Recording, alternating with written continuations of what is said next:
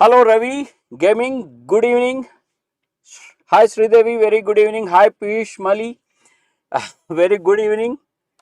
And welcome all for this Maha Marathon series on Discrete Mathematics. I welcome all to BYJU'S Exam Prep,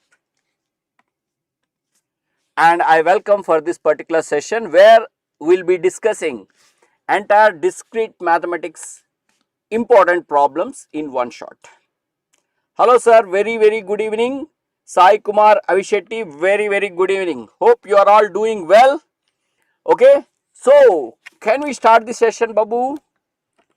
I can start the session. Please let me know. Hello sir, how are you?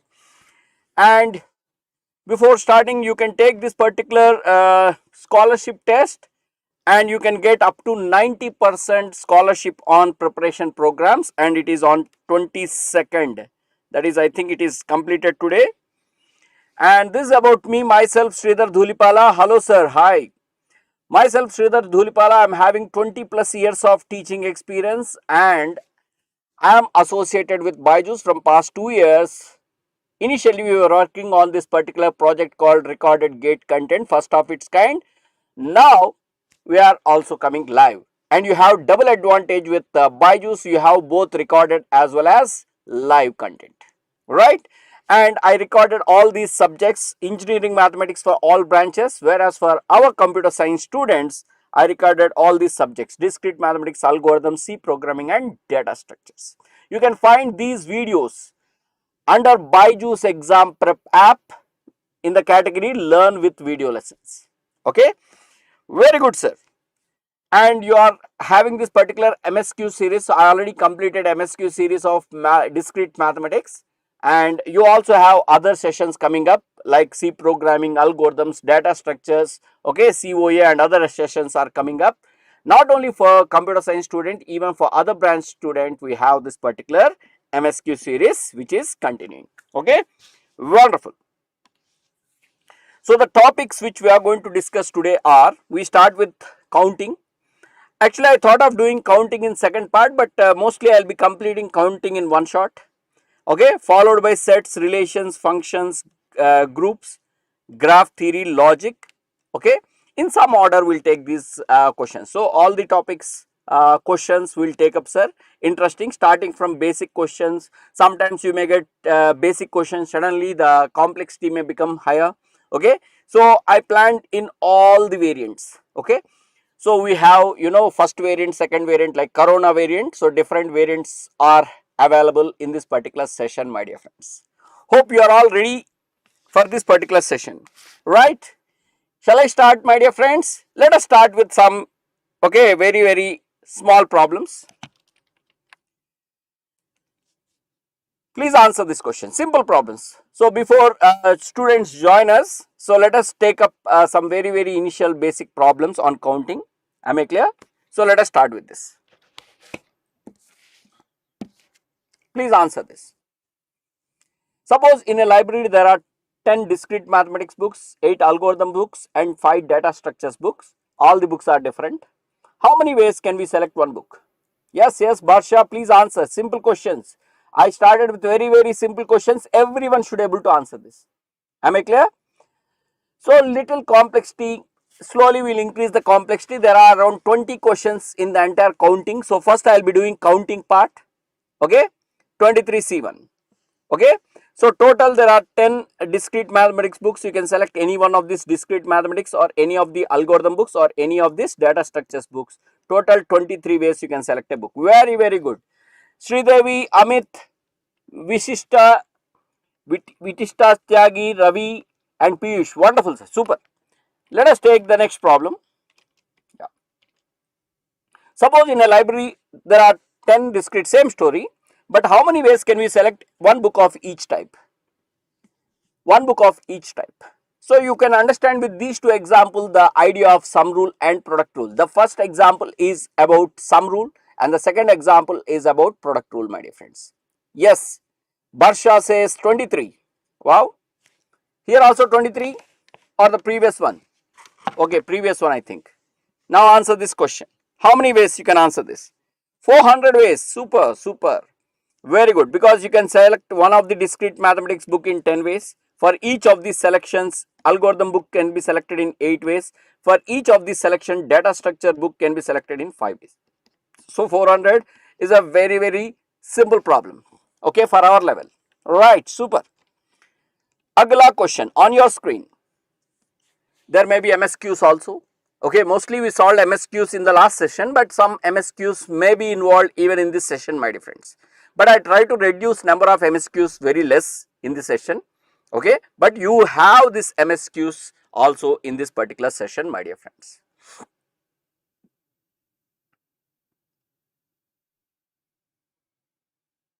Which of the following is true?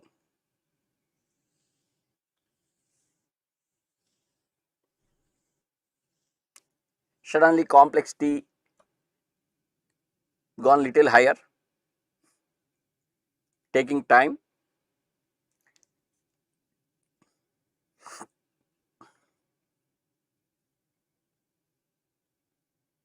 Please like, share, subscribe this session.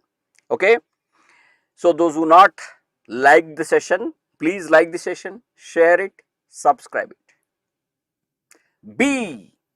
Oi, Jenny Patel, for MSQ the rule is, if you write correct answer, that is suppose there are 2 or 3 options correct, if you select all the 3, then only you will get full marks. Suppose you write only one answer, you will not get marks. Partial marking is not there. Luckily negative marking is also not there, but no partial marking. Piyush Mali says C. Okay. See, byte means what, sir? 8 bits. So question is same as number of 8-bit strings are there. Instead of saying number of 8-bit strings, he is saying byte. Number of, please answer all the options. What are all correct? You have to answer all of them. You have to answer all of them, sir. Piyush Mali says CD. Ayush Thakur says A only. So I think the question is good one. Many people not able to answer this. That's a good sign. Here, but not in the examination. Because before the examination, we have to correct ourselves. See, byte means what, sir? Byte means what, sir? 8 bits. In a byte, we have 8 bits. 1, 2, 3, 4, 5, 6, 7, 8 bits. So you have to fill 8 positions. So here you want in the first option with exactly 2 ones. With exactly 2 ones. What do you mean by exactly 2 ones? So you have to select 2 positions where you put ones. So select 2 positions out of 8, that can be done in 8C2 ways, and at those 2 places you can put 1, and that can be done in, that is, you can put 1 in those 2 places, that can be done in 1 way, and remaining 6 positions you have to put 6 zeros, that also can be done in 1 way. So the answer is 8C2. 8C2 means 8 into 7 divided by 2. Am I clear? So it is 28, but here given as 56, so this is wrong option. Okay, wonderful. Now let us see option A is done. Now let us see what about option B. Number of bytes with exactly 5 zeros. Same story with exactly 2 ones, like exactly 5 zeros means select 5 positions for zeros, and 5 zeros can be arranged in 5 positions in 1 way. In the remaining 3 positions, ones can be arranged only in 1 way. It is 8C5, yani 8, 7, 6, 5 factorial cancel, but there is 8 minus 5, that is 3 factorial in the denominator. So these two get cancelled. So 8 7s 56 is the correct answer. So B option is correct answer, my dear friends. B is correct. Now C option. Now here with even number of ones. See, even number of ones means what, sir? Even number of ones means you can have 0 ones or 2 ones or 4 ones or 6 ones or 8 ones. So you have this particular formula NC0 plus NC2 plus NC4 and so on is 2 power n minus 1. So it is 2 power 8 minus 1, yani 2 power 7. 2 power 7 yani 128. So this is also a correct answer. So C is also correct answer. What about the last one? With at least 2 ones. At least 2 ones means what, sir? 2 or more ones. Okay, so we do indirectly. At least 2 ones. We do indirectly. At least 2 ones means we do indirectly. that is total minus at most 1 1. So that means total is 2 power 8, number of binary strings of length 8 is 2 power 8, and with 0 ones or 1 1. So 0 ones means 8C0, 1 1 means 8C1. So that is nothing but 2 power 8 means 256 minus 1 plus 8, that is 256 minus 8, 9. So sorry, it is 256. So what is 256 minus 9, my dear friends? Is it not 247? Yes, Ravi Gaming, wonderful. D is also correct. D is also correct. So you're taking a lot of time to solve this problem, sir. So, but it has to be done little faster. Okay, wonderful. Anyhow, we are all doing well. Again, I am telling you, like, share, and subscribe the session. Before the next problem, next question. Next question. Number of positive integers with at most 3 digits containing the digit 2. How many positive integers with at most 3 digits are there which contain the digit 2?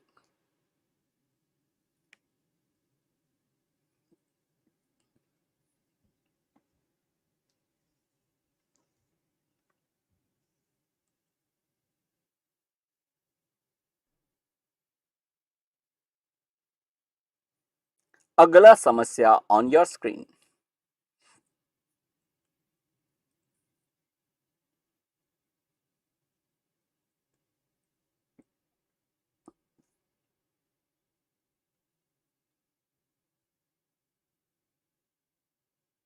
See,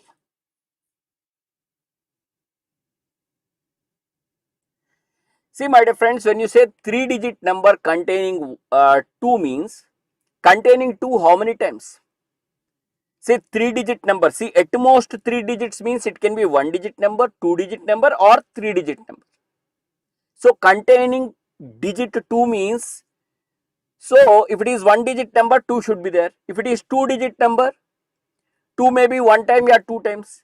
If it is a 3 digit number, 2 may be 1 time, 2 may be twice, 2 may be thrice. So directly solving this problem is very dangerous. Very good, Anjali Yadav. Very, very correct. Good, good. Anjali Yadav, you done beautiful job.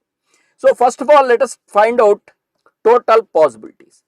How many positive integers with at most 3 digits are there? How many positive digits with at most 3 digits are there? Okay, positive digits with positive integers with at most 3 digits. Oh, so actually it is 10 cube, because okay, I made a small mistake in the problem. Very good evening, very good evening. So positive integers with at most 3 digits means 1 digit number, 2 digit number, or 3 digit number. You can do that way, or allowing leading zeros, you can get all the 3 digit number and that 0 fellow you remove from that, because positive na you remove that. So actually total will be 10 into 10 into 10, 10 cube, but 0 is not allowed now, all zeros, that is 0 is not allowed. So number of positive 3 digit positive integers, or a number of positive integers with at most 3 digits. This is the one, sir. Positive integers with at most 3 digits is your total, and that is actually 10 cube minus 1, actually 999. Actually 999 is the answer. Now in that you want it to contain the digit 2. So contain the digit 2 is difficult. So what we do? Not containing the digit 2 will do. Not containing digit 2. Not containing digit 2. So how many not contain the digit 2, sir?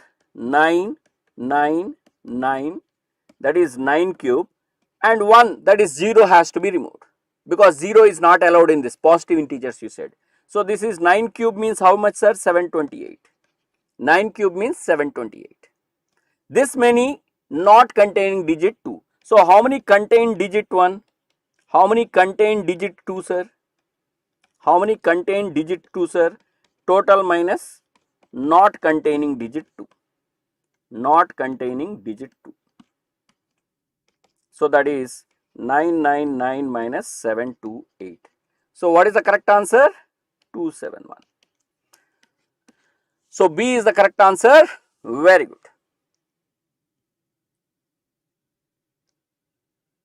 Wow, super. Thank you, thank you, thank you. Thank you, Lakshman. Okay, super. Okay, I feel very happy for you, Lakshman. Okay, keep rocking. Of course, it is not because of me you got the 100 rank, but you given me some credit. For that I am saying thank you. It is your effort, sir.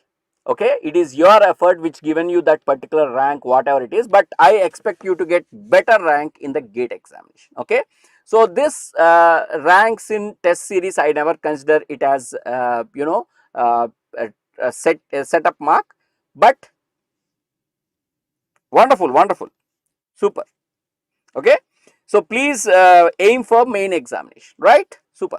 Next one, please aim for the main examination.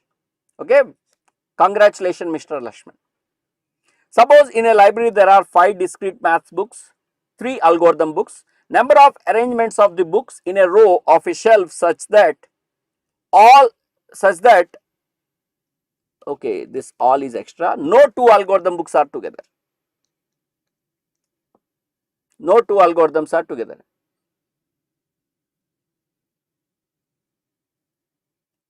See, my dear friends, I am considering all possibilities. See, when I take this, leading zeros allowed, at a time I will get it.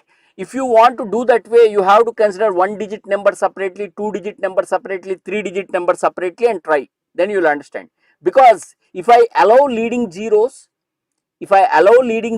then only I can get that. Then only I can get that particular thing, my dear friends. That is, at most it is not 3 digit number, it is at most 3 digit number. Tyagi, it is not 3 digit number, it is at most 3 digit number. So by allowing leading zeros, the 3 digit number can become 2 digit number and 1 digit number. But with that, there is a possibility of getting 0. So we have to subtract that. We have to subtract that. That is what I done. Hope you understand. Wow, super. Mr. Ayush Thakur, very good. Super. Wonderful, sir. In a library, there are 5 discrete mathematics books. Super. 3 algorithm books. Number of arrangements of the books in a row so that no 2 algorithm books are together. See, because algorithm books are having condition, which fellows are not having any condition? Discrete mathematics books. First arrange them. And if you arrange them, there are 6 gaps. Whenever n objects are arranged in a row, there will be n plus 1 gaps. In the gaps, you arrange the discrete mathematics books. So how many gaps are there? 6 gaps will be there. In 6 gaps, you have to arrange 3 algorithm books. So it is 5 factorial into 6. Okay, that how you can do that also, sir. Directly you can do 6p3 Ayush Thakur, or you can do that way also, no problem. That is also fine. That is also fine. Yeah. So 5 factorial into 6p3. The simplified answer, anyone got it? Anyone got the simplified answer? Is it 2400? I don't know. This is 120, I know. 6p3 is nothing but 6 into 5 into 4, 3 into 2 into 1. This cancel. That is 120 into 20. Okay. No problem. You can take combination and permutation. No problem. Okay. So it is 2400. I think Ayush Thakur already given the answer. Wonderful. Ayush Thakur already given the answer. Correct. Super. Beautiful. Perfect. Now look at this interesting problem. Next problem. Try to answer this. Try to answer this. Let us do it in a different way for some time. It's a long session, so you will find different postures of me today.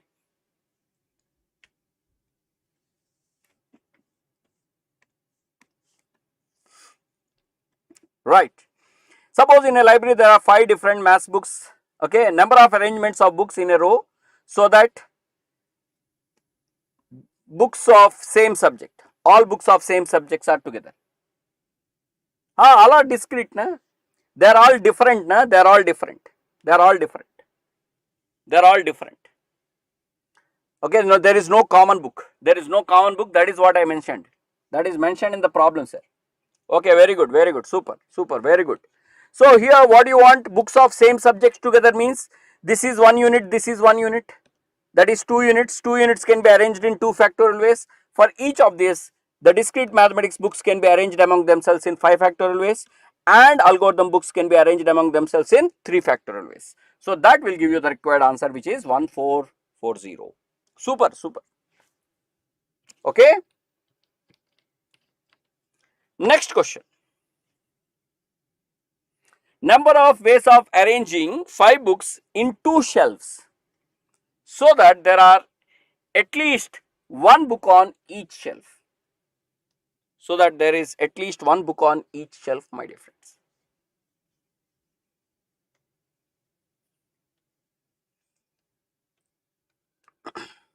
What is the correct answer for this?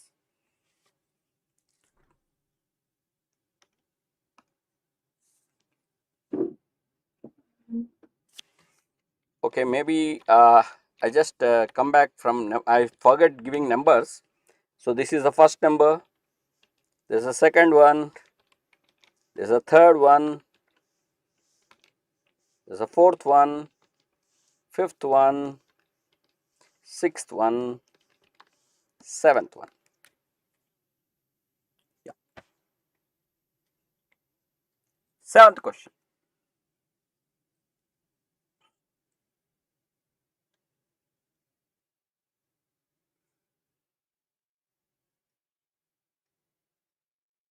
Seventh one, Lalit Yadav, for you only I given that.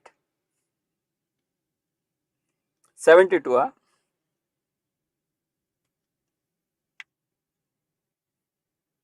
Is it 72?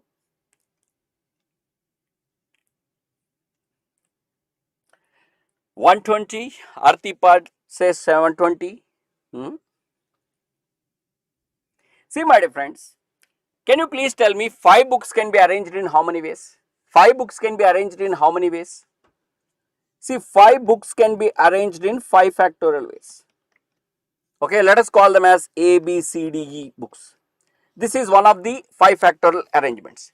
This is one of the 5 factorial arrangements. Now, this arrangement has to be split in 2 parts because there are 2 shelves. You are not doing the arrangement in one part, but you are doing arrangement in 2 parts. You are doing arrangement in 2 parts. See, each arrangement, see in the 2 shelves are there, no? Each arrangement, see this is for one arrangement I am telling, total 5 factorial arrangements are there. For one arrangement, very good evening Aarti Pai. For one arrangement, the possibilities are you can have 4 in the upper shelf because there should be at least 1 book in each shelf, or 3 here, 2 here you can keep, 2 here, 3 here you can keep, or 1 here, 4 here you can keep. That is, this particular arrangement can be written like A here, B, C, D, same arrangement, that order we cannot change it. That order, yes, Ayush Thakur, that order can be written in 4 different ways. That is, each arrangement can be arranged in 2 shelves in 4 ways, like A, B, C, D, E, or otherwise ulta. I think I written reverse. It's like A, B, C, D, E. This is A, B, C, D, E. It is A, B, C, D, E. It is A, B, C, D, E. Each arrangement can be arranged in 4 ways. Therefore, 5 factorial arrangements can be written in how many ways, sir? 5 factorial into 4 ways. That is 480. So, the answer for this problem is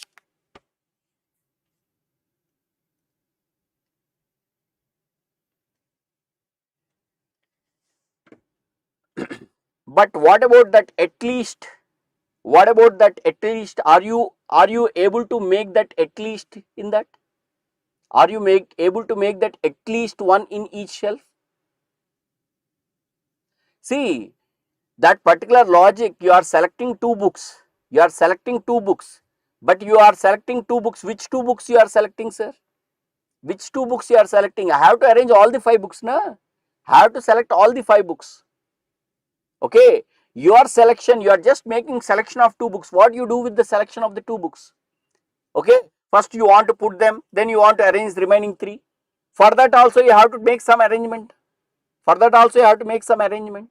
Okay, but with that, what happens when you select something, there may be some arrangements which may be repeated also. Okay, you have to be careful. Am I clear?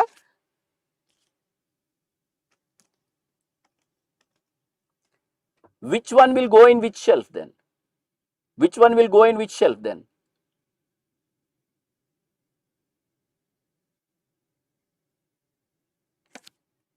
See, that is the problem. See, you are giving an argument, you have to give the correctness for that. Yes, shelves are different, sir. I am able to make that now. See, each arrangement. See, I have five books to be arranged. Each arrangement I divide into two shelves now. Is it making it? See, with your arrangement, if you can get this answer, fine, because this answer will not contradict with any other arrangement. It will not contradict with any other arrangement. Okay, these are all different arrangements. Because that arrangement only I am writing in two different ways. See, these arrangements are different. 5 factorial arrangements are different, and in this, each of these are different or not, and it will not overlap with any other fellow. But with your procedure, that overlapping will happen. You have to split and detailedly write all the outcomes, then you will understand that. Okay, if you write down all your arrangements and see, then you will understand. Try with small numbers your idea, then you will understand the problem which you are facing. Maybe try with 3 numbers, 3 in 2 shelves, you do it. You list out all the possibilities according to your procedure, then you will understand the mistake which you are doing. Got it? Like that. Because it is difficult to generally tell that mistake, because there will be some overlapping will happen. That may be the problem. That I can tell you generally. But what exactly happens means, you take 3 in 2 shelves. Check that. List out all the possibility according to your procedure. Then you will understand what mistake happened. Clearly you will understand. Yeah. Next one.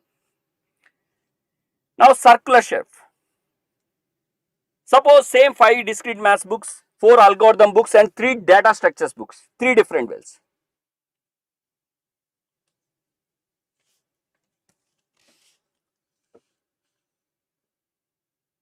See, 3, that is again at least one condition, or what condition? First of all, 3 factorial, then 3 means what, sir? This is 2 1 1 2, 2 ways. That is the answer. 12 ways it would be. That would be 12 ways according to our procedure. That would be 12 ways. Because 3 factorial arrangements, each arrangement in 2 shelves. Because at least one in each shelf, that condition I put. Hope you understand. That condition you put, you check that. Totally there are 12 and you can verify. Yeah, next one. Very good. Number of arrangements in a row of a circular shelf such that all books of same subject are together. So here, this is 1 unit, this is 1 unit, this is 1 unit, because they are all together now. So 3 units in circle, how many ways can be arranged? 2 factorial ways. And for each of these arrangements, 5 discrete mathematics books can be arranged in 5 factorial ways, 4 algorithms books can be arranged in 4 factorial ways, and 3 data structures books can be arranged in 3 factorial ways. So the answer would be 2 factorial into 5 factorial into 4 factorial into 3 factorial. Hope you understand. Okay, it's a big number. Yeah, even I not simplified. Someone already simplified, like Ravi Gaming simplified 34560 may be correct answer. Please verify. Yeah, wonderful. Yeah, logic is that simplification will give you the correct answer. Next one. This combination problem, 2-3 problems, similar problems we'll do together. Then we move on to the next session or next level problem, my dear friends. Okay, I think numbers I am forgetting. 8th problem. This is a 9th problem. Suppose in a library there are 8 discrete mathematics books, 6 algorithm books, number of ways of selecting 5 books.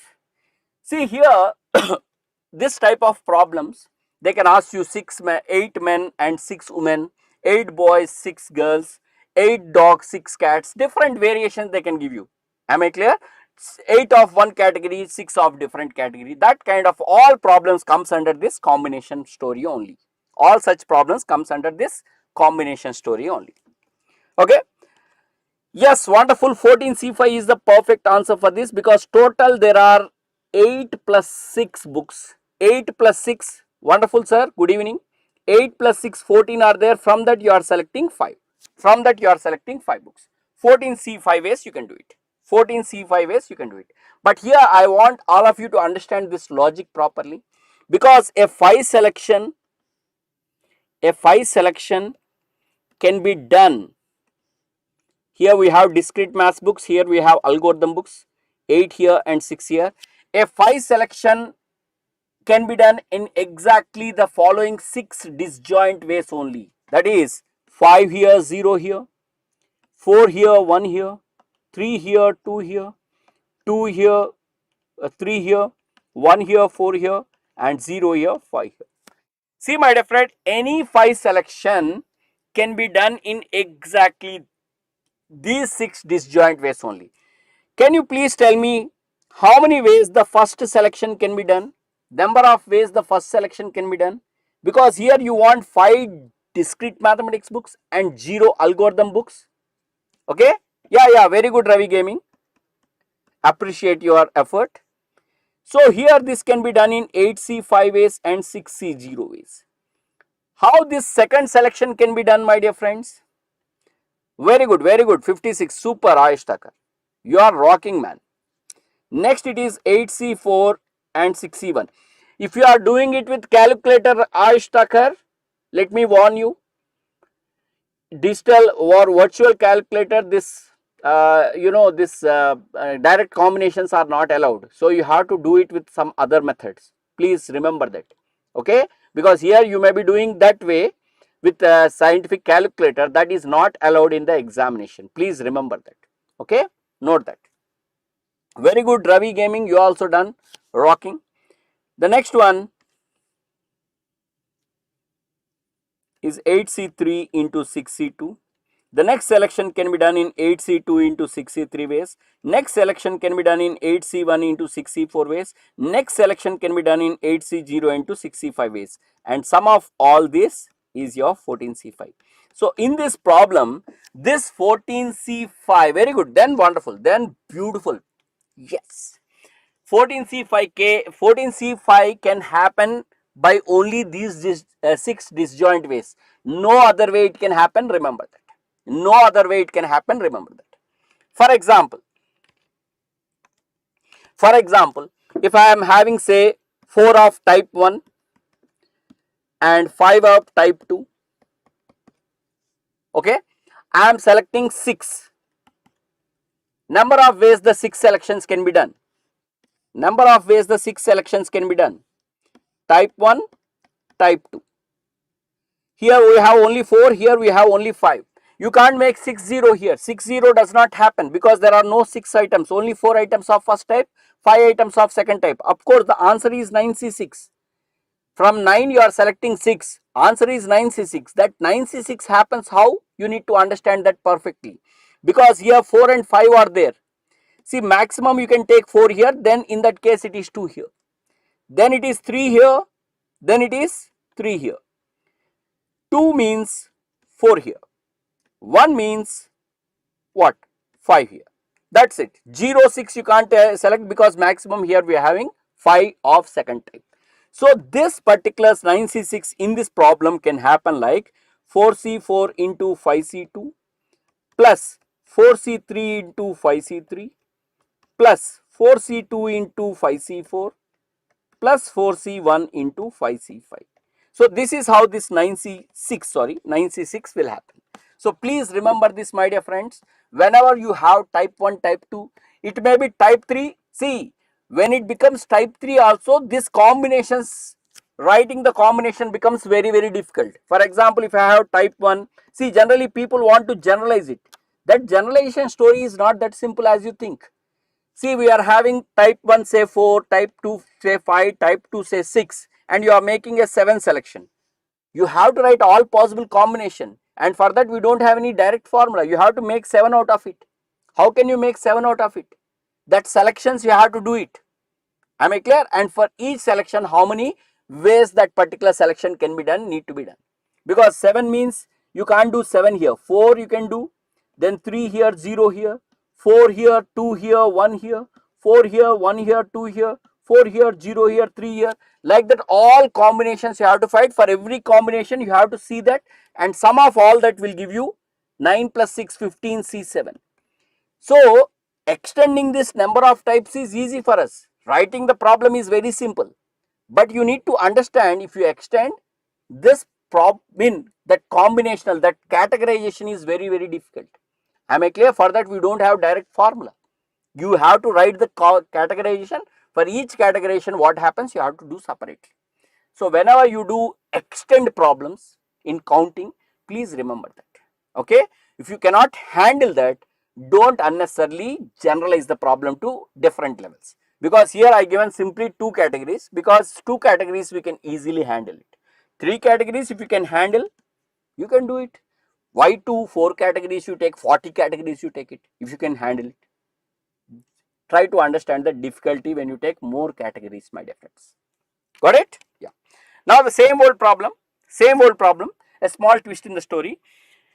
You are having 8 discrete mathematics books, 6 algorithm books, number of ways of selecting 5 books with exactly 2 discrete mathematics books. So here in this particular selection, 8 and 6, you are making 5 selection. 5 selection can be done in 5 0, 4 1, 3 2, 2 3, 1 4, 0 5. But what is that you want? What is that you want? That you select. That particular category you try to identify and give number of possibilities for that. You want exactly 2 discrete mathematics. Exactly 2 discrete mathematics. Where is it happening, sir? This is this. So you want number of ways this situation can happen. That is number of ways of selecting 2 discrete mathematics books and 3 algorithm books. And this can be done in how many ways, sir? 8C2 into 6C3 ways, my dear friends. See, the same question can be asked in probability also. The same question can be asked in probability also. What is probability of, okay, probability that the 5 books contain exactly 2 discrete mathematics books. Exactly 2 discrete mathematics books. So in this particular case, total will be 14C5, whereas this would be 8C2 into 6C3 ways. So these problems can be easily converted to probability problems, my dear friends. You need to understand that. These problems can be easily converted to probability problems. Please try to understand. Perfect, perfect. Rock solid, super. This is 10th problem. 11th one also small variation of this only. I think you can easily do it. So categorization is very important in such combinational problems. We have discrete maths and algorithms, here 8 and here 6. 5 selections can be done in 5 0, 4 1, 3 2, 2 3, 1 4 and 0 5. See, this 5 selection can be done. Wonderful, wonderful, Ayush Thakur. You are rocking, man. You are rocking. Okay, super. That 5 selection can be done in exactly these 6 different ways only. You can't say, हाँ हर जगह बनाते हैं यार. Okay, digital में नहीं, aptitude में भी बनाते होंगे आप. ओके, एप्टीट्यूड में भी बनाते होंगे. Okay, remember that. Now here what is that you want? At least 2 discrete maths books. At least 2 discrete maths books means what, sir? These 4 categories. But doing this 4 categories is lot of work. So we do indirectly. Total minus. So if you want to get this answer, we do total minus at most 1 discrete maths book. Total तो आपको पता है 14C5 है. From that you remove these 2 categories. What are these? That is 8C1 into 6C4 plus 8C0 into 6C5. ये दोनों निकाल देंगे तो आंसर आ जाएगा फटाफट. आंसर आ जाएगा फटाफट. समझ में आया है? सबको समझ में आया है? All of you able to follow? Wonderful, Ayush Thakur. I think when Ayush is here, we don't need calculator. But please verify answers, Babu. Here this is the answer given by Ayush, okay? And he says he is not using calculator, okay? Okay, wonderful, that's good. Right, next problem. I think it is the 12th problem, right? Number of ways can the symbols A, B, B, D, D and 4 E's can be arranged so that no 2 E's are adjacent. Super, super. That is also fine, sir. ऐसा भी कर सकते हो, वो भी कर सकते हो, वो डायरेक्ट वे है. See what Mr. Rahul Makar is done is direct method. This plus this plus this plus this also can be done. That is direct method. What Mr. Rahul done is direct method. This is our indirect method. It is our indirect approach, my dear friends. That is also fine. You can do that also, Mr. Rahul. No problem. Fine. Absolutely fine. 12th question. 12th question.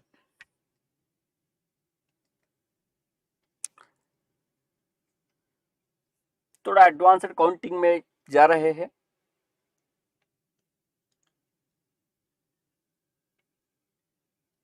Nice, thank you.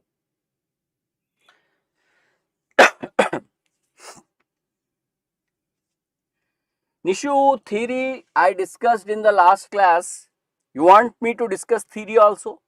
Please let me know for each problem, because say marathon session where you want me to do theory combined with problems as you wish, because these are problems here, theory की जरूरत ही नहीं है.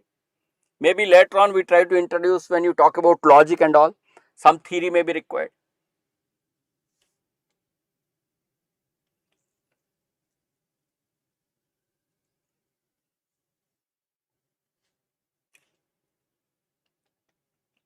दो formula revision किया था मैंने discrete maths का recently. 50 marks in 5 hours series एक सेशन में लिया था मैं और सच्चा साथ लिए थे. और इससे पहले फार्मूला 1 सीरीज डिस्क्रीट मैथ्स का किया था, उसमें भी डिस्कशन किए थे थ्योरी का. और इससे पहले भी बहुत सारे, because from last 3-4 months lot of series are happening. We are doing repeatedly some work. Okay, yeah, please. Yeah, sure. See, number of ways. See, whenever it is permutation with repetition, permutation with constrained repetition. See here, totally how many letters are there? 1, 2, 3, 4, 5, 6, 7, 8, 9. 9 letters are there. See, if I don't put any condition, without any condition, the answer would be in which 2 are same, which are B's, 2 are same, which are D's, 4 are same, which are E's, 1 is A, my dear friends. See, normally the answer for this problem is 9 factorial by 2 factorial into 2 factorial into 4 factorial into 1 factorial. Without any condition. Without any condition, that is the answer. But this problem, he says no 2 E's are adjacent. So, which fellows are not having any condition? Which fellows are not having any condition? These 5 fellows are having no condition. First arrange them, because E's are having some condition, no? First arrange the fellows which do not have any condition. What are the fellows which do not have any condition? No restriction. The category which is not having any restriction, first arrange that. That is 5 letters in which 2 are same, 2 are same, 1 is same, that is B's are same, D's are same and A. So, this can be arranged in how many ways? 5 factorial by 2 factorial into 2 factorial into 1 factorial. But you are having 5 letters. So, when you are having 5 letters, how many gaps will be created, sir? How many gaps will be created? See, whenever n objects are there in a row, n plus 1 gaps will be there. So, there are 6 gaps. It will create 6 gaps. So, in 6 gap, you have to arrange, okay, arrange 4 E's in 6 gaps. So, but here all E's are same. Here all E's are same. So, क्या करेंगे हम पहले? ये 4 E's के लिए जगह find out करेंगे. That is, we try to select 4 positions out of 6 positions. 6C4. And in the 4 positions, 4 E's can be arranged only in one way because they are all same. So here a 6P4 नहीं होगा, 6C4 होगा, 6C4 होगा because ये सब के सब same है, ये सब के सब same है. So this would be the answer, my dear friends. See, without any condition, this is the answer, but answer for the problem is this one. So this is the solution, my dear friends. You simplify this to get the required answer. I think Rahul Makkar, yeah, no permutation required because they are all same. 4 E's, how many ways you can arrange? 4 E's can be arranged in one way.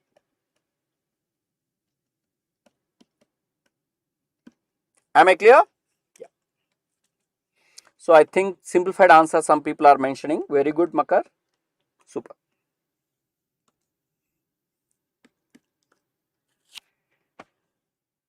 So the next problem. Number of ways of selecting 10 questions for an exam from discrete mathematics algorithm and data structures. That is, I have to make 10 questions from 3 subjects. The subjects are discrete maths, algorithms and data structures, which I like. You can change the subjects according to your wish. Okay. Such that there are at least 2 algorithm questions, at least 3 discrete mathematics questions and at least 1 data structure question, my dear friends. You have to make 10 selection, okay, from discrete mathematics, algorithms and data structures.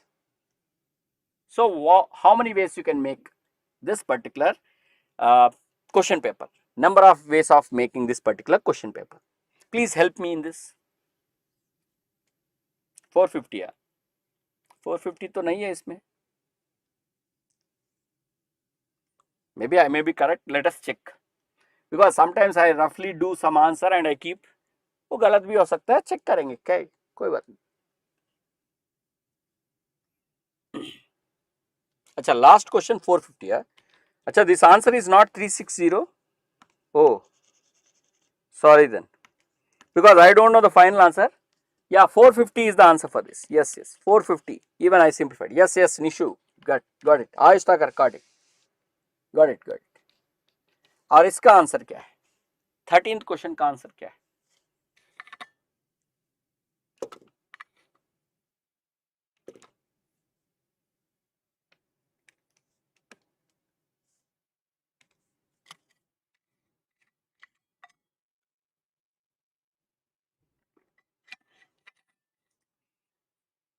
ये combination with repetitions का एक थोड़ा theory बता देता हूं. कुछ लोगों को ये डाउट हो सकता है, सो ये थोड़ा थ्योरी बता देता हूं इस प्रॉब्लम के बाद में. ओके, और साथ में कितना शॉर्टकट की जरूरत है सर, क्यों आइट्रेशन करना है? आपको, आपके पास डिस्क्रीट मैथमेटिक्स है, एल्गोरिथम्स है, डेटा स्ट्रक्चर है, पूरे 10 क्वेश्चंस निकालना है. डिस्क्रीट मैथमेटिक्स में सपोज आपने x1 क्वेश्चन निकाले थे, एल्गोरिथम में x2 निकाले थे एंड डाटा स्ट्रक्चर्स में x3 क्वेश्चंस निकाले थे. आपको ये इक्वेशन सॉल्व करना है. Yes, it is happening in the app. I think हमारे कंप्यूटर साइंस का उधर खत्म हो गया है. हमारा कंप्यूटर साइंस का पूरा marathon series I think it is completed. Okay, so we are doing in that discrete, because for computer science students, discrete maths and mathematics around 15 plus marks you can expect, sir. People write 13, but it's not correct. You'll get around 15 plus marks because there is a link with discrete, link with the DBMS, link with data structures, link with algorithms, link with TOC. So in such way, if you see, sometimes the weightage may go beyond that also. Remember that. Yeah. See here, what is that you want? At least 2 algorithm questions, at least 3 discrete maths questions. अच्छा, 2 algorithms, x algorithms 2 है. अच्छा, 2 is this and 3 is here. Okay, fine.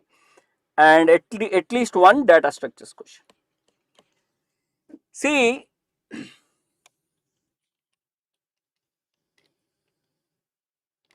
Okay, मैं इसके solution बता दूंगा. Let me, because some people may have doubt. First let me give you the solution. मैं थोड़ा theory बता दूंगा इसके बारे में, कॉम्बिनेशंस विथ रिपीटेशंस का थोड़ा थ्योरी बताऊंगा, सो दैट आपको ये कंफ्यूजन बहुत सारे लोगों को होता है.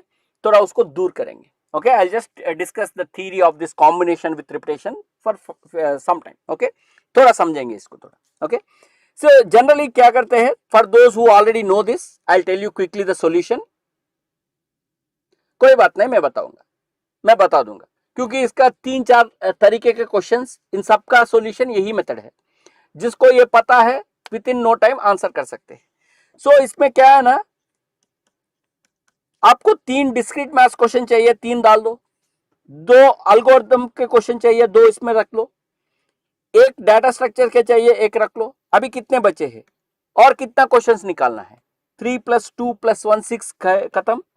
So 6 questions are gone, means how many remaining are 10 - 6 4 questions.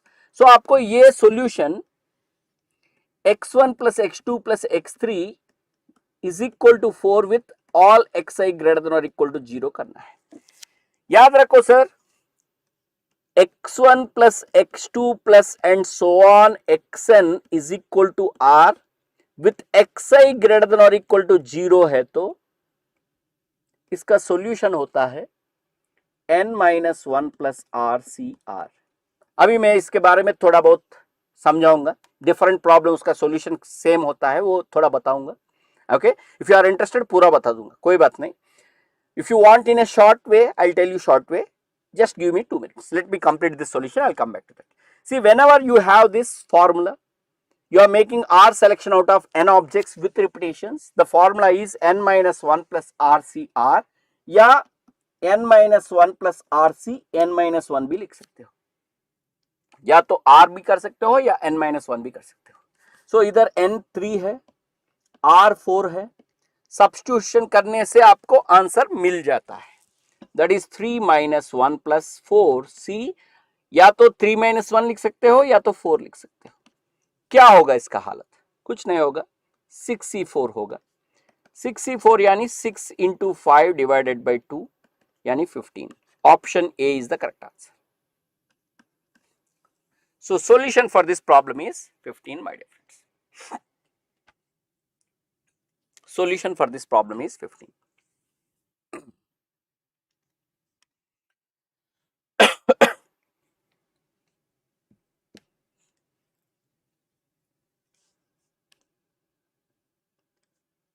Now look at this.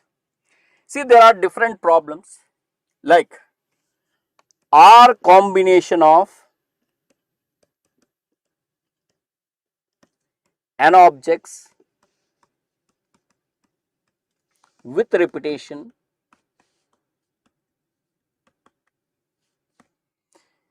whether you do this or you make number of ways of placing R similar balls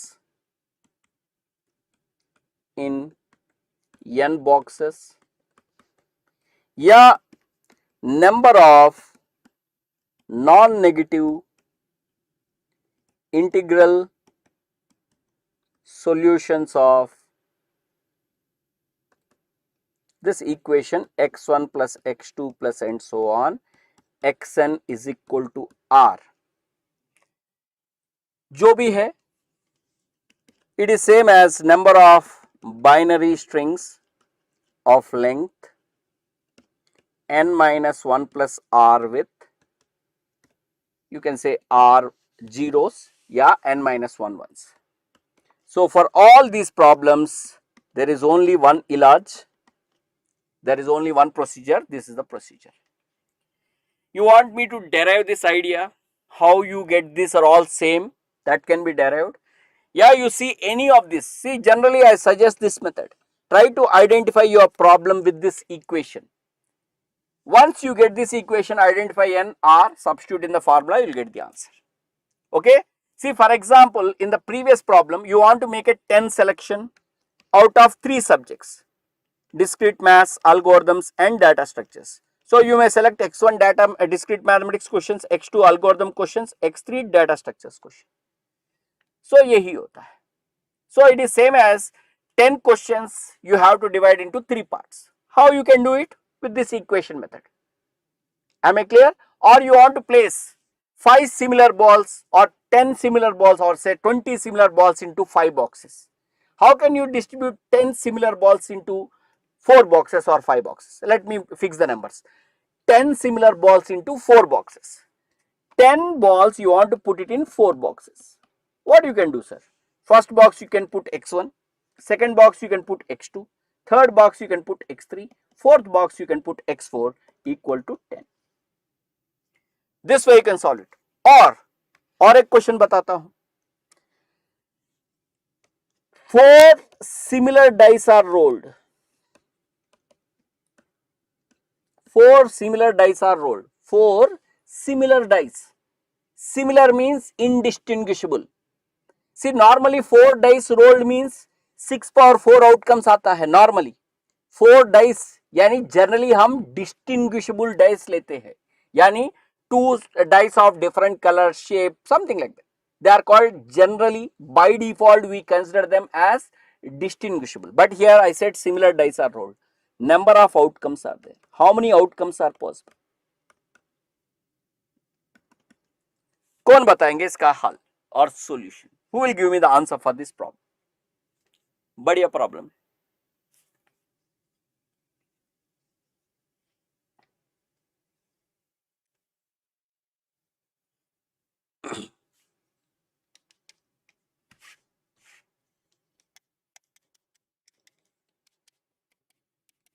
Good evening, Akash Gautam Babu. Very good evening. Namaskar.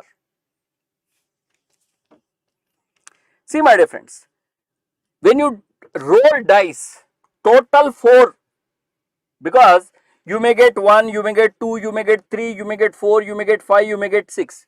You may get 1 x1 times, okay, 2 x2 times, 3 x3 times, 4 x4 times, 5 x5 times, 6 x6 times. But जो भी होता है, see Rahul Makar, that is for distinguishable dice is 6 power 4.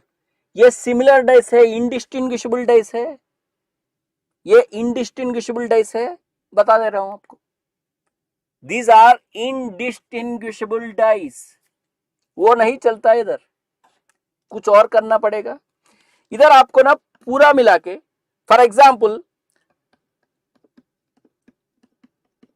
Suppose आपने 4 dice role किया था, उसमें आपको आया होगा 1 2 टाइम्स, 2 टाइम्स 1 आया होगा, 2 नहीं आया है, 3 नहीं आया है, 4 एक बार आया है, 5 एक बार आया नहीं आया है, 6 एक बार आया है. आपने 4 डाइस को रोल किया था, 1 2 बार आया था, 4 एक बार आया था, 6 1 time you got it. See, when you add this, what will be this answer? What will be this answer? इसका आंसर क्या होगा? इसका आंसर क्या होगा? क्या होगा इसका आंसर? 4 होगा. See, इधर भी वही है. So if you roll 4 dice, you may get 1 x1 times, 2 x2 times, 3 x3 times, 4 x4 times, like that. If you add x1 plus x2 plus x3 plus x4 plus x5, कितना आएगा वो? What is the sum of these fellows? What is sum of these fellows? 4 आएगा. Where each xi can be greater than or equal to 0. n 6 है, r 4 है, formula है n minus 1 plus rc r, यानी 6 minus 1 plus 4c 4. ये है आपका answer, यानी 9c4. The answer for this is 9c4, Babu. Answer for this is 9c4. Hope you understand, Babu. Hope you understand, Babu.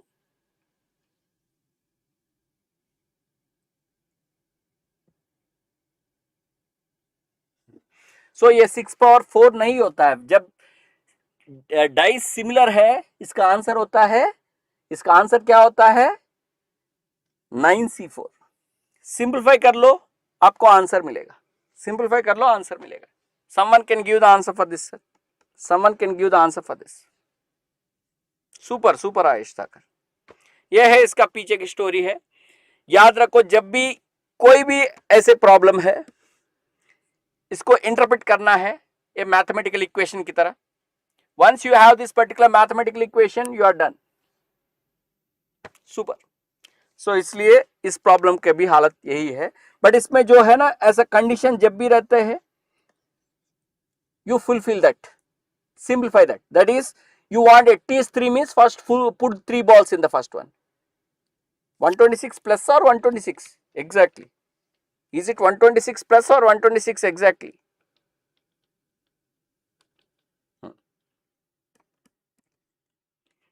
अगला समस्या, थोड़ा next level जाएंगे, कोई बात नहीं. 126 नेक्स्ट लेवल प्रॉब्लम.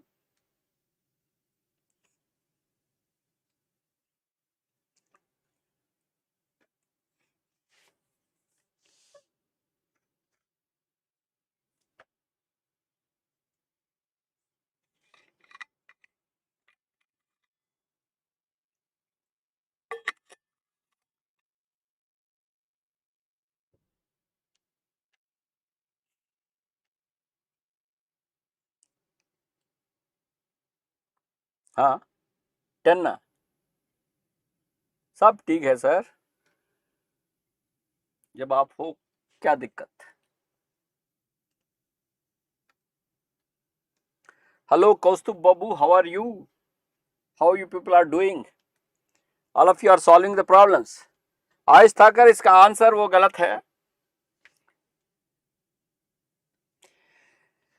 सी पहले इसमें how many solutions are there for this problem, you please tell me, how many solutions are there for this? I am fine sir, doing well. How many solutions are there for this?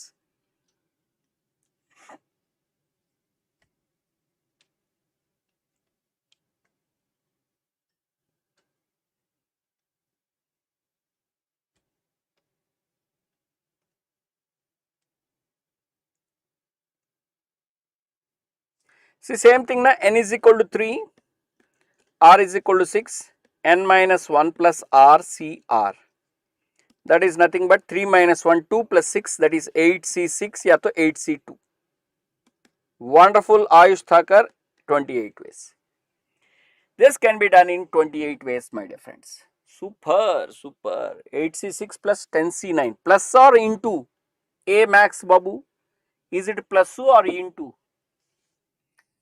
Now for each of these solutions, if you take the two equations together, subtract one from the other, so you got x4 plus x, because in both you want x1 plus x2 plus x3 is equal to 6, so the remaining part is x4 plus x5 is equal to 9, or you can just see like some y1 plus y2 is equal to 9, and for each of these you need to find solution for this. For each of this you need to find solution for this. And how many solutions are there here? N is equal to 2, r is equal to 9.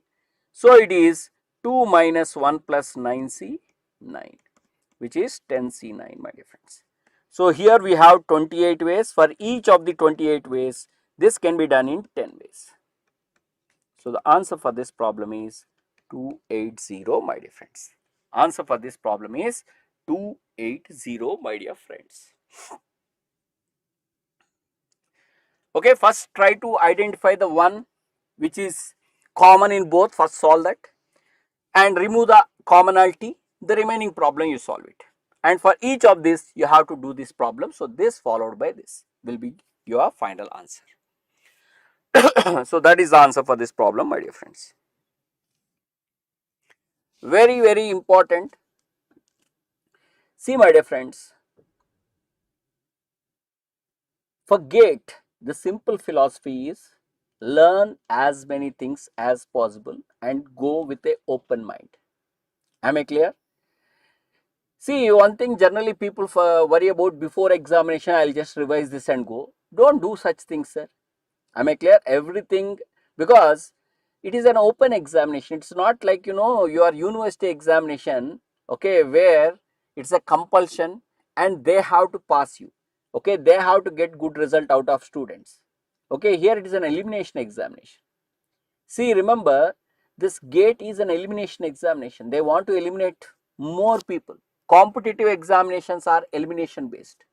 So when you want to eliminate, you can't stick to like, Okay, I may say based on the previous year analysis and all, I may do all sorts of, okay, analysis, okay, and I do some data science analysis. I may become some data analyst and do nonsense, but definitely there will be some topics where they may explore in a different way, my dear friends. So don't unnecessarily worry about, important, unimportant. Learn things, what you know, you revise them. What you do not know, at least try to know them. Suppose if it is beyond the scope, leave it and go. Nothing will happen. Okay?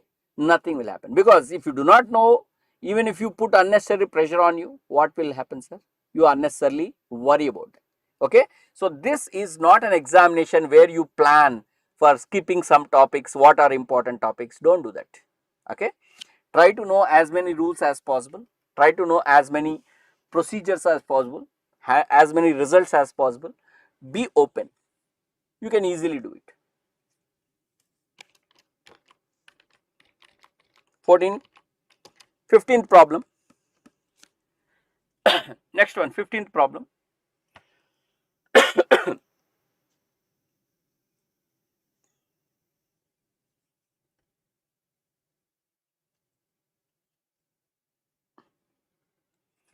See, this is called permutations with constrained repetitions. You want to paint 9 offices totally. Okay, total you are having holding 9 offices. Okay, you started your own startup. You are having 9 offices in 9 different states. You want to color them. Okay, you want to color 5 of them red with red and 3 of them with green and remaining 2 with blue. So number of ways you can paint this, my dear friends. So this is a very straightforward question. 9 in which 5 are same, 3 are same, 2 are same. That many arrangements would be there. It's a straightforward question. This question can be asked in different ways. Okay, number of arrangements of 9 in which 5 are same, 3 are same and 2 are same, like that. Very good evening, Satya. Total 10 or 9 offices. Acha, 10 offices. Acha. Sorry. Then you can make 10. Sorry, then I think there was a, because number changes happens, na sir. Sorry for that. 10. Make it 10. Sorry for that. Hands up. You caught me red-handed with mistake, Nishu.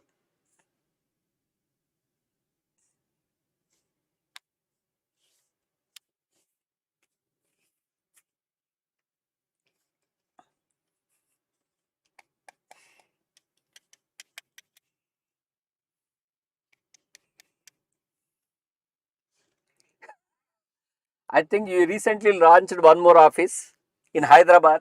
I'll visit your office. I'll visit your office. Right, sir. So it is 10 factorial by 5 factorial into 3 factorial into 2 factorial. Right. The next one. A good question. Try this. 3-4 problems from counting.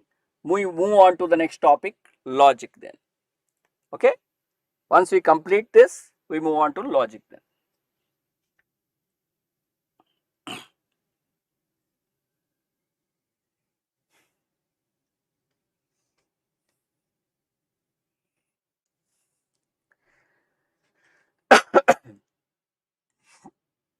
Ayush Thakur says 6. See, 5 letter words. You want to make word. Word is not just selection of letters, it is arrangement of letters. Pigeon hole principle का problem दिया कि नहीं दिया है, देखना है, शायद नहीं रखा है.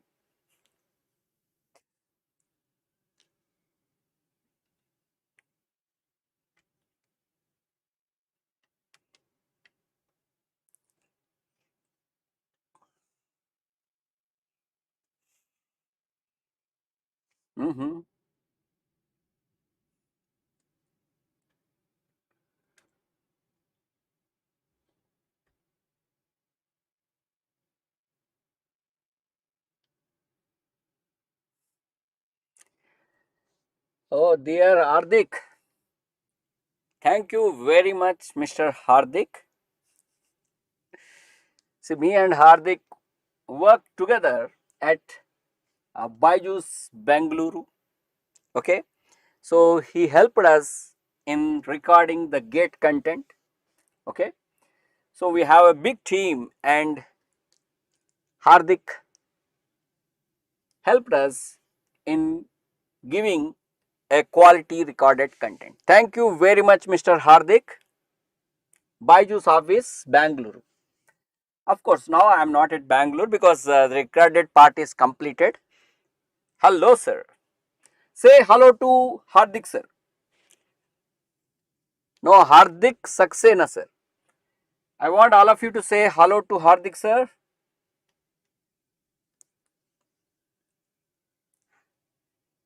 Hardik, Sanju, Joseph. One more name. I keep forgetting names, sorry. All the people with whom we worked regularly. So we used to meet these people more than other faculty there.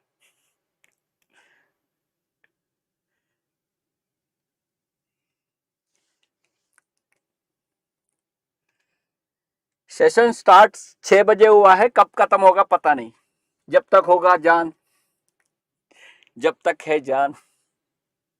So we'll continue. Yeah, just before 1 hour is started, sir. We'll continue. First topic we completed just now. We are about to complete it.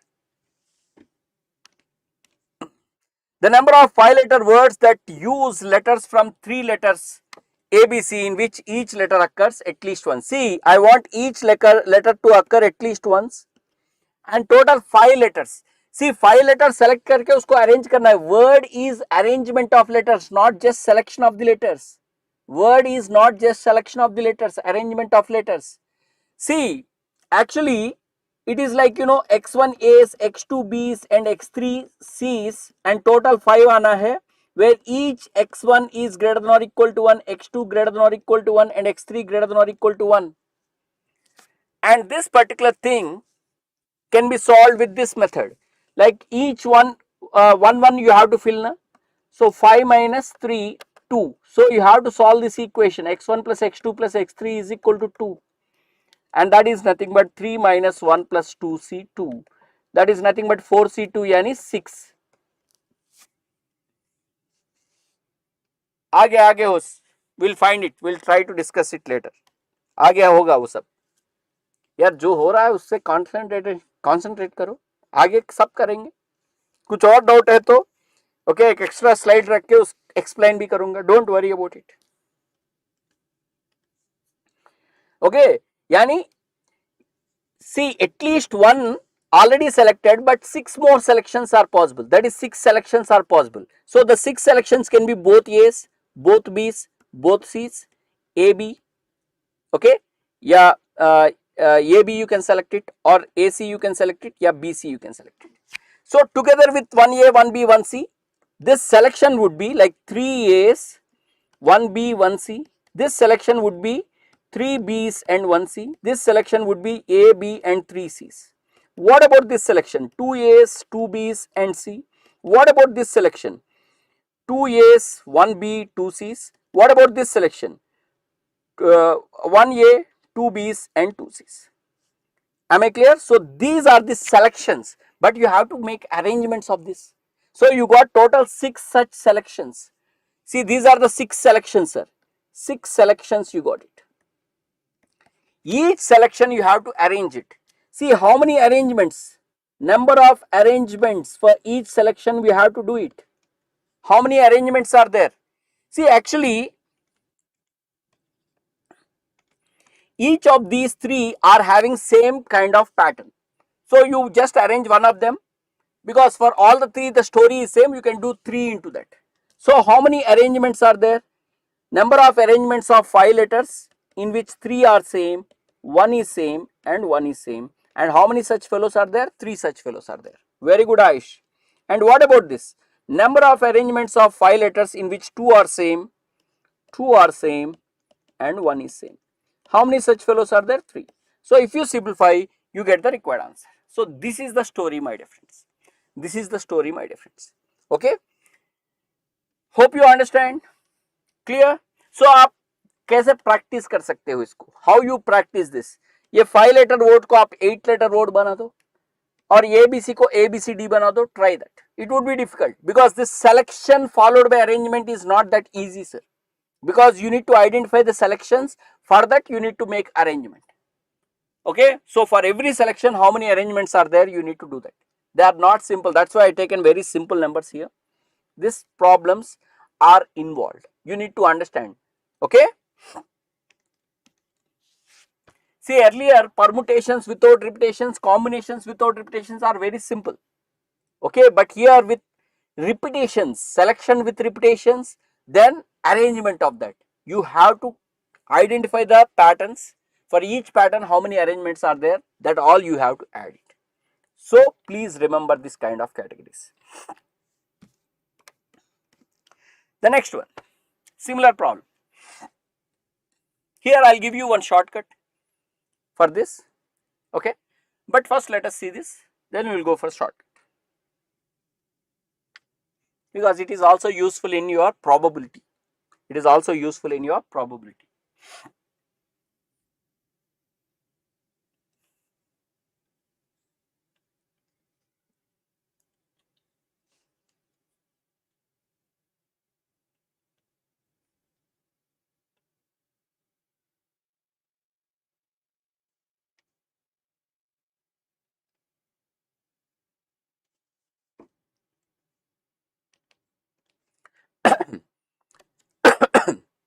Three fair dice are rolled. Find number of favorable cases for sum 16. See, 3 dice are rolled, so outcomes will be 1, 2, 3, 4, 5, 6, and you want sum to be 16.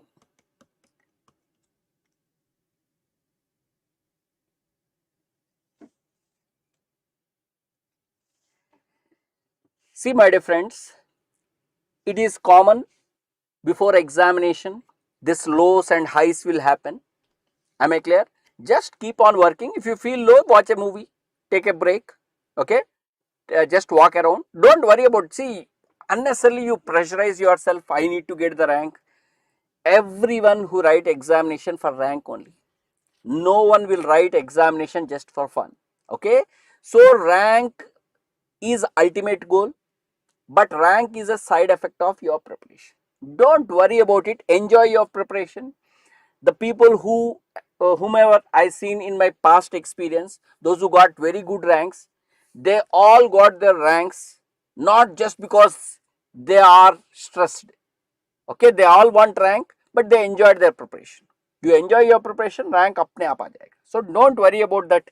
Stress निकाल दो, enjoy करो problems enjoy करो. Am I clear? See, this is your highest priority, then it happens automatically. Very good. 6 by 6 cube. No. Don't worry about it. Okay. See, everyone who write examination for rank only, okay, or knowledge, whatever names they give, ultimately rank will decide, okay, whether you are successful or not. Okay. So ultimately rank के लिए everyone write it. Don't put that pressure on your mind. Keep on doing it. हाँ, मैं हमेशा कॉम्बिनेटरिक से start करता हूँ, because the entire discrete mathematics is all about, it is discrete mathematics is study of discrete objects. So discrete objects count करते हैं ना. Yeah. So 16 कैसा आएगा? With three numbers you have to get 16. So 3 sixes नहीं हो सकता because 18 हो जाएगा, यानी अब 2 sixes हो सकता है. 2 sixes, that is 2 sixes 12 होगा, और कितना 1 3 you can find it. So this should be 0 my friend. Total should be equal to 3. This sum must be equal to 3. Can you do it with 1 6? 1 6, because 2 sixes, that is the only possibility. Can you do it with 1 6? 1 6 means 6 हो गया है, remaining how much you want to get it? 9. 9 means how to get it? How to get 9 my dear friends? Sorry, 16 na? Sorry, 16, I thought 15, sorry. I am doing it for 15, sorry, 16 it is. 16 means it is it. Yeah, 2 sixes 1 4. I something else in my mind, sir. Okay, 2 sixes and 1 4. 12 plus 4 16. Yeah, 1 6 है तो remaining 10 आना चाहिए, remaining 10 आना चाहिए. 10 means you can get 2 5s. That is, it is 1 6 and 2 5s. Is there any other combination which gives you 16, my dear friends? Is there any other combination which gives you 16? Is there any other combination which gives you 16? No. So how many arrangements are there? Because it's not like 6 6 4. You may get 6 4 6, 4 6 6, like all possibilities. How many such possibilities are there? How many such possibilities are there? 3 in which 2 same, 1 same. So 3 such possibilities will be there. 3 in which 1 is same and 2 is same. How many such possibility? 3 such possibility. Total how many such possibilities, sir? 6 such possibilities. So the number of outcomes favorable for sum is equal to 6 is, sir, sum is equal to 16 is 6, my dear friends. Now let me give you one shortcut here. When 2 dice are rolled,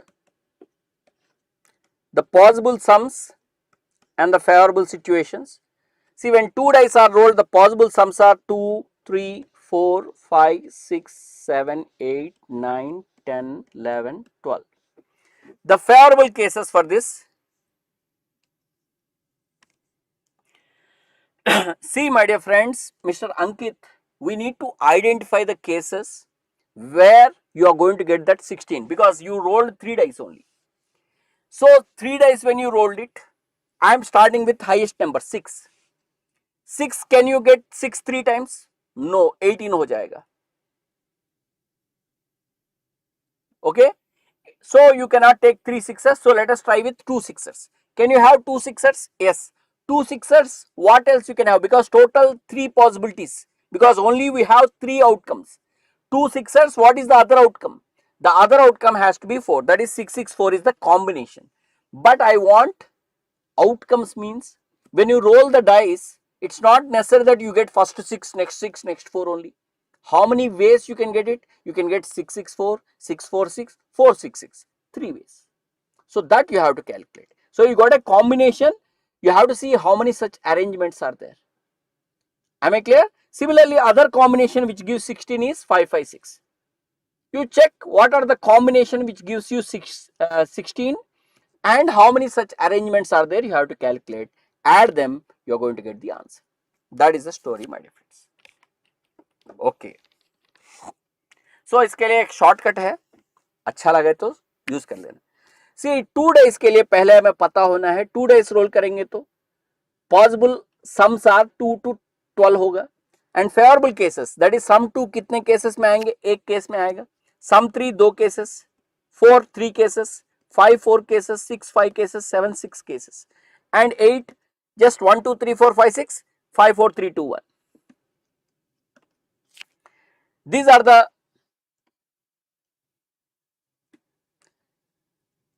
याद रखो sir, 1 to 6, 5 to 1. Now 3 dice के लिए,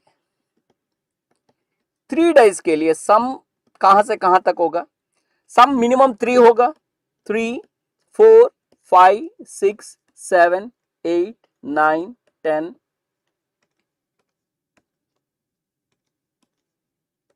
11 12 13 14 15 16 17 18 होगा. Okay, कोई बात नहीं, अभी कोई नहीं भूलेंगे. फेवरेबल सिचुएशंस, इधर देखिए फेवरेबल सिचुएशन क्या होगा? 1 लिखो, 1 plus 2 3, 1 plus 2 already done ना. See, at a time you can take only 6 consecutive fellows. At a time you can take only 6 consecutive fellows. Okay, so 3 you can take it, 4 you take it, 5 you take it, but 7 you are getting, means first one you have to skip that. First one you have to skip. So for this it is 1 plus 2 3. Now 1 plus 2 plus 3, 3 you can take it, 6 आ जाएगा. 4 also you can add them. 1 plus 2 3, 3 plus 3 6, that is already 6 ना. 6 plus 4 10. 5 also you can take, 10 plus 5 15. 6 also, 6 consecutive you can take it, 5 15 plus 6 21. जब next one लेते हो 7 consecutive आ गया है, इसमें से आपको ये निकालना है. That is 1 you have to remove, only 6 previous ones you have to take. That is when you want to get sum 9, in 2 dice case, you have to start from 8, 6 previous case. That is from 8, 6 cases. Starting with 8, 6 cases you have to take. 1, 2, 3, 4, 5, 6. इसको add कर लो, कितना होगा? सो add करेंगे तो कितना आएगा? 25 आएगा. Next 9 के लिए जब you take this, you have to skip this 2 part because only previous 6 you have to take it. 6 consecutive. So क्या होगा? ये 27 हो जाएगा. Adding this, you get 27. See, once it is 27 na, write in the reverse order. Write in the reverse order. Just only for these two you work hard. Up to here, up to 21, directly adding the previous values only. Only 25, 27 you work hard. Once it is 27, reverse. 27, 25, 21, 15, 10, 6, 3 and 1. This can be extended to 4 dice case also, sir. This can be extended to 4 dice case also. 4 dice case also you can extend it. Sum favorable. I am not writing, practice at home. रहेगा recorded form में, YouTube में तो रहेगा, private नहीं करेंगे. Okay. अब क्या है, सम इधर 4 से शुरू होगा, 4, 5, 6 and it goes up to 24. Previous 6, just take 6, you will get it. 4 dice के लिए भी आ जाएगा. 1, 1 plus 3 4, 4 plus 6 10, 10 plus 10 20, 20 plus 15 35, 9, 6 ही लेना है, एनी 6. ओके, 35 60 हो जाएगा. But when 10 you take it, 6 you have to take it. That is 1, 2, 3, 4, 5. I think I made a mistake here. Sorry. Here it's not this. 1, 2, 3, 4, 5, 6. Up to here 21 I missed. I think 21 I missed. Sorry. Yeah. 1 plus 4, 3, 4. 4 plus 6, 10. 4 plus 6, 10. 10 plus 10, 20. 20 plus 15, 35. 35 56. इधर तक ठीक है. But next time onwards, when you add this 25, that is 56, 66, 76 plus 5, 81, minus 1 you have to do it, you will get 80 for this. Remember this and continue, my dear friends. For remaining thing, you please continue this story. If you do it, you can do it for 5 days also. Just remember previous 6. So if you want 10 here, starting from 9, 6 you have to take previous 6, that is 1, 2, 3, 4, 5, 6. These cases if you add it, you are going to get the value for 10. That is the idea, my dear friends. Okay.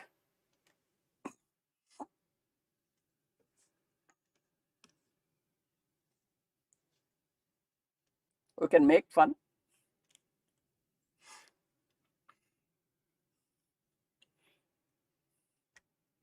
Now I am making the PDF private. I am making PDF private. Next time we'll see that we'll make the video also private. The PDFs are private.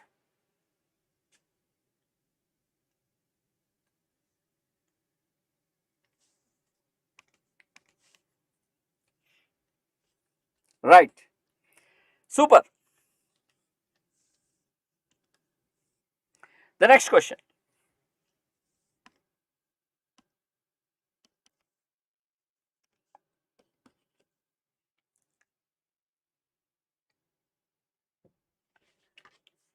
PDF is password protected, na?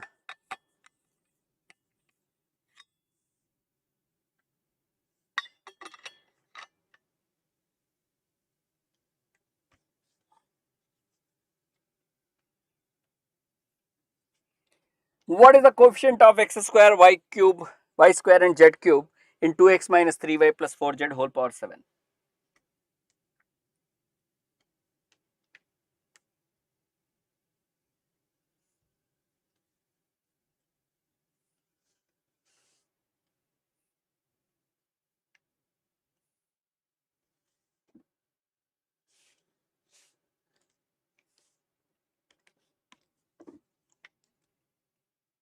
Questions रख के क्या करेंगे, solutions भी देखना है ना।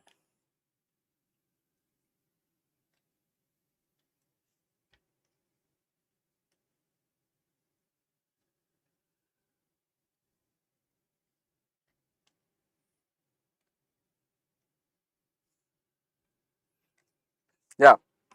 So whenever this type of problem comes, the coefficient is given by 7 factorial by 2 factorial into 2 factorial into 3 factorial. But if x, y, z are having coefficient, you want x square na, so coefficient of x 2 square you have to do it. Y square, what is the coefficient of y? Minus 3 whole square you have to do it. Coefficient of z is 4 whole cube, you have to do it.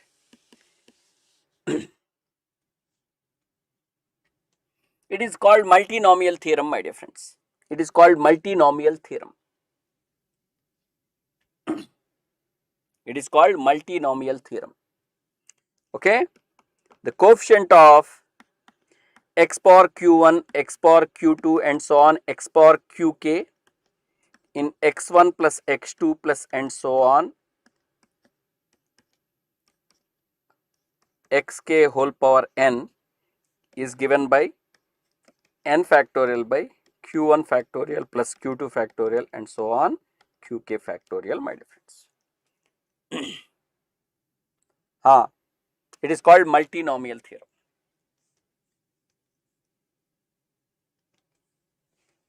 Okay, answer very good. I don't know. Please verify that. Next question. Next question.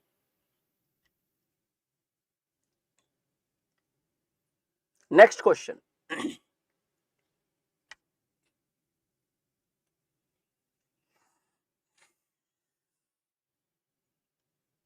अगला समस्या.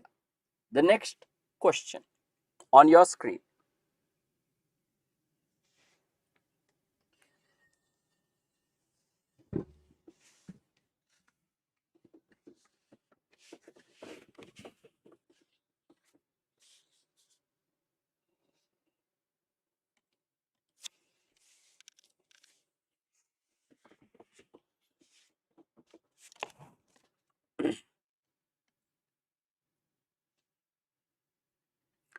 What is the coefficient of x? This is concept from generating functions, my dear friends. So when you want to find coefficient of x power 12, you can do it like coefficient of x power 12 in what is the highest term, x square, you take it common, x square whole square will come out, that is x power 4 into 1 plus x square and so on whole square. See, x power 4 into what will give you x power 12? You have to multiply with x power 8 to get it. So finding coefficient of x power 12 in the total expression is same as finding coefficient of x power 8 in the remaining expression, that is 1 plus x square plus and so on whole square. Now this is nothing but coefficient of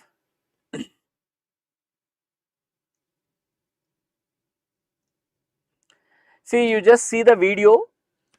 In the chat, someone mentioned the password for that. Someone mentioned the password in the video. Watch the video, you will get the password from there.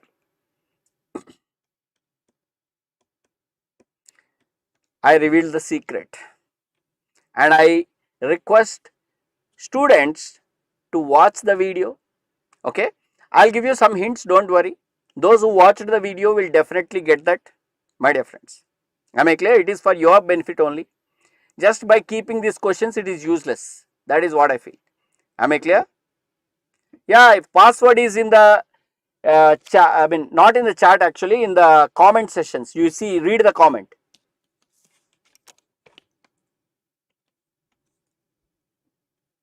See, 1 plus x square and so on is 1 by 1 minus x whole square. So this you have to simplify, and this is actually given by sigma r is equal to 0 to infinity 2 minus 1 plus RCR. See, remember, this is the expression 1 by 1 minus x whole power n is equal to sigma r is equal to 0 to infinity n minus 1 plus RCR x power r. This expression, if you remember, you will get it. So, the coefficient of x power 8 into x power r, which is r plus 1 CR. What is r plus 1 CR? That is r plus 1 into x power r. So, what is coefficient of x power r? Just you have to put r is equal to 8. So, what is the answer, sir? 9 is the answer. Very good, Anjali, super, very quick, nice. This type of problems are very famous. They are asked in GATE examination also. This is a very interesting problem, my dear friends. Actually, some standard functions and their generating functions you should know. For example, for the sequence, what is the generating function is very important. In the formula session, I discussed this. Okay, even in the previous 50 hours, 50 marks in 5 hours session also I discussed. For this, the generating function is 1 by 1 minus x. For minus 1, the generating function is 1 by 1 plus x. Am I clear? And for n plus 1, it is 1 by 1 minus x whole square. If you want n, just multiply with x, you get 1 by 1, sorry, x by 1 minus x whole square. So, some more series expansion, standard sequences and their generating functions you have to remember. These generating functions, please remember. Sometimes this function is given and they will ask you what is the sequence. Sometimes they will give you this sequence and they will ask you what is the generating function. This is one of the important concept, my dear friends.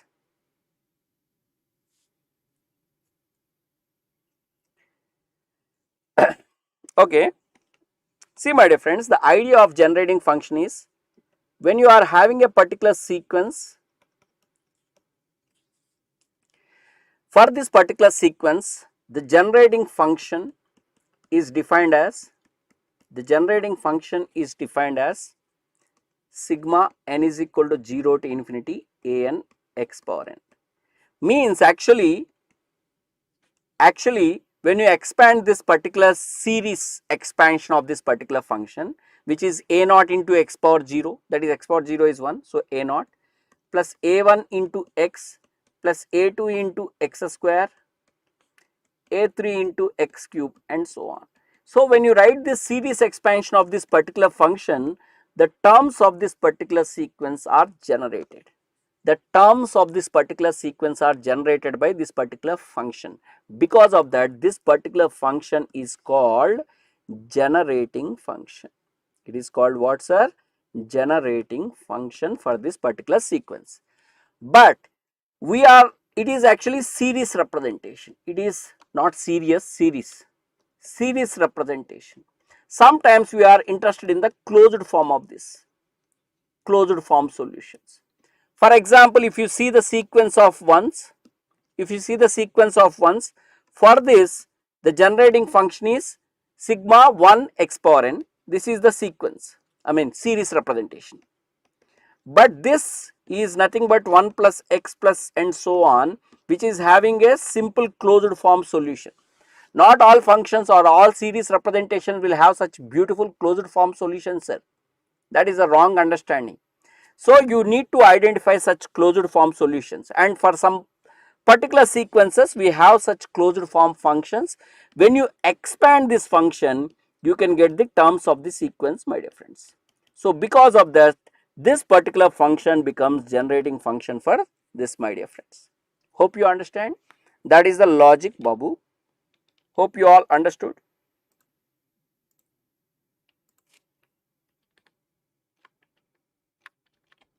One second. Let me add one more slide.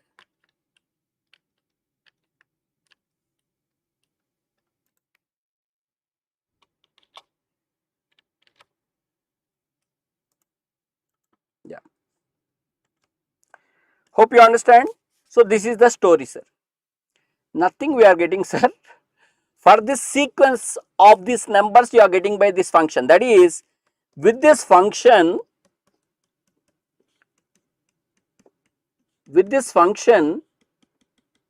you see the terms of the sequence 1, the coefficients 1, 1, you are getting ones, that is sequence of ones. I can get it by this sequence or this function. Okay. Similarly, if you take this particular function 1 by 1 minus x whole square, this is actually 1 plus 2x plus 3x square plus 4x cube. That is, this function generate natural numbers. This function can generate natural numbers, my dear friends. Okay. Now, why this means? We have beautiful results and examples where we are having a particular problem. For example,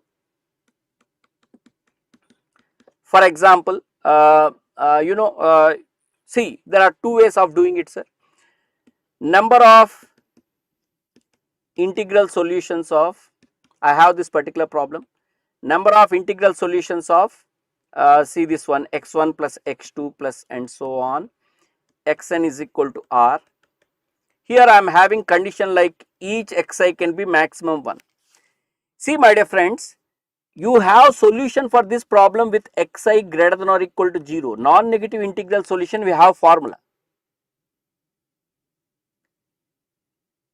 Yeah, that's what, that expansion gives you the coefficients. Okay, so the coefficients are generated by this particular function. Because of that, this function is called generating function for that coefficients, that sequence of coefficients. That's it. Am I clear? But this, we do not have formula for this. For this we have formula, for this we do not have formula. So there is a methodology where you can convert into generating function problem. This problem is equivalent to coefficient of x power r in, this problem is coefficient of x power r in, see x1 powers are, x1 constraints are 0, 1. So it is x power 0 and x power 1. And similarly x2 coefficient, x2 constraints are 0, 1. So x power 0, x power 1, like that you get x power n. So these two problems are equivalent, we can prove this. Okay, it's a not generate, because generating function I do it in 2 hours. Now I cannot complete the entire story in 1 hour. I am just trying to give you in a nutshell. Am I clear? Try to understand. So this particular problem solution I can get it by generating function problem. Okay, because the coefficient of x power r in 1 plus x whole power n is very simple. So answer for this problem I know, which is NCR. Answer for this problem I know is NCR. For example, if someone asks you what is the solution for x1 plus x2 plus and so on, x5 is equal to 20 with the condition 0 less than or equal to xi less than or equal to 1. Now I can quickly give the answer, which is n, with this particular condition I think it is not possible, with 1 it is not possible, that is why you get 20 CR. So some beautiful things, if you make it like 4, suppose you want to make it equal to 4, that is possible. So what is the answer here? 5C4 will be the answer. So for this problem we have solution. If it is 20, it will not give you any solution, because that is not possible. How can you add 5 numbers to get 20 if you are having this particular condition? That is obviously illegal. That illegality also you can understand from this. Hope you understand. That is the logic, my dear friends. Is the idea clear? So that is the story behind all this, my dear friends. And the generating functions are also useful in giving solutions for the linear recurrence relation problem. Okay, using generating function we can get linear solutions for linear recurrence relation, my dear friends. Yeah. I'm sorry, I made mistake, sir. I made a mistake. Sorry, that's my mistake. Yeah. Anjali Yadav, sorry for that. I made a mistake. It's minus 1 power n. Anjali, you are correct, Dana. You are correct. I made a mistake. It is sequence of 1, sequence of minus 1 power n. I'm sorry. Okay, by mistake I done it. Sorry for that, Anjali. You are correct. Perfectly correct. This is 1 by 1 minus x. It is 1 by 1 plus x. Alternatively, plus 1 minus 1 you are going to get it. You are correct. Is that okay, Anjali? Is that okay, Anjali? It is not minus 1 power n. So minus 1 you want to get it, you have to do minus 1 by 1 minus x. Anjali, if you want minus 1, you have to do minus 1 by 1 minus x. I think you can get with that. Clear? So for n plus 1 it is 1 by 1 minus x whole square. Is that okay? For minus 1 it is minus 1 by 1 minus x, you do it, you will get it. Super. So, in the GATE they ask you such questions, you can easily answer such questions, my dear friends. Okay, recently also I solved few questions in the see, if you see previous whenever I taken similar GATE questions and little variant. See, taking some big problem, that is fine, making something which looks simple but little extra effort is needed, that kind of questions only you can get it in GATE examination, sir. Okay, see, from books you can take many questions will be there. Okay, that is very simple to create such questions, but you know, in GATE if you observe, the questions are of good logical capability. That logic, those who understand can easily answer the questions, my dear friends. Here also he given the sequence, he is asking you to find the generating function. See, there are two ways of doing it. An is given 2n plus 3. You know, I told you for n what is the generating function. For n the generating function is x by 1 minus x whole square, and for 1 generating function is 1 by 1 minus x.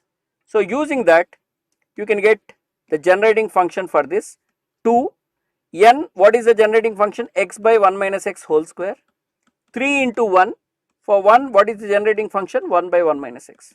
Taking LCM you can get 1 minus x whole square, which is 2x into 1 minus x plus 3, sorry, I am sorry, what mistakes I am doing today.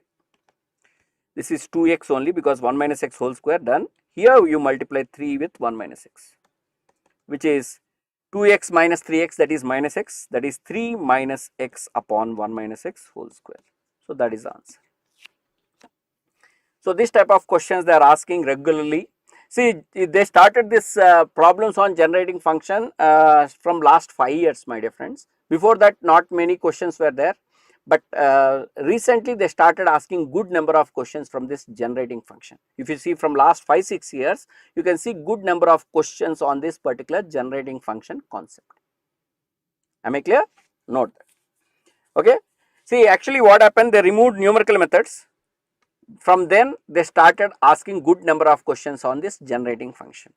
Okay, I think IASC Bangalore changed the syllabus. From that time the numerical method was removed from syllabus of CSC students, and from next year onwards you can find questions from this generating function in GATE examination. Am I clear? Because somewhere or the other they have to, you know, balance the things, right? So that is about your, this is the 20th question, I think. 20 questions from counting. Am I clear? Now let us start with logic.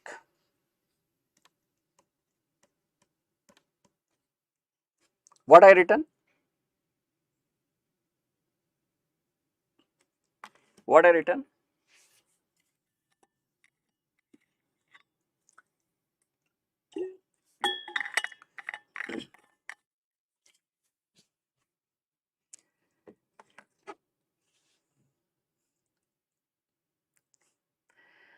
Seedha logic, but each letter is ulta here. It is Seedha logic, but each letter is ulta.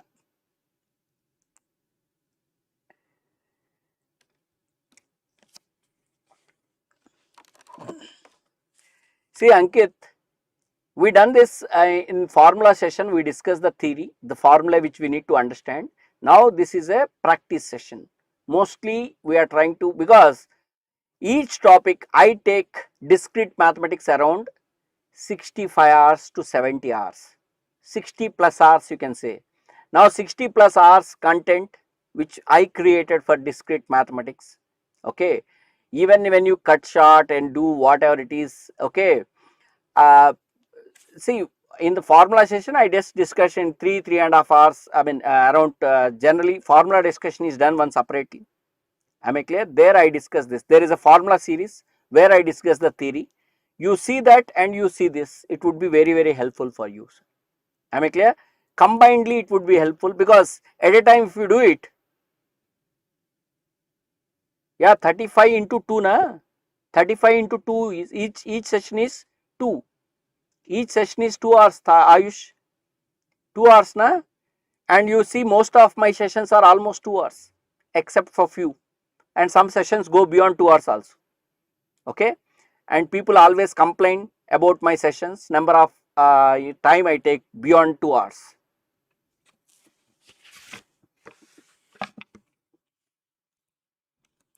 Yeah, please answer this.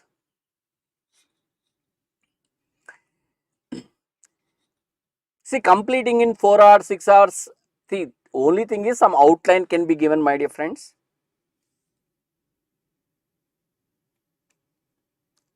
See, that is happened in the paid batch because some paid students also there for refreshing their knowledge here. Okay, every type of students are here in this particular session, my dear friend. Paid students are there, regular students are there, even for the general students also. I conducted this Formula 1 series for discrete mathematics where I discussed the only theory. Here today I am discussing problems. If any topic you want, please let me know it. I will just elaborate. Just now you asked about generating function. I elaborated a little, my dear friends.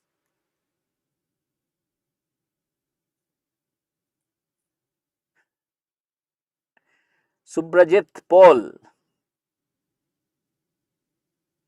Please see the Formula 1 series. It would be helpful for you, my dear friends. Formula series, yeah, 50 marks in 5 hours series. Both are helpful for you because I try to concise that more. Formula series I done it little elaborately, whereas in 50 marks in 5 hour session I try to concise everything in a very short manner what is required.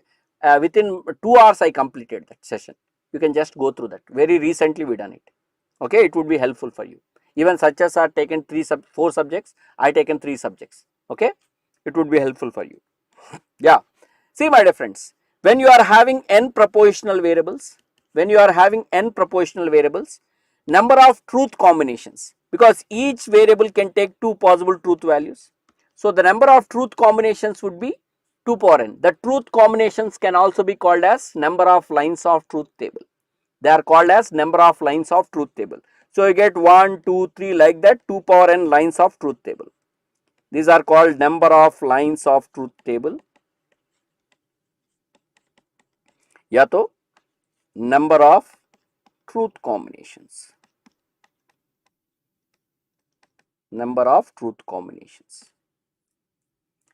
Is the idea clear? These are called number of truth combination. Now when you want to make a propositional formula, see, for each line of the truth table, the formula which I create may give the answer true or false. Each line of the truth table, the formula which I can create, it can be a formula with truth value true or false. That is, for first line of truth table there are 2 possible truth values.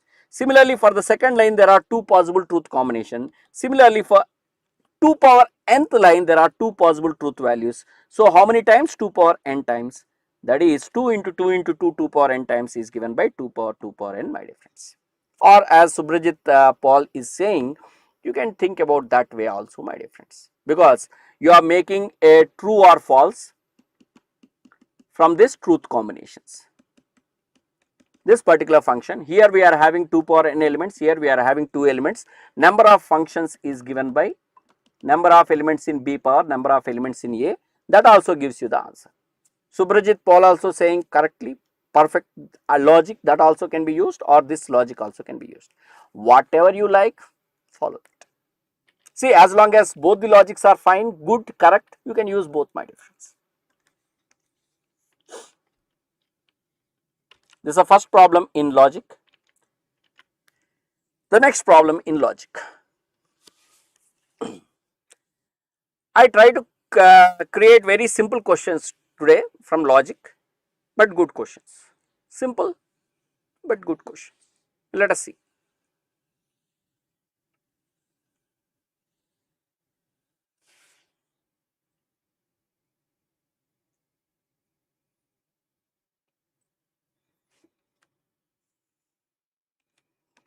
Number of lines of truth table in which this particular proposition is true. C. Sham says very quickly the answer C. Super. Wonderful, sir. It is P and Q and R implies S or T.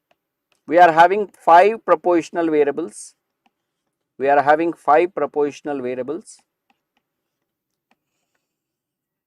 Now you want it is an implication. Ultimately it is an implication when it will be false, when this fellow is true and this fellow is false. See, this is false in only when both S and T are false, and this will be true when all these fellows are simultaneously at a time true. So, this fellow will be false in only one line. But when you are having 5 propositional variables involved in making a proposition, there are 2 power 5 lines of truth table. In one line it is false, in the remaining one line means our total is 2 power 5, that is 32 lines are there. One line it is false, remaining 31 lines it has to be true, my dear friends. Very good, Mr. Shyam, you are rocking. Super. Ayush Thakur, very good, Nana. Perfect. That is the second question. Third question. Oh, why it is running away? Third question. Let us see the next question. Third one.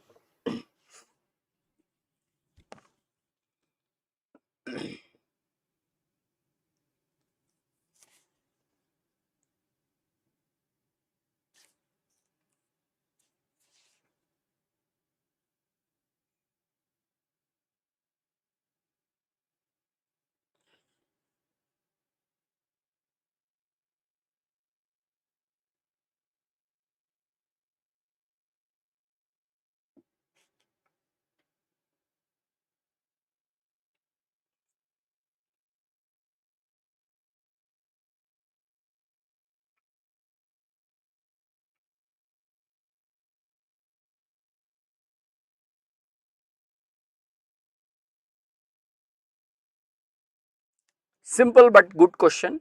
Let us see what is the answer for this.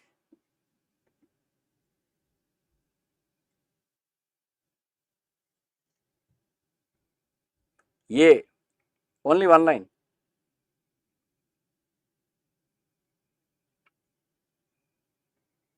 Which line, Sham, which line you are saying? True, true, true, right? You are saying true, true, true, right? Try false, false, false. Sham, try false, false, false.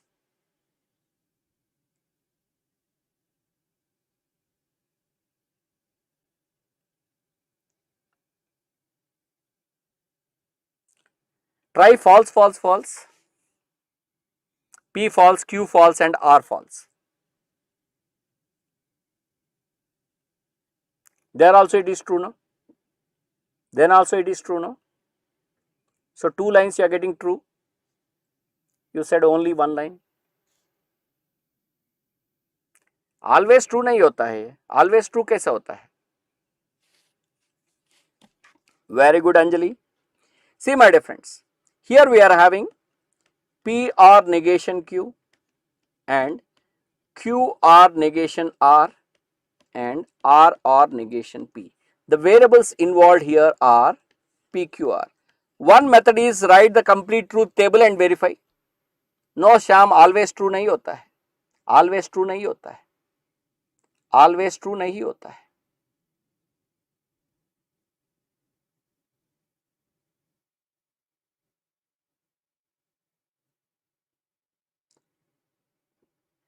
C inference rule कैसे use कर सकते हो यार? कौन सा inference rule कर सकते हो इससे?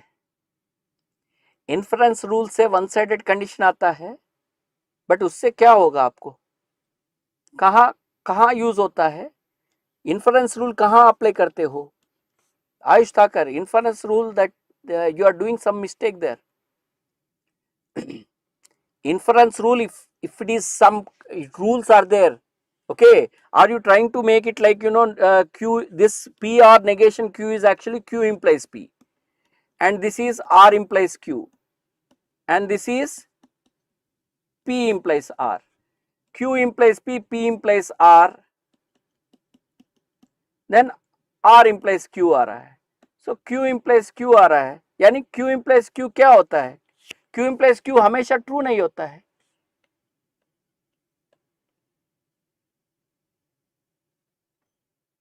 अच्छा, but that is the conclusion it can make. But this is what is given. If it is implying that, then you can say. If it is implying true, then you can say that, but it is not implying anything, na? You can simplify only what you can simplify, only up to here you can simplify. See, the conclusion is true, If it implies true, then it is fine. But this is, see, for example, you take this. For example, in this, you take this true, you take this one, sir. You try this. You do one thing.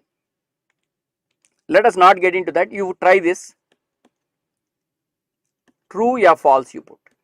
In these two lines, please tell me what is the answer. See, here we are not making any conclusions out of it, sir. The simplified version, what you can write?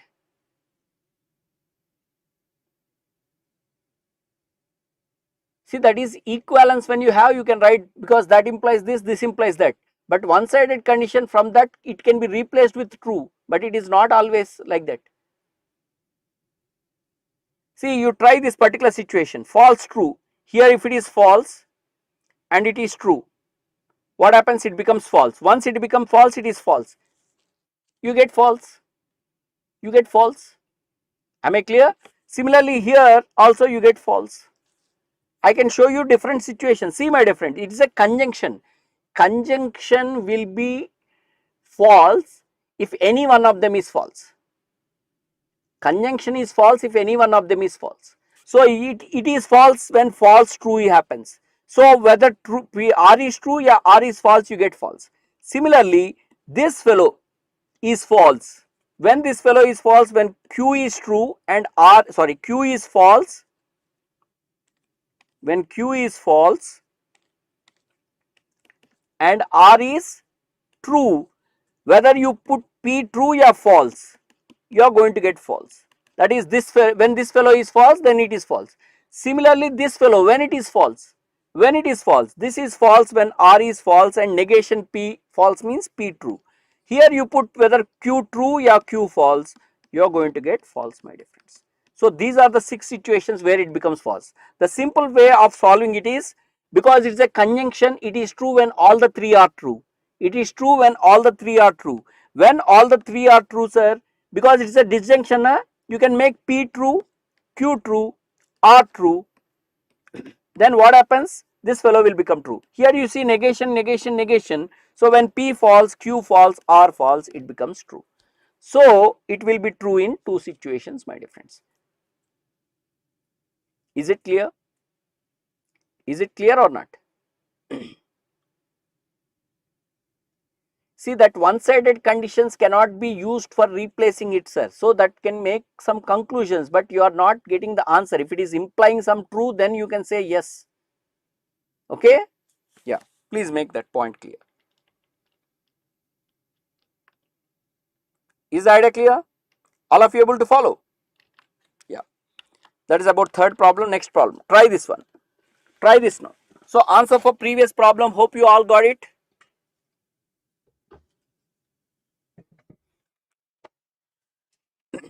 Answer for previous problem. Hope you all got it. One more such question I take it.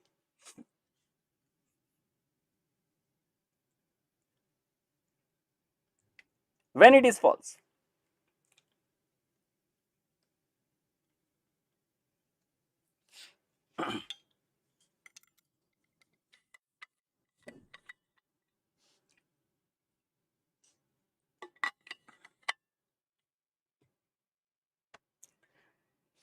See, my dear friends, this particular topic, discrete mathematics, it's not like engineering mathematics.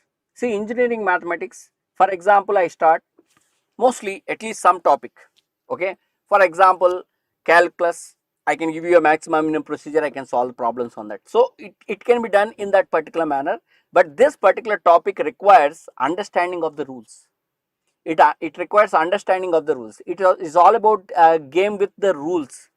It's all about game with the rules. If you talk about logic, okay, or maybe some concepts like, you know, when you see functions or relation, there are some problems like number of functions. That counting part you can do that way, but logic and some part of graph theory, you need to understand the rules, because it is a game with the rules. Okay, so that completeness cannot be done for this topic. You have to go with the topic wise, my dear friends. Okay, but I am trying my best to you know, cover all the important concepts in a nutshell.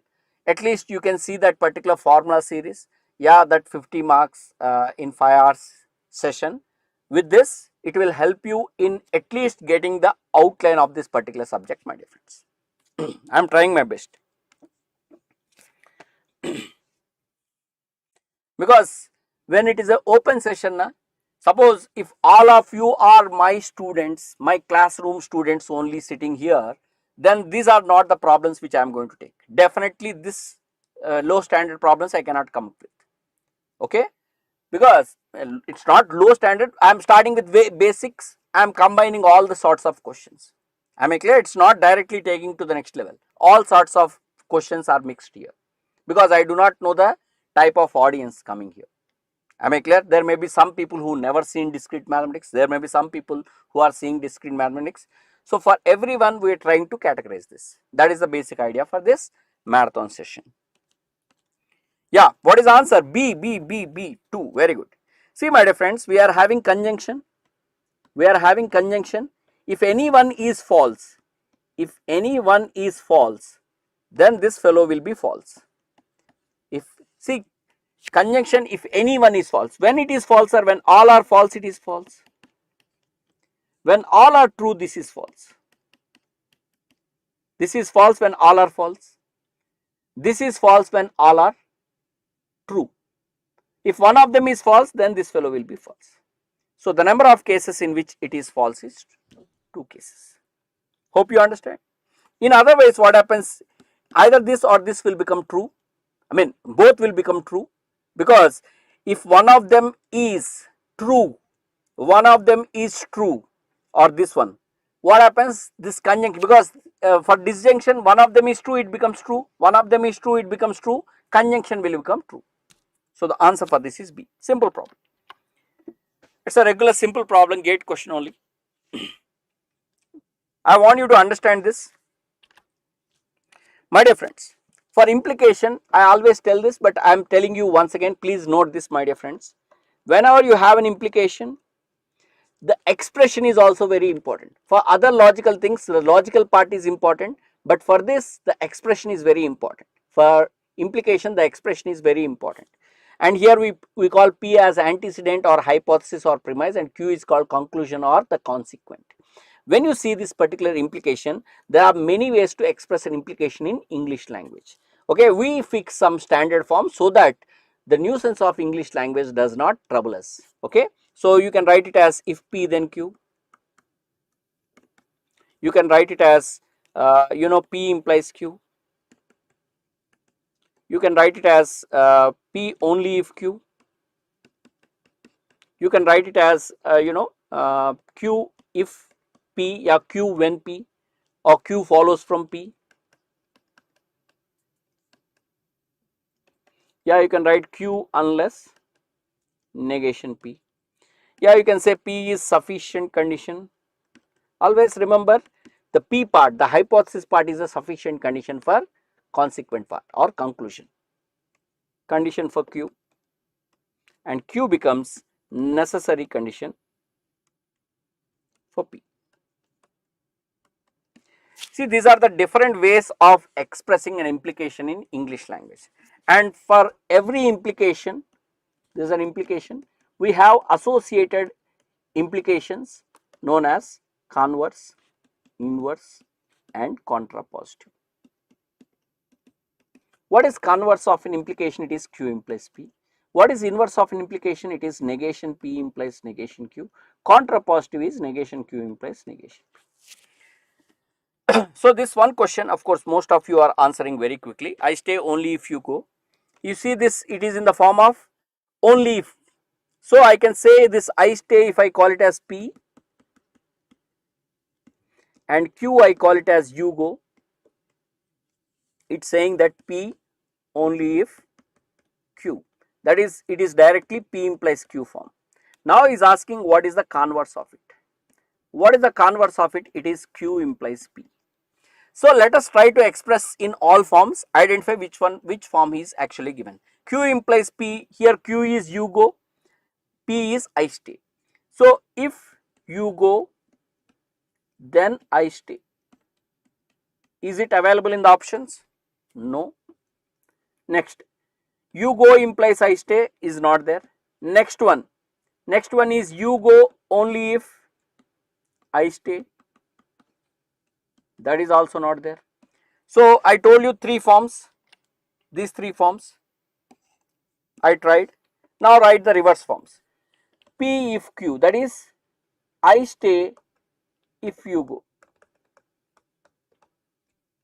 I stay if you go, that is option A.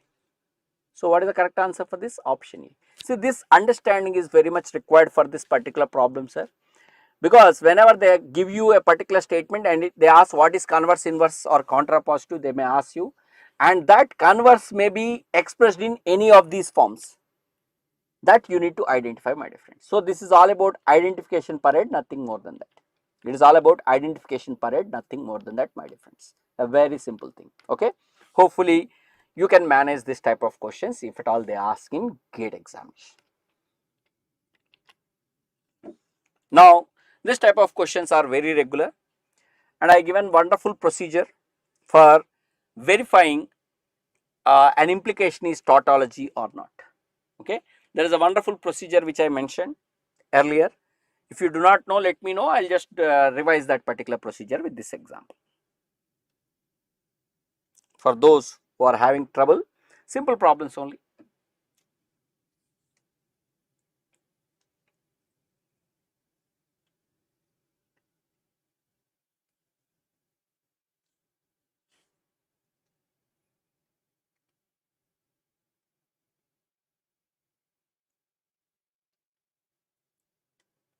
What happened? People stopped answering. Question numbers are missing.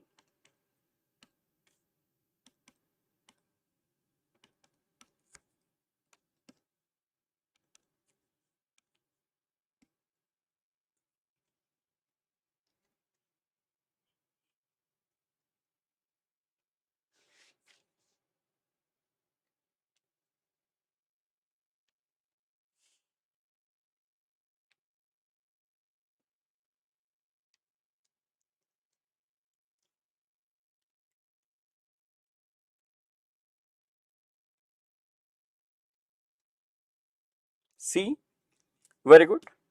So here when you see this particular procedure, very good, Anjali. P implies Q and negation P implies negation Q. So whenever they ask contradiction satisfiably kind of things, it's better to go with the truth table method, because it is not a it is actually fallacy if you observe that. So actually you try to make this false, you fix this false, that means you fixed negation Q false means Q you fixed as true, and in this particular situation try to make this hypothesis true, because it is a conjunction, you have to make both of these fellows true. Let us try for that. Because Q is true, independent of P it is true.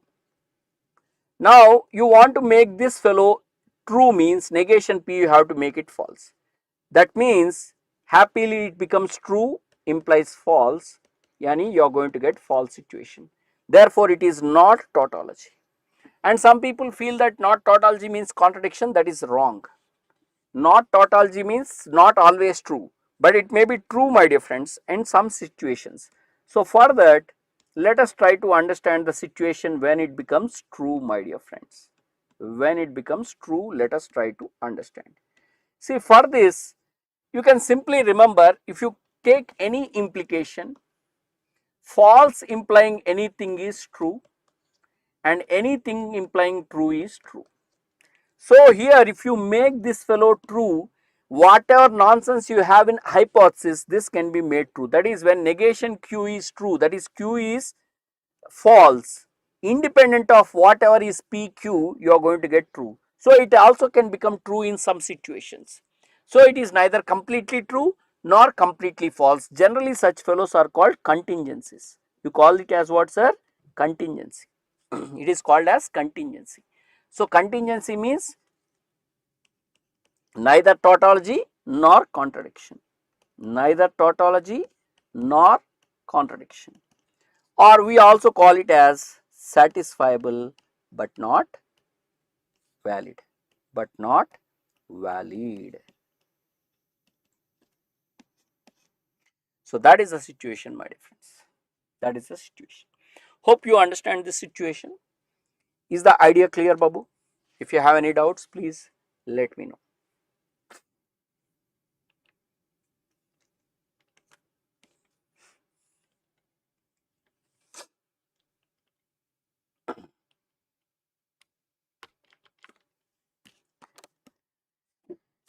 See, my dear friends, sometimes when such problem comes, you can write this as a what do you call that, implication form or rule form, like P implies Q, Q implies R, P therefore R.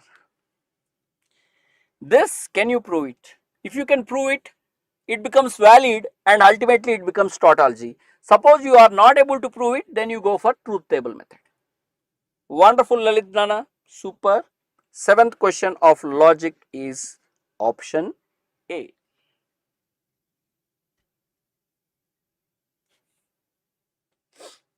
Because P implies Q, Q implies R will give you P implies R by transitive property.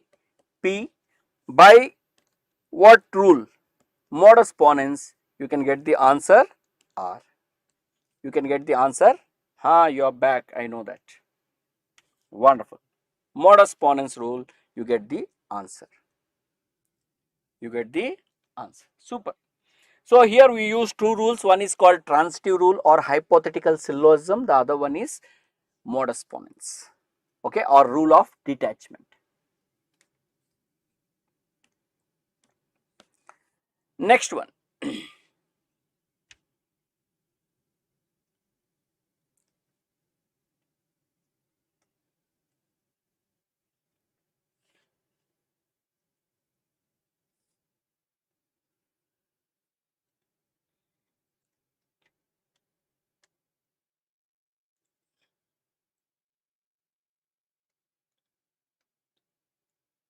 When you are back, you should answer questions quickly.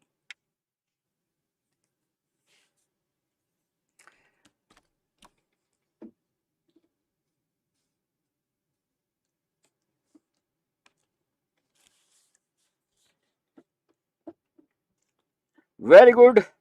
Hey, Sia. P and negation P or Q.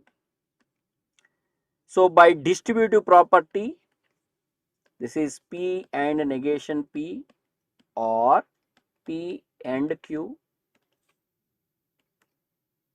and is distributed over R. So this is contradiction F or P and Q. F or P and Q is P and Q only. So it is P and Q. B, not C. Lalit, Nana, you are doing mistake again. Be careful. Very good, Subrajit. Super. See, you don't need to give big problems, sir. In examination, they can trouble you with small questions. Okay. Actually, small questions are very difficult because you may do mistakes by overseeing it.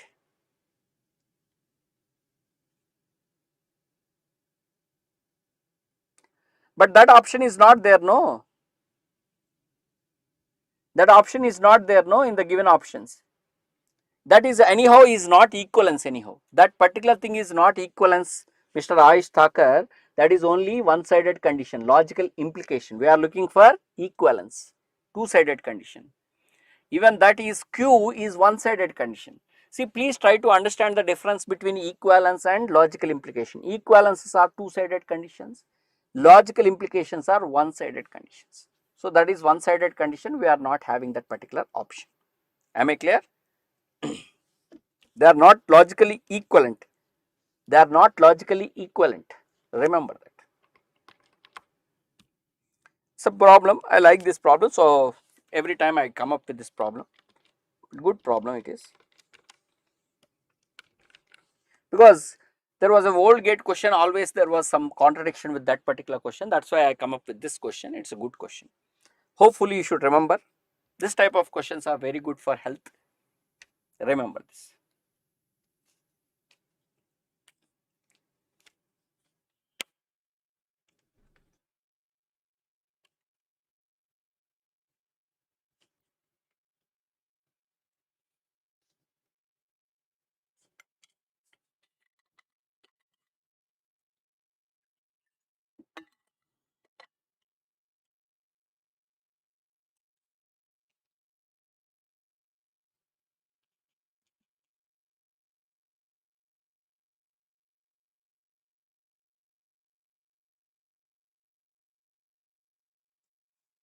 ये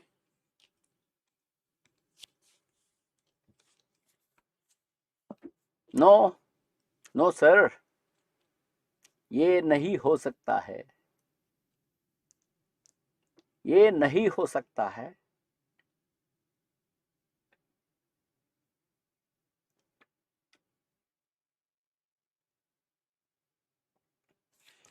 See my dear friends, he says it is contradiction. What do you mean by contradiction? False. It is always false. See, false means it has to be true and it has to be false. That is, in this R is always false and P implies Q must be true. P implies Q true can happen in many ways. P implies Q can true in many ways, both true, false true, false false. So this is the situation in which this fellow can become false, my dear friends. Now in that particular situation, what is the fate of this you want to know. Now here R is false. So you want to know about R implies P implies Q. In this you know R is false. False implies P implies Q. False implies anything is true.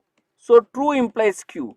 But true implies Q nature depends on the value of Q. And you see Q can be both true or false. So this fellow become true when Q is true or false when Q is false. So this is true when Q is true. D is the correct answer for this. Very good. Your day is still okay. It's not like one problem doesn't decide the day, sir. Even in the GATE examination, remember this. One problem does not decide your day. GATE examination. And here luckily immediately you know your answer is correct or not. In GATE you don't know. Okay, so don't feel depressed. Okay, I don't think why someone need to get depressed for something, sir. Okay, see, one thing is for sure, if you know and you are doing mistakes means you are stressed up. You know something and you are doing mistake means definitely there is some stress happening. So just forget about that. For in the examination, don't be tensed up whether I can complete it, I can. Don't see 10 problems at a time. Go with one problem. No problem, sir. Why you are upset? Now you are attending my class, you should be happy now. I feel very happy. At least for me, you can become happy. You be happy. Because when I see you people, I will be very happy.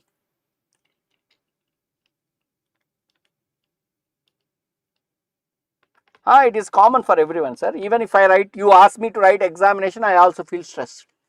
Okay. Telling is very simple thing, sir. But once you know that you are stressed enough, that is very good sign. You know it. So, okay, forget about it. Okay, don't worry. I solve the problem. You do whatever you want. Just complete your problem. Next one.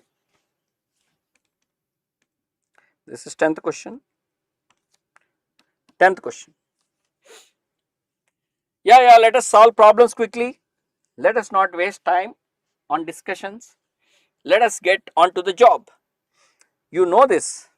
Directly you are giving. There may be multiple correct answers. MSQ also, it can be MSQ also. They will not mention.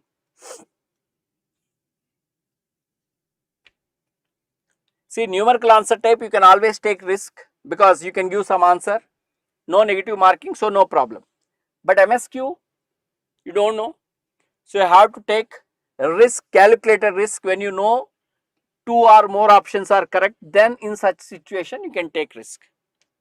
It's a calculated risk.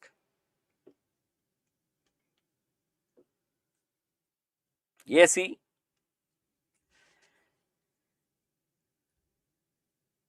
Dear Lalit, addition rule says P implies PRQ, but PRQ does not imply P. P and Q implies P, that is simplification property. PRQ does not imply P. This is false. You can check this. Option A, PRQ implies P. PQ are the variables. Fix this false, that is P false fixed. In this case, can you make it true? Even though P is false, I can make Q true to make it true. So you get true implies false situation. Therefore, it is not a tautology. Therefore, it is not a tautology. A is not a tautology. Simple problem. Next one, disjunction. Disjunction is false when both are false. Can you make both of them false? Of course, I can make P false. Can you make this fellow false? Because here P I made false. Can I make it false? Yes, by making Q true, I can make it false. Yes, it is false. So it is not tautology. Very good, only C. Very good. Very good. Super, wonderful. Next, P or P implies Q. Of course, you can see disjunction. You can just make P true, it becomes true. Very simple. P true, true or anything it is true. So obviously it is true. It is true. Now P implies Q.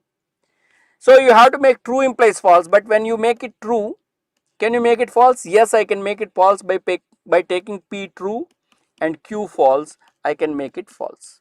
True implies false. I can get it. Therefore, it is not tautology. Only C is tautology. Only C is tautology. Recent GATE question. So I just taken that because this type of questions. Here, what I want you to understand is, if you can identify rule, fine. If you cannot identify rule, you have to identify fallacy. Then you can answer the question. Otherwise, better use the truth table method. I always suggest this to my students. I always suggest this to my students.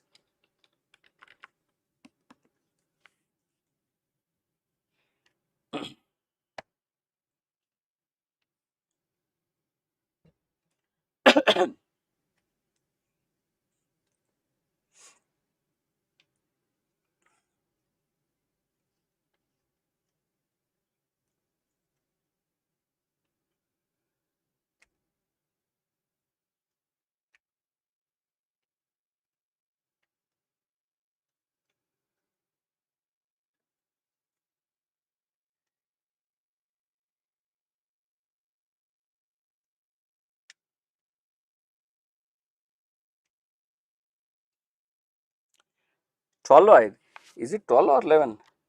It is 10th, na?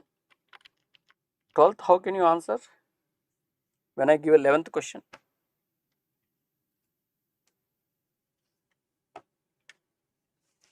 Yeah. See, it is directly S1. You see negation P.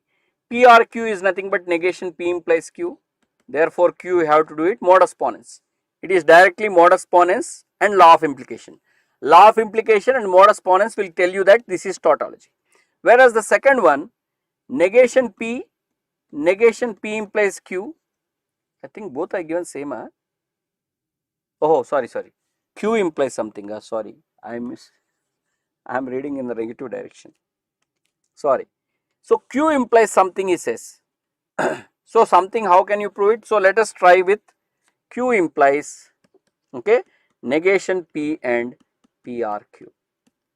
So here we are having two variables PQ. So let us try this as true and check whether you can make it false or not. Because it's a conjunction, if you can make it false, the conjunction become false. So negation P false means you just take P true, this can make false. So you get true implies false, it can become false. So with that you can easily verify that it is not tautology. So S1 is tautology but S2 is not tautology. Is the idea clear?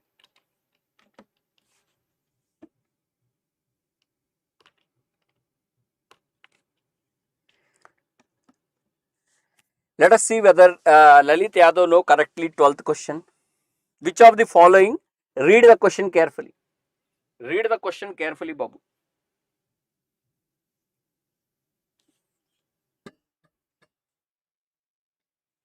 Read the question carefully.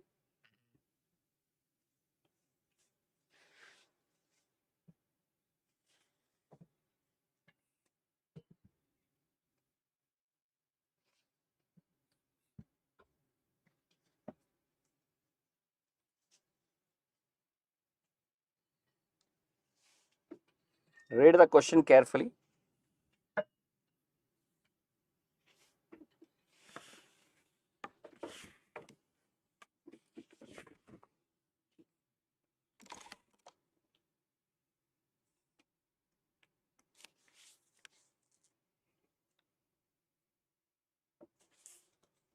Oh, I think I'm covering.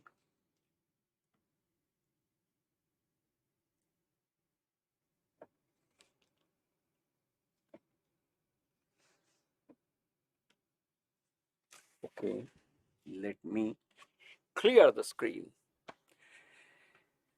Which one is not valid? That is the question. Which one is not valid is the question.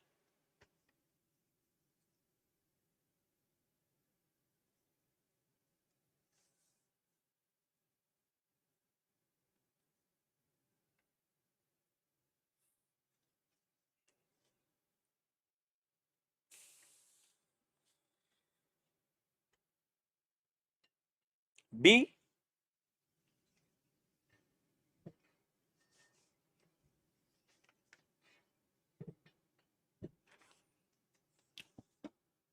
Okay.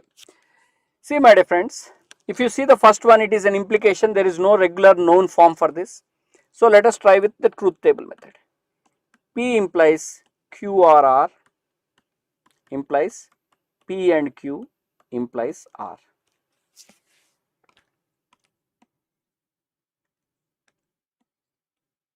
So the variables involved here are P, Q, R. So it is an implication. When this implication is false, we are trying to make it false.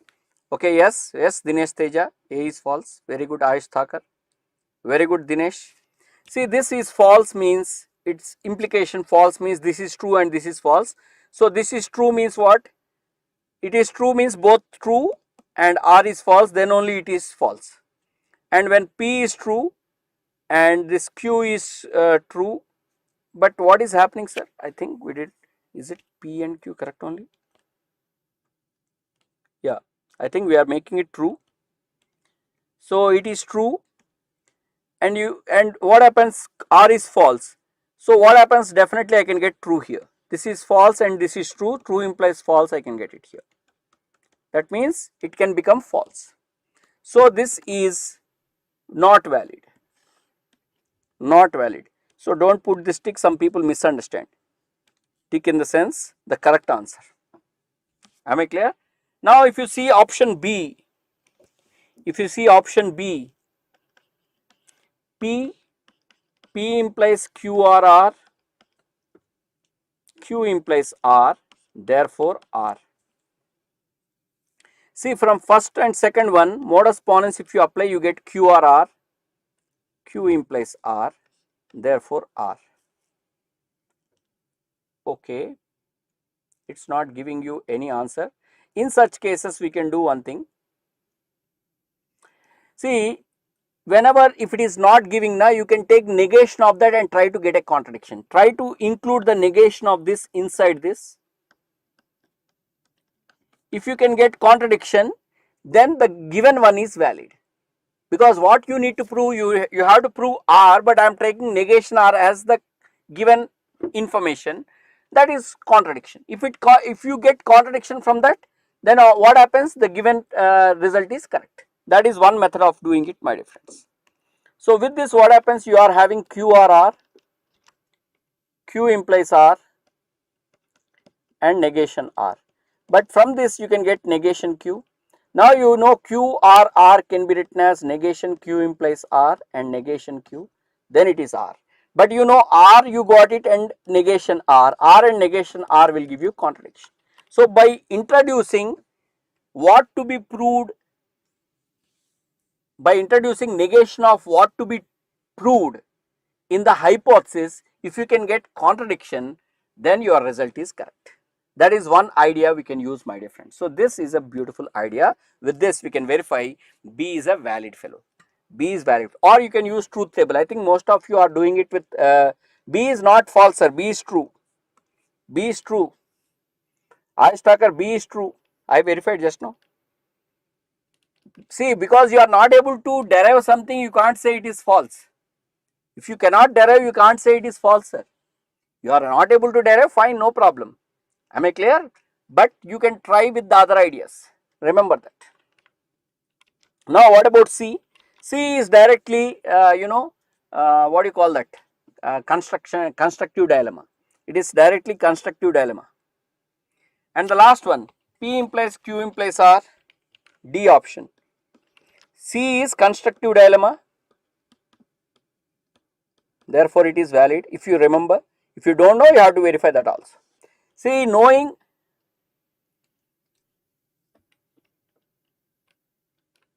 okay, sorry for that. I think I am covering, that is one problem might be.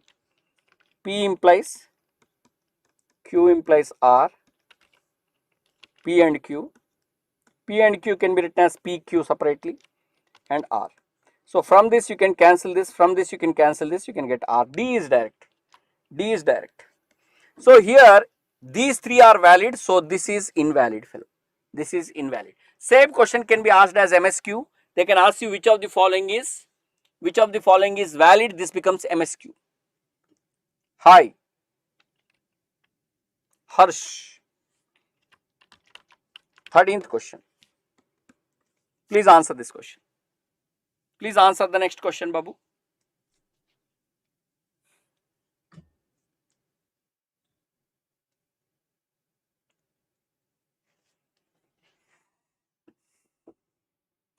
बस ठीक हूँ, I am fine as usual.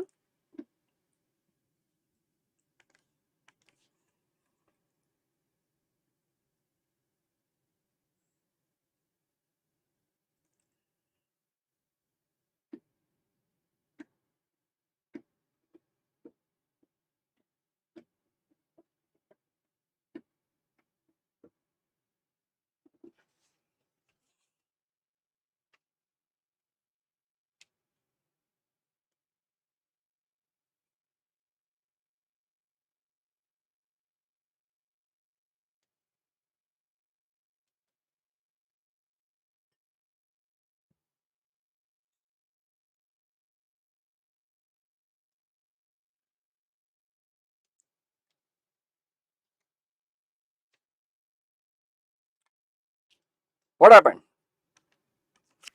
करना ये रहे हो? You are not doing? You want me to give answers and continue? Your negation not logically equivalent. See, first thing, negation if you take inside, it becomes for all x, negation for all y alpha and for all z beta. Check whether it is available in any of the options. No, it is not available. But this can be written as for all x, negation of p and q is equivalent to negation of p and q is equivalent to p implies negation q, because it becomes negation negation p or negation q, which can be written as p implies negation q. So this can be written as for all y alpha implies negation for all z beta. Check whether it is available in any of the options or not. So yes, here this negation when it is taken inside, C will be the correct option. So this can be written as for all x, for all y alpha. This negation when you take inside, it becomes there exists yet negation beta. So C is the correct option. Valid. C is logically equivalent. Now if you observe B, actually if you write contrapositive of this, it becomes for all x. Actually contrapositive you can try here only. Instead of this, here you try contrapositive, directly you get better answer. If you write contrapositive here, instead of going here, if you do contrapositive here, that would be for all x. This is contrapositive means negation cancel, that is for all z beta implies negation for all y alpha. But this negation when you take inside, it becomes for all x. Okay, I am covering for all x, for all z beta implies there is a y negation alpha, that is B option. So this is also equivalent to this. You try whatever you want, it cannot be equivalent to AD, my dear friends. So AD will be the correct answer for this. For this, AD will be the correct answer. AD will be the correct answer for this, my dear friends. AD will be the correct answer.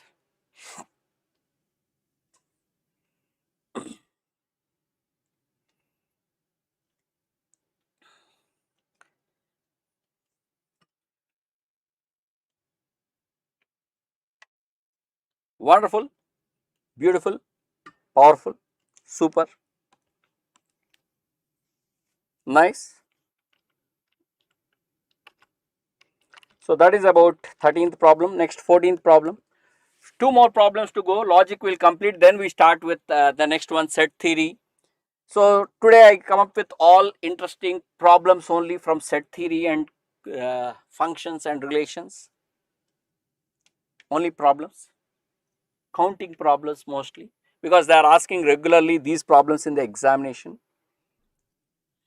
What about this? Next problem.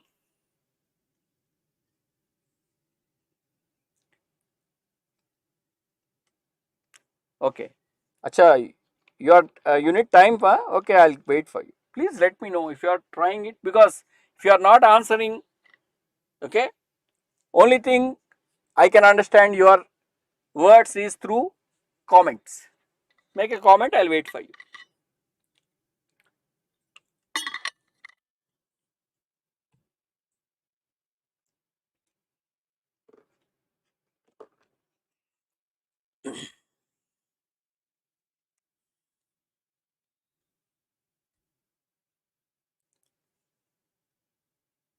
The next problem. Not every satisfiable logic is valid.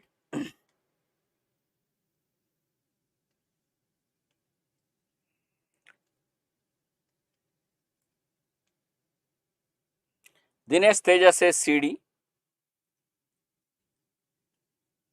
does not represent. Which of the following does not represent? Dinesh Teja says CD. Anjali Yadav, it says which of the following does not represent. Anjali, it says which of the following does not represent. See that carefully.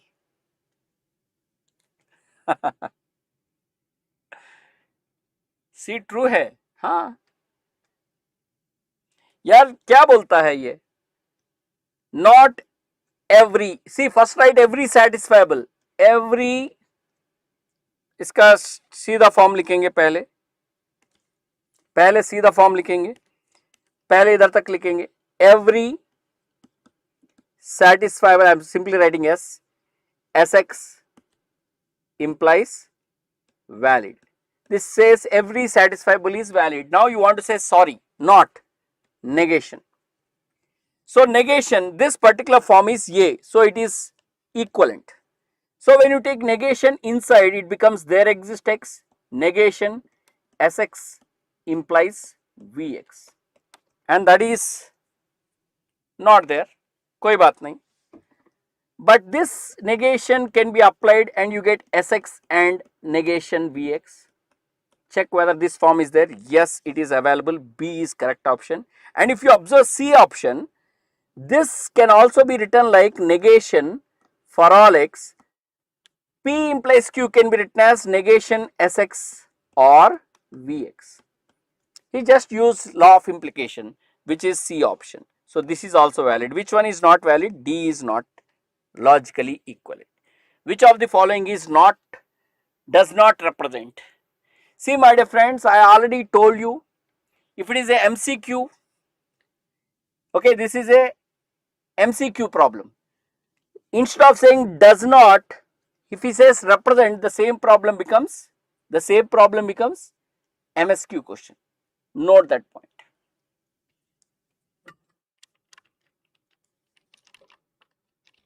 (13, 14, 15). What about this 15th one? Read the question carefully. Read the question carefully.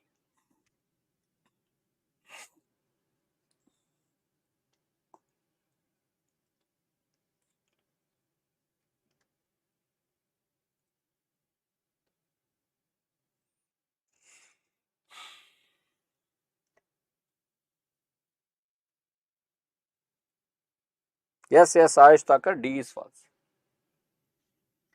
In the previous problem, not this one.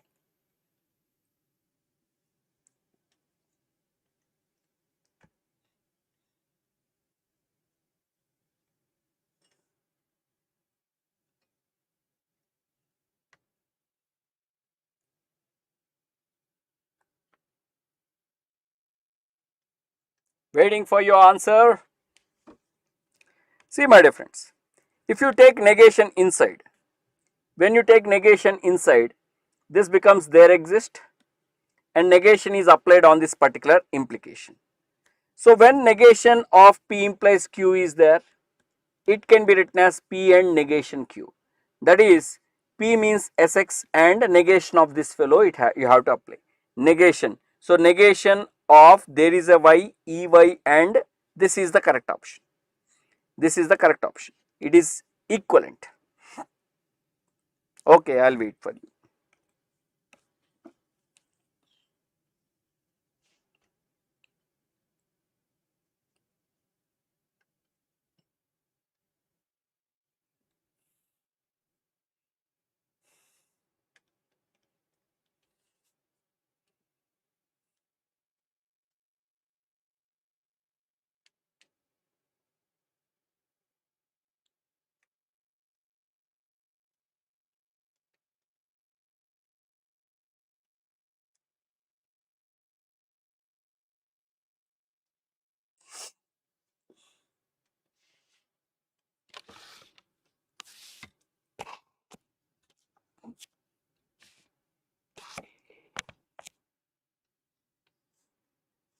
All are equivalent. So question is not equivalent.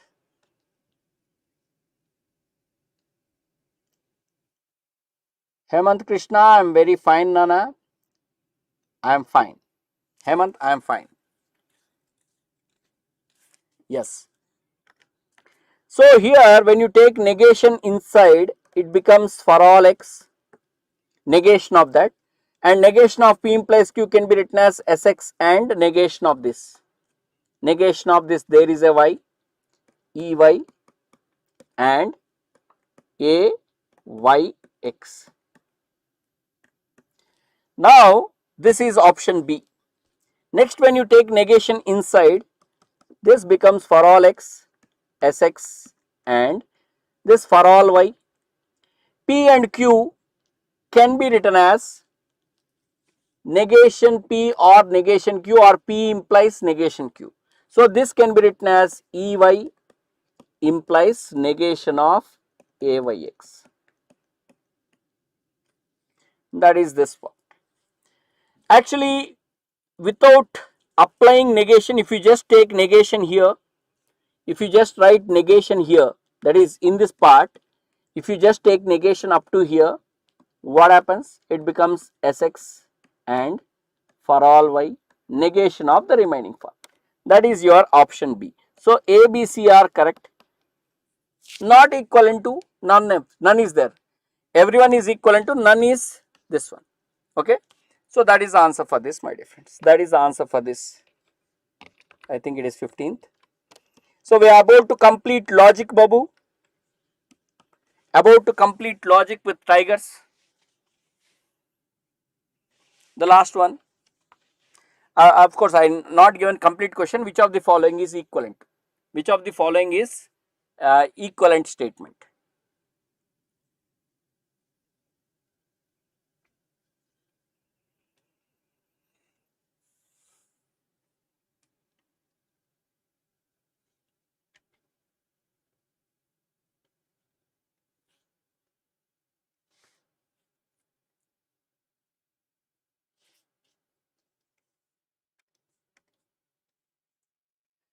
We are going to start with set theory now.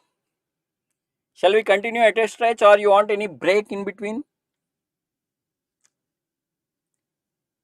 Please let me know.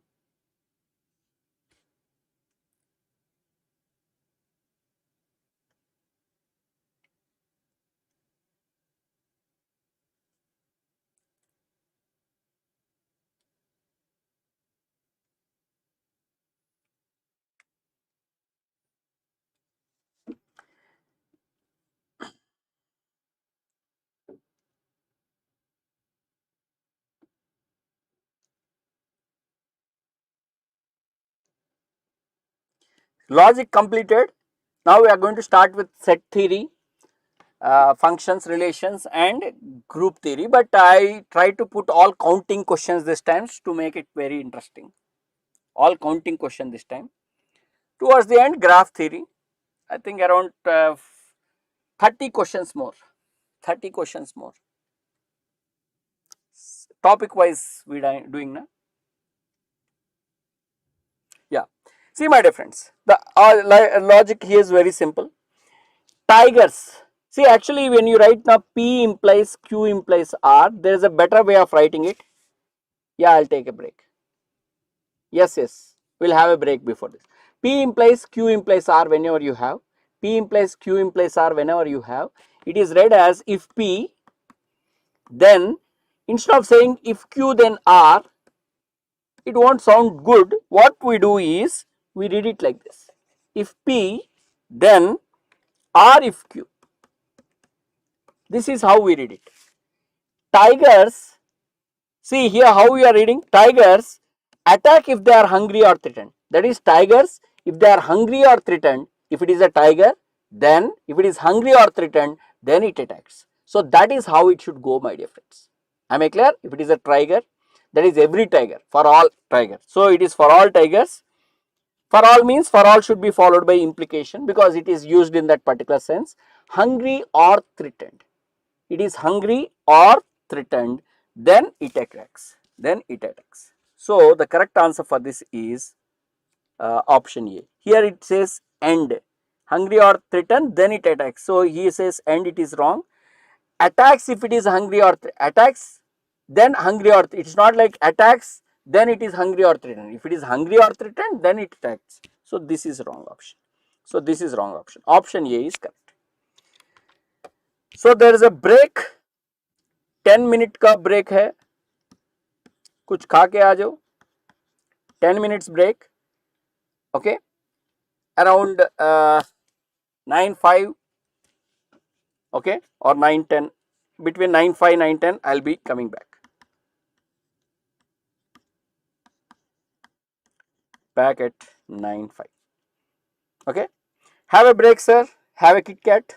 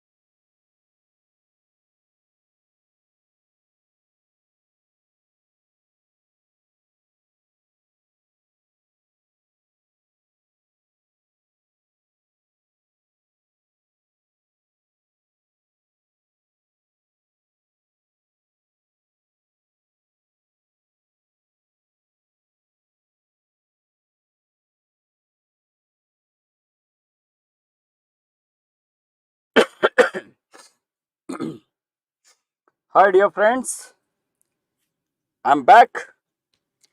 Hopefully you are also back. Welcome back.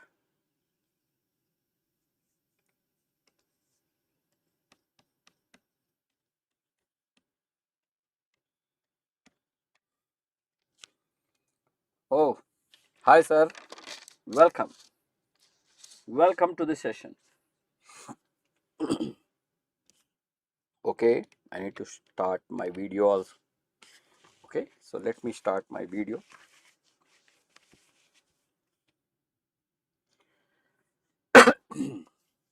Hi sir. Ready, Subrajit, very good. I'm also ready. Welcome back. So let us start with the next topic, that is, oh, so you can take this particular, one second, yeah.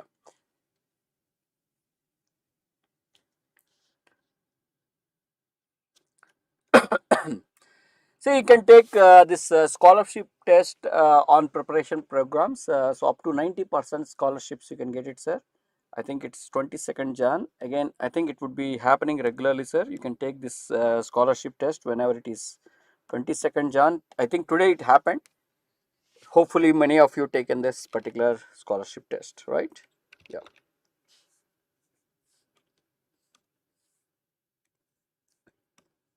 So let me start with my topic now. Sorry for that. Please give the answer for this problem, sir. Please answer this question.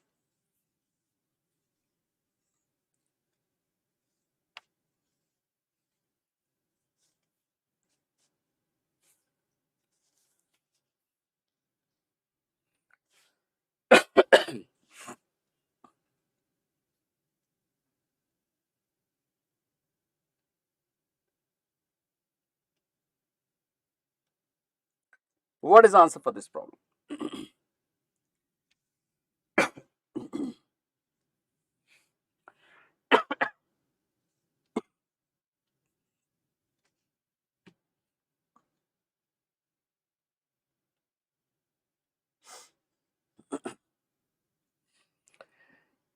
See, please let me know whether you are trying it or not. Otherwise, I'll do it for you so that we'll not waste much time.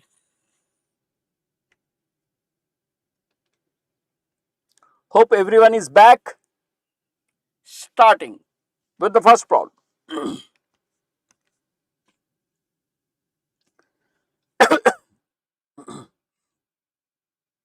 Dinesh Teja says very good, yeah.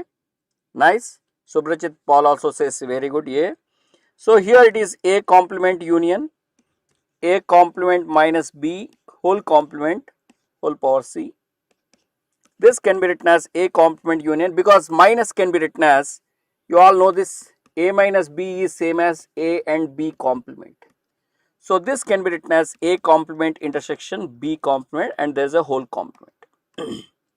So this is A complement union. So De Morgan's principle, it is A union B whole complement. Okay. So now this can be written as, of course you can simplify and apply complement, or you can apply complement and simplify, anyway you can do it, sir. So it is A union B complement. A union A complement is universal, universal union B is universal. So you get universal whole complement, which is empty set. Option A is the correct answer. Option A is the correct answer, not B, my dear friends. Okay, everyone given A answer, very good. There is a first question. Very good.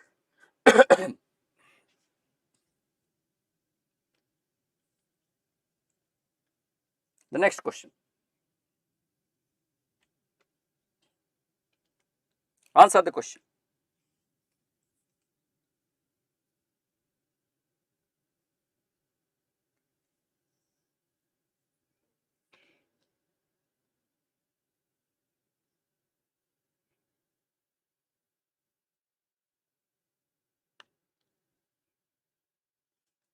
Yeah.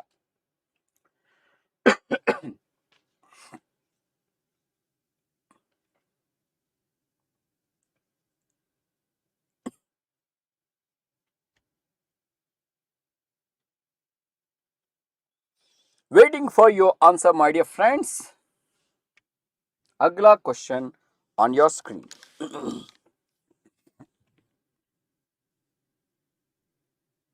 Anjali says C. Very good, Anjali. Very quick. See, SI denotes number of I element subset. That is number of subsets of I elements. That is, he is asking S1, S2. That is number of one element subsets, number of two element subsets plus number of three element subsets.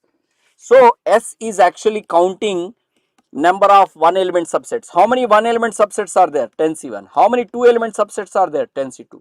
And how many 10 element subsets are there? That is 10C10.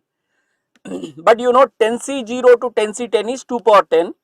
So it is 2 power 10 minus 10C0 because 10C0 is missing. That is 2 power 10 means 1024 minus 1, which is 1023, my dear friends. Very good. Super, Anjali. Perfect. Very quick to answer. Next question.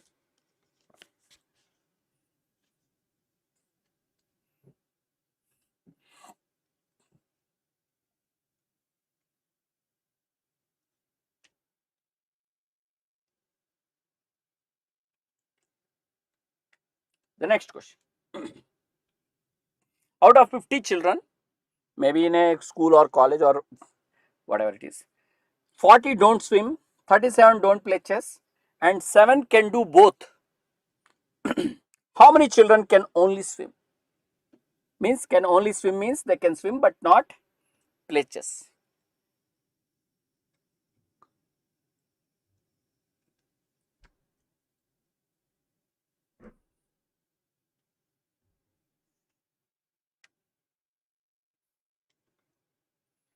Only Anjali is answering. What about remaining people?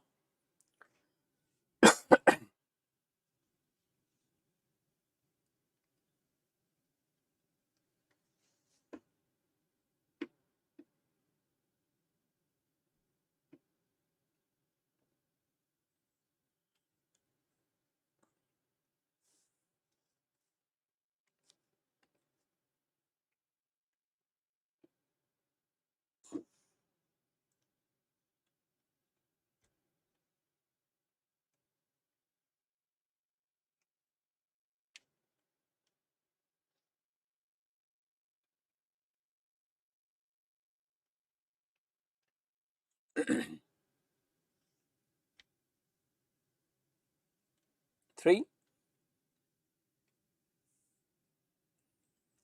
Nice. Subrajit.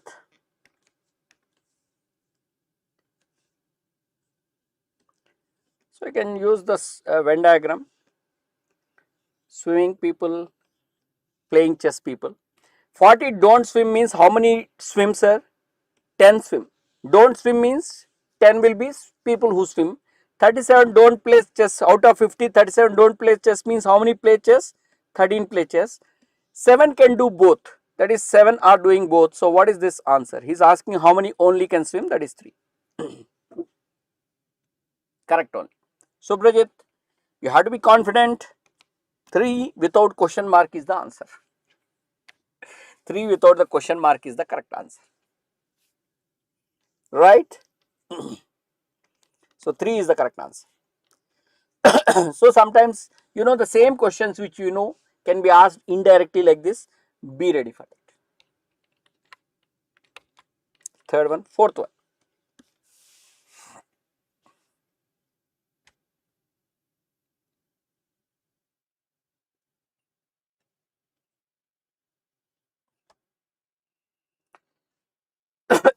All the questions now are very interesting.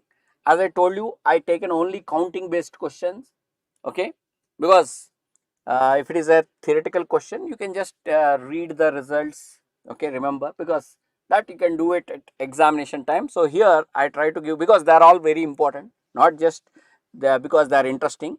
They are also very important because recently you can see the recent trend. They are asking this type of questions, counting based questions regularly, my dear friends. Obviously in discrete mathematics you see most of this counting based questions, my dear friends.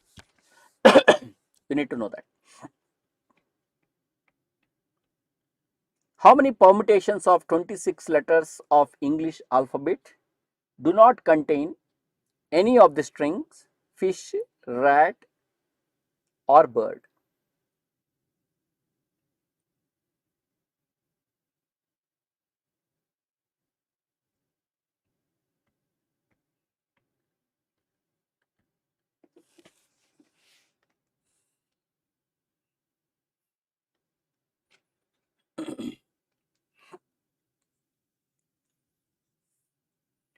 Even in your DBMS, this particular set theory concept is very useful. Okay, when they ask this particular, super keys from candidate keys and a relational relation is given, there also you can use this particular concept very well. Am I clear? Like applications, when you see, there are many applications, my dear friends.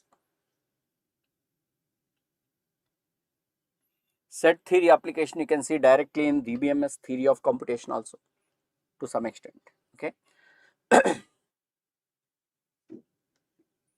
The minimization of automata, okay, you want me to solve it? Okay, let me solve it. See, my dear friends, total here would be, total number of permutations are 26 factorial without any condition. Now here you want to contain the string fish. Let us call it as set A as the number of permutations which contain the string fish, See, containing the containing the string fish means fish is 1 unit, remaining 22 units, that is total 23 units.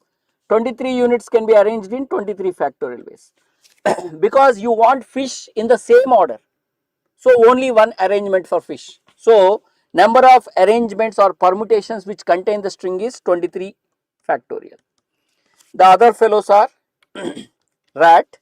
How many contain the rat? Rat means rat is 3-letter word, remaining 23, total 24 units can be arranged in 24 factorial ways. So, the number of permutations which contain the string rat is 24 factorial, and number of permutations which contain the string bird. How many contain the bird, my dear friends? Bird is like 1 unit, same like fish. 1 unit, remaining 22 units, total 23 units, that is 23 factorial. Shyam, your answer, let me check whether it is correct or not. Give me some time. 23 factorial. Now the next one is combinations. See, when you take combinations, because it is a permutation without repetitions, we are assuming default. So, fish and rat. So, it should contain both fish and rat. See, fish is 1 unit, rat is 1 unit, remaining how many? 7 letters are gone, remaining 19 letters. 19 plus 1, 20, 21. So, total 21 units can be arranged in 25 factorial ways. See, when you are doing this particular thing, you should see there is nothing common between these strings, because it is without repetition. Suppose if there is a symbol here, that symbol cannot be here. That symbol cannot be here, because if that is there, those two strings cannot be possible, my dear friends. For example, I will tell you. If you take fish and bird,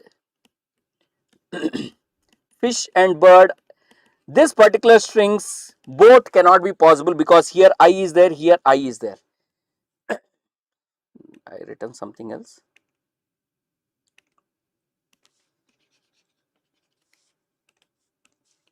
Fish and bird.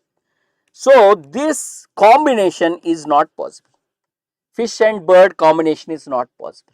Similarly, rat and bird. Similarly, rat and bird, what is there? R is common. So, this is also not possible. And if you take two combinations are not, these two are not possible. Three combinations, obviously two combination is not possible, means three combination is not possible. Fish, rat and bird, this is also not possible. So, for this you all know 1 combinations plus 2 combinations minus 3 combinations plus will give you A union B union C, that is contain at least one of them, contain at least one of them, contain at least one string, contain at least one string, and that is given by 23 factorial plus 24 factorial plus 25 factorial minus 21 factorial, these are all zeros, 0, 0 and plus 3 combinations will be 0. So, that would be A union B union C, but the question is about do not contain, oh where is it gone, do not contain any of the strings, that is neither A nor B nor C, total minus A union B union C. Total is 26 factorial and this is simply 20, I think it is 23 factorial, na? Yeah, 2 times 23 factorial plus 124 factorial minus 21 factorial. It is see there is a minus of, na, when you see minus of, this should be minus sign, this should be, okay, you see this carefully, this should be minus and this should be plus. When you remove this minus sign, when you remove this sign, then it is minus, minus of minus plus, then it is minus, sorry, this has to be plus and this is minus, because these fellows becomes minus, this fellow become plus. Yes, yes, yes, Sham, yes.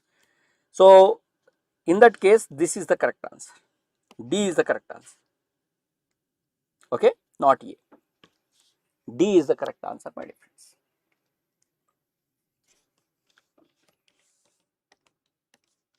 Of course, this instead of 26 letters, now they can ask this particular question by selecting some letters and they can ask you this type of questions. That may be possible. Okay, no problem, sir, no problem. This is the fourth problem, fifth problem. Next one.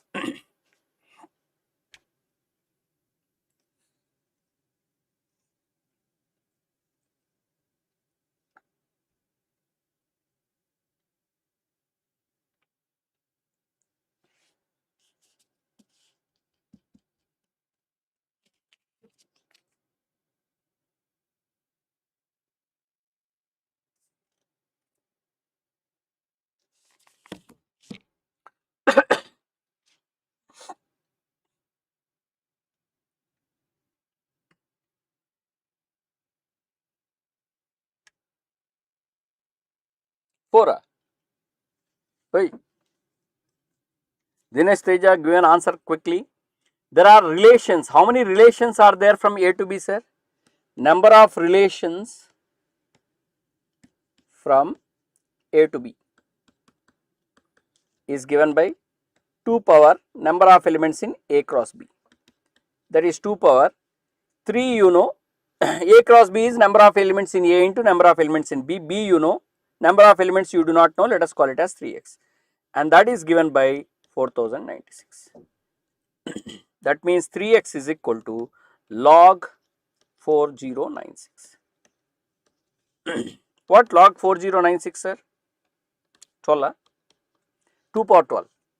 So it is 12. So it is log 2 power 12, which is nothing but 12 log 2, which is nothing but 12. So x is equal to 4. X is number of elements in A. Good, very quick, Dinesh, super. Love it. Next question.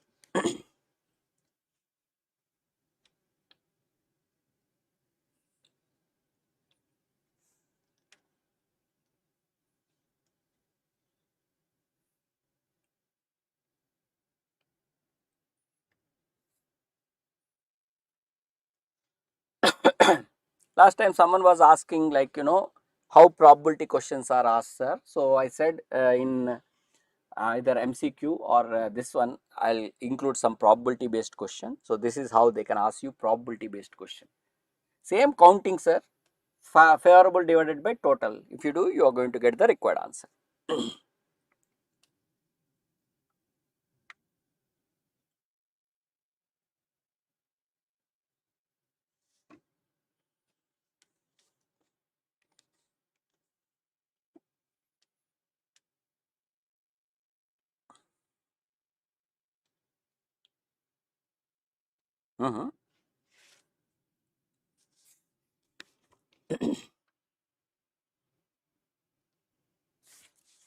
Hope you all remember this results.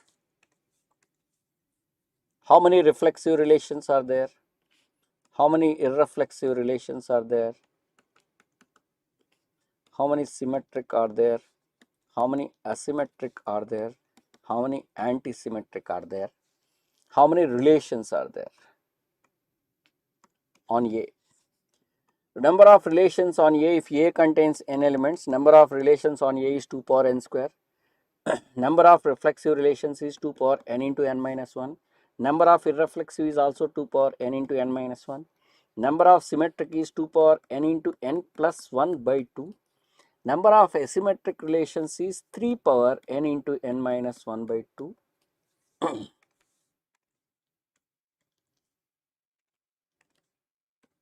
And number of antisymmetric is 2 power n into 3 power n into n minus 1 by 2. C, people are saying, many people are going for C option. I do not know why. This is the story, but here the question is reflexive and antisymmetric. See, total this n square elements will decide. When you want it to be reflexive, the first elements must be present. So, one choice, one choice, one choice. Normally for asymmetric, this choice will not be there, because it can mean choice will not be there means it can be either present or absent. But when you say reflexive and antisymmetric, this must be present. And remaining, how many elements will be there, sir? Remaining elements are n square minus n, that is n into n minus 1, but you consider them in pairs. You consider them in pairs, that is n into n minus 1 by 2 elements. For each of them, there are 3 favorable choices. There are 3 favorable choices. So, when you want it to be reflexive and antisymmetric, this part will not be there. You will get only 3 power n into n minus 1 by 2 or 3 nc2 also people write it. That is what people write it. So, in the given problem, reflexive and 6 elements are there. Set A contains 6 elements. Number of reflexive and antisymmetric is 3 power 6c2 or 6 into 6 minus 1 by 2, which is nothing but 3 power 15. This is favorable situations. This is the favorable situation. Total, you already know total 2 power 6 square, that is 2 power 36. That is total number of relations. That is total number of relations. So, what about favorable? Favorable should be option A, my dear friends. Okay. So, A is the correct answer. Hopefully, you all understood this idea. Remember that, accordingly answer. So, A is the correct answer for this. Is the idea clear?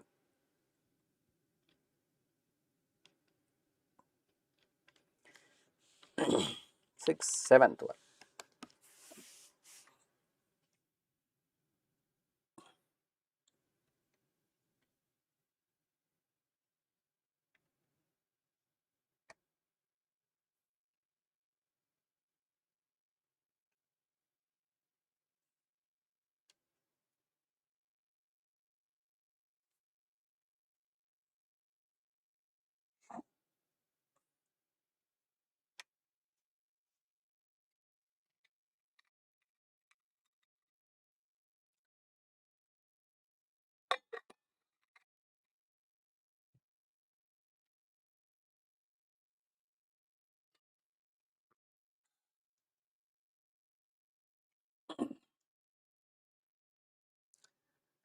Dinesh says AB. Very good. What about D option? D is not correct.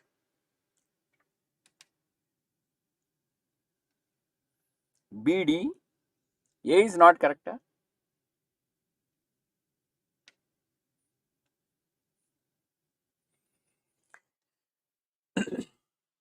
Okay, ABD, I guessed it. See, on 1 function when you want, see my dear friends, can you have 1 function here? Can you have 1 function here? Not possible. If A is having more elements, 1 function is not possible. So, A less than or equal to B is correct for 1 function. Similarly, for onto function, if you are having 1 element and if you are having 2 elements here, onto is not possible. So, definitely A should have more elements, onto is also correct. Number of functions is not a power b, it is actually b power a, therefore it is wrong. Now generally f is invertible means after seeing these two things, 1 1 and on 2, then number of elements a equal to b, my dear friends. But if number of elements in a and number of elements in b, we can't say that function is 1 1 and on 2, my dear friends. We can't say function is 1 1 and on 2. We can't say it is bijection. This is not, it is only a necessary condition, not sufficient. F is invertible if and only if f is bijection. It has to be, the correct condition is bijection, then it is invertible. Yes, yes, yes. Yes, very good, Shyam. Super. So because of that it is also wrong. So only A, B are the correct option. See, these are all traps, my dear friends. Simple traps they created and we pay for it. And luckily if it is MSQ, you may not able to, or you may not pay for it. Okay. If it is MCQ, we pay for it. Be careful. The next one.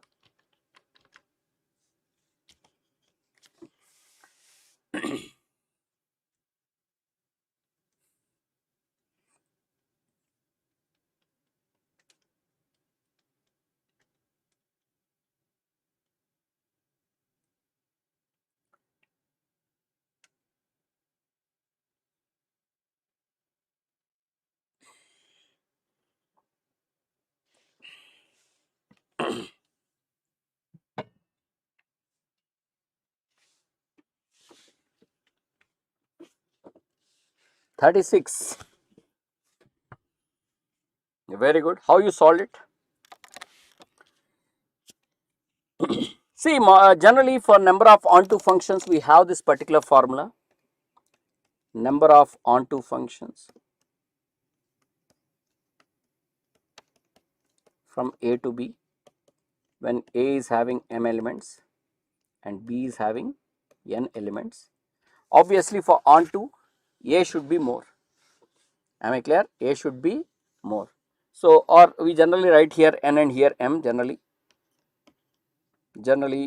because this is more, we generally write this way. You can write other way also.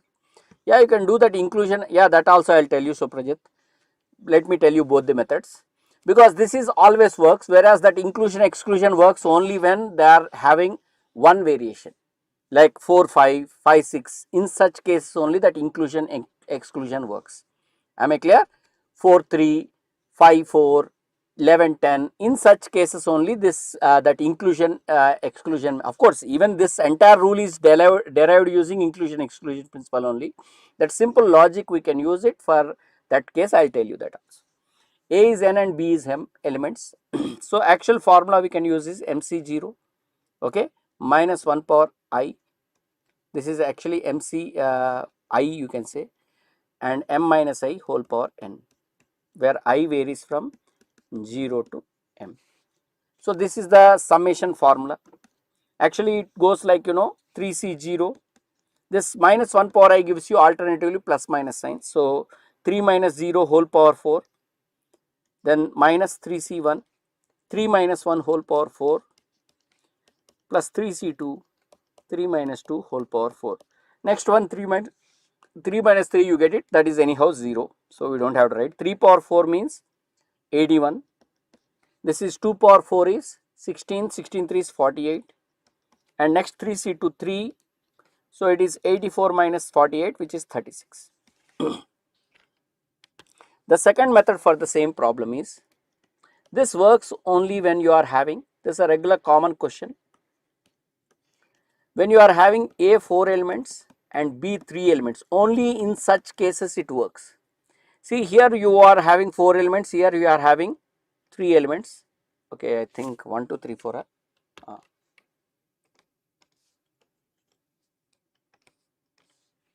1 2 3 4 and ABC. See, definitely if you are making onto function, definitely every element here is having pre-image, that is every element in codomain is having pre-image. So definitely one of the elements, okay, one of the element is mapped with 2 elements. Only one element is mapped with 2 elements. So it may be mapped with either 1 2, or it may be mapped with 2 4, any two members, one of the element, I don't know whether it is A, B or C, but one of the element is mapped with two elements. Am I clear? So first let me select the two elements which are mapped to the same element, because once if we select two elements, they are mapped to same element, that is fixed. So we can select two elements which are mapped to the same element in 4C2 ways. Once you select the two elements, suppose if you get these two, they are mapped to the same element. Am I clear? They are mapped to the same element. So one mapping you can ignore. Now the remaining work. See, two elements are mapped to the same element. Just do one mapping. Now what is the remaining work? What is the remaining work? Three elements are to be mapped with three elements. How can you map it? It can be done in 3 factorials. So this answer would be 6 into 6 yani 36. See, whenever you are having A having n plus 1 elements and B having n elements, this formula can be used. Whenever A having n plus 1 elements and B having n elements, this formula can be used, my dear friends, for number of onto functions. Only when A is having n plus 1 and B is having n elements, in that case only. In other cases, it is better to use our formula, my dear friends. This formula always works. This formula works in this particular situations. In such situation, you can use this formula.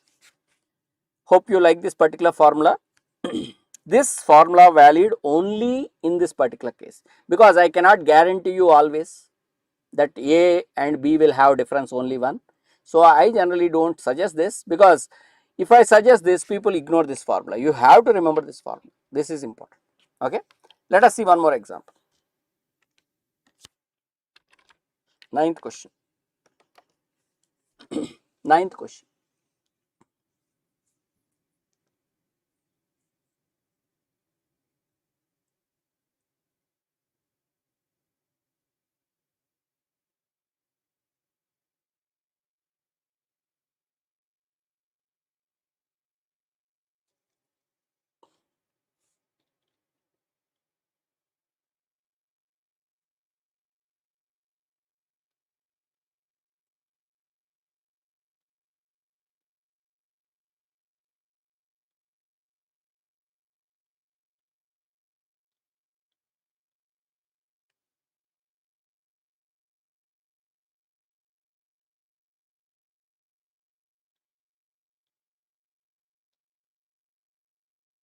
Waiting for your answer, my dear friends.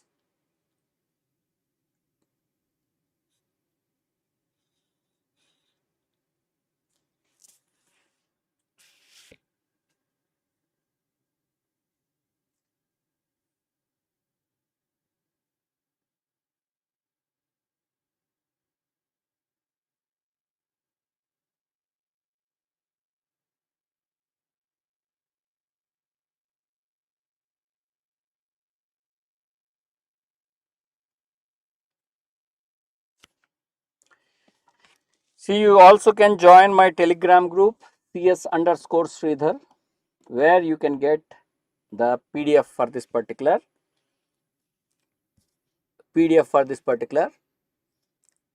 session. Okay. 723. 726 or 723? 723. I didn't remember the answer, sir.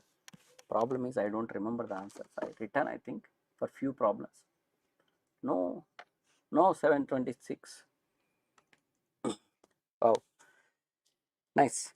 See, my dear friends, 729 functions are there. Number of functions is given by, number of functions is nothing but 3 power x, which is equal to 729.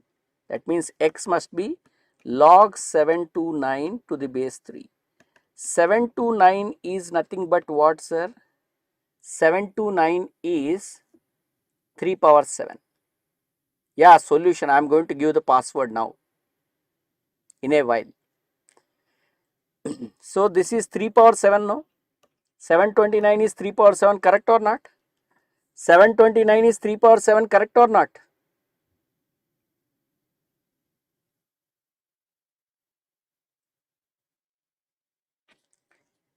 Three power 5.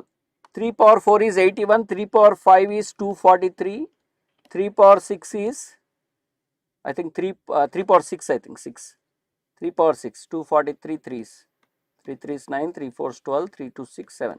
3 power 6, yeah, 6 6. Sorry, 6 only. 6.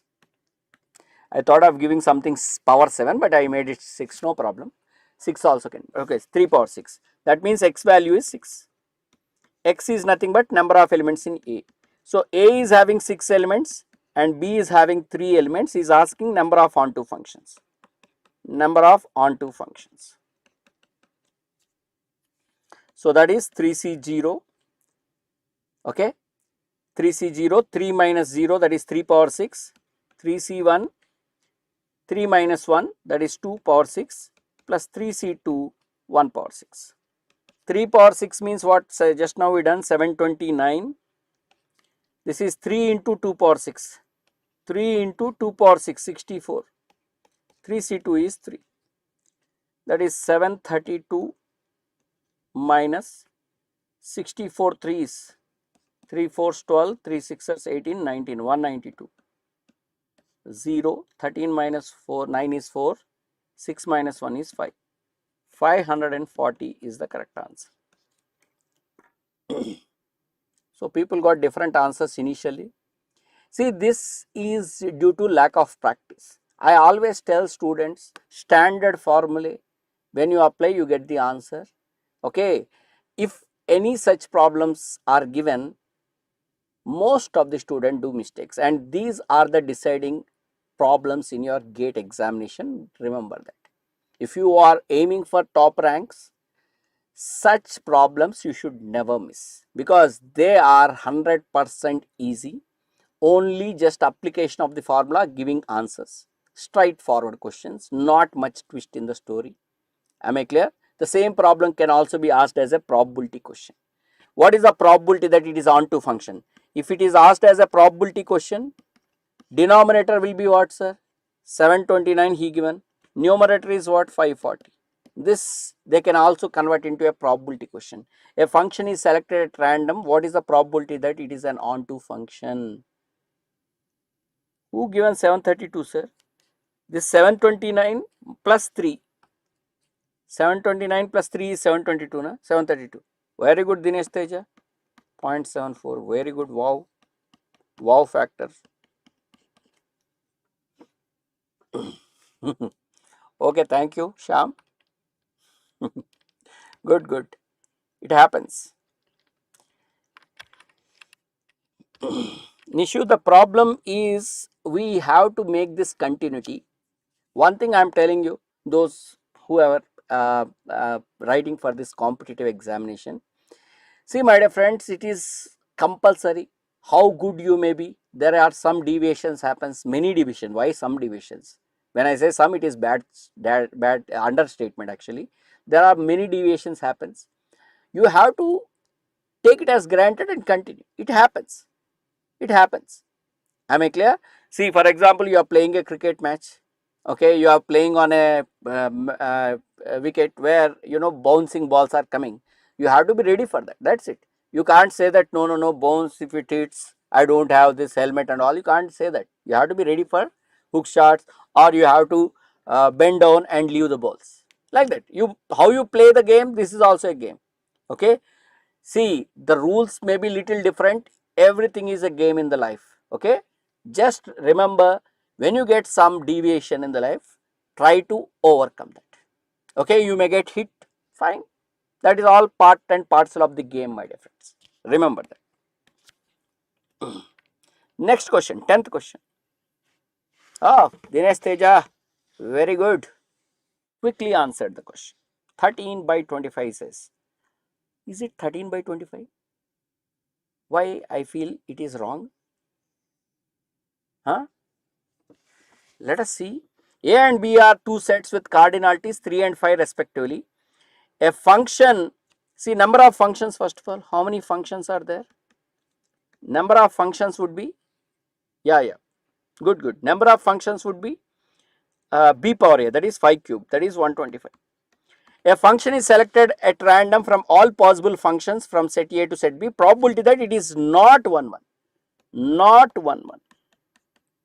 So 1 minus probability that it is 1 1 function. So 1 minus it is 125. How many 1 functions are there? How many 1 functions? It is given by 5p3. See, be careful, it is 5p3. 5 factorial by 5 minus 3, that is 2 factorial. So 5 4s 20, 3 60, it is 60. This answer is equal to 60, my friends. So it is 60, yani 65 by 125. That is 5 1s, 5 3s, 5 2s, 5 5s. 13 by 120, 13 by 25 is the correct answer.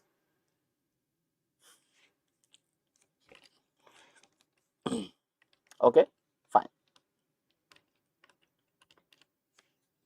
The next one, 10 is done, 11. Let us try these problems.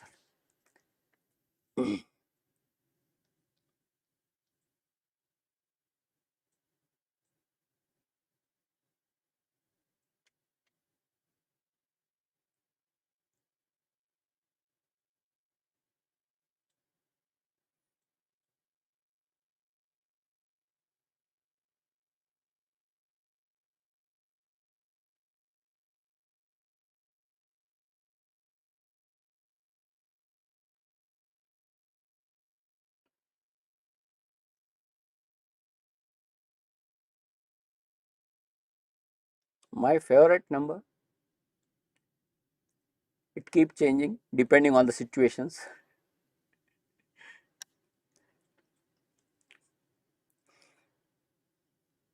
I don't keep any favorite things.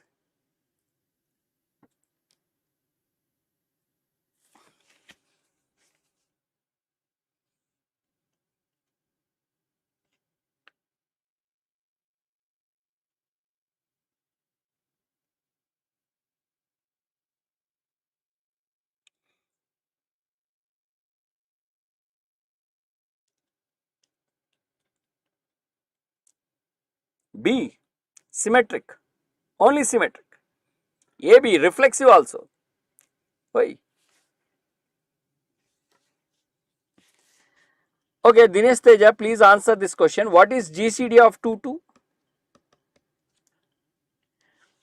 Dinesh Teja, what is GCD of 2 2?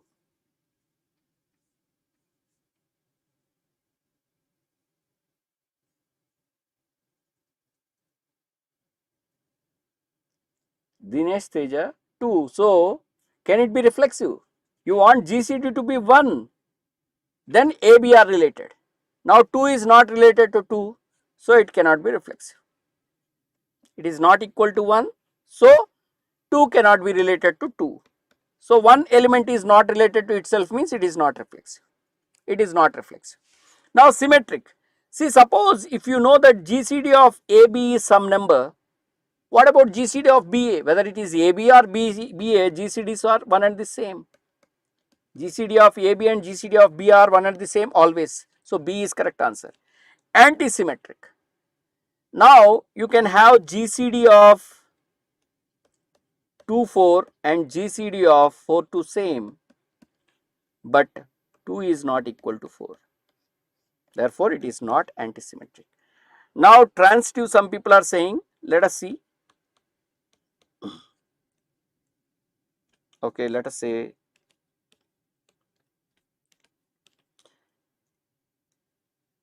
okay, it has to be antisymmetric na. Okay, 5 GCD should be equal to 1. Okay, whatever it is. Sorry for that. It allows, but here it is happening na, 2 5 and 5 2 are there. 2 5 and 5 2 are there because 2 5 GCD is 1, 5 2 GCD is 1. Here you see 2 5 GCD is 1. GCD of 5 and 8, it is 1, but GCD of 2 8, is it 1? Is it 1? No, right? GCD of 2 8 is 1.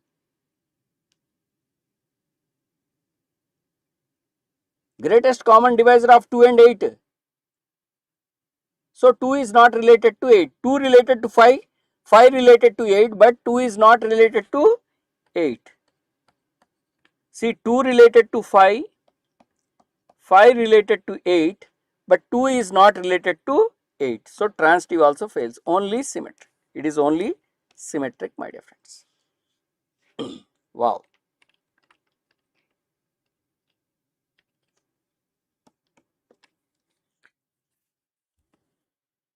No, no, no.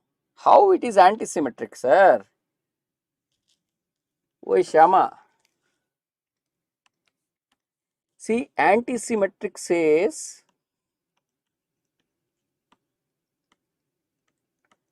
Antisymmetric का मतलब होता है if A related to B given है and B related to A given है then A should be equal to B.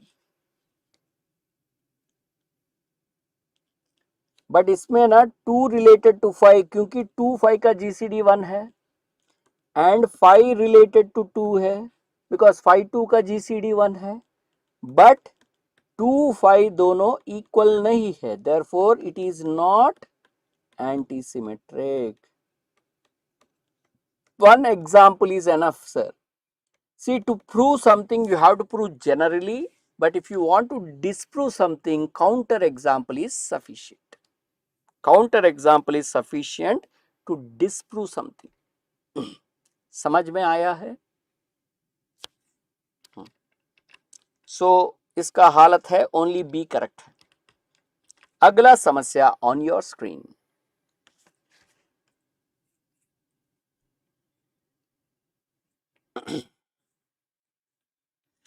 We are having A which is Z plus cross Z plus.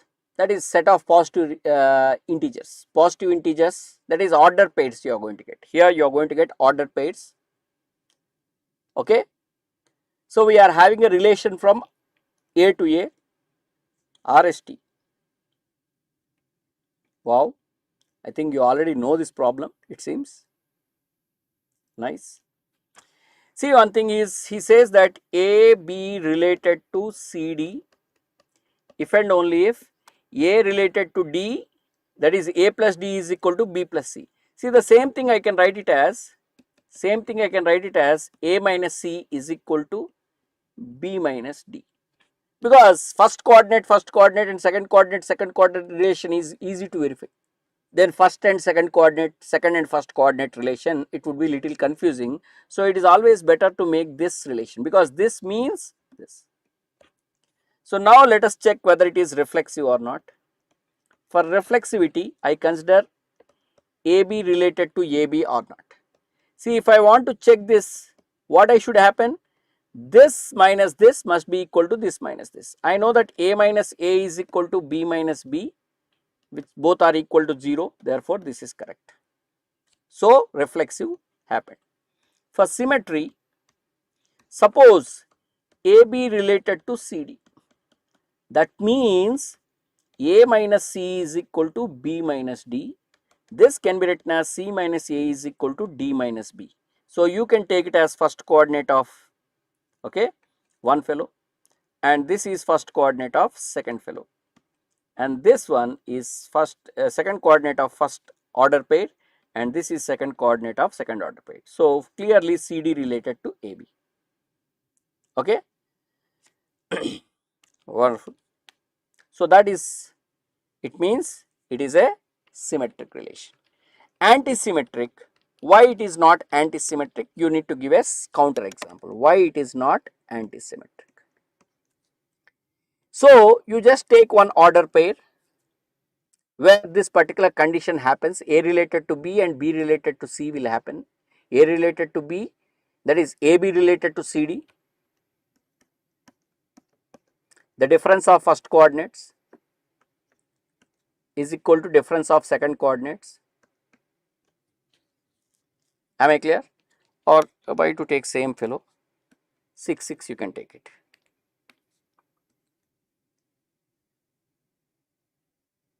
Or you can take 2 4 6 8 you can take it. But here you see 2 minus 4 is equal to 6 minus 8, but that means they are related. But here you know that order pair 2 6 is not equal to order pair 4 8, my dear friends. Hope you understand. Okay, you see some deviations are started. Okay, some nonsense spam started. That's what I am trying to tell you. Don't get into deviations, continue your study, right? So it is not antisymmetric. It is not antisymmetric. Hope you understand. The next one is transitive. What about transitive, my dear friends? Now what about transitive, my dear friends? If AB related to CD and CD related to EF, that is AB related to CD and CD related to EF, I have to prove that AB related to EF. Here what I know, A minus C is equal to B minus D I know. Here I know that C minus E is equal to D minus F. What I do is I just add them. When you add them, what happens? CC get cancelled, you get A minus E is equal to DD get cancelled, you get B minus F. That clearly shows that AB related to EF. So therefore it is transitive. Hope you all understood that. A, B and D are correct answers, my dear friends. A, B, D are correct answer for this. Hope you understand. The next problem.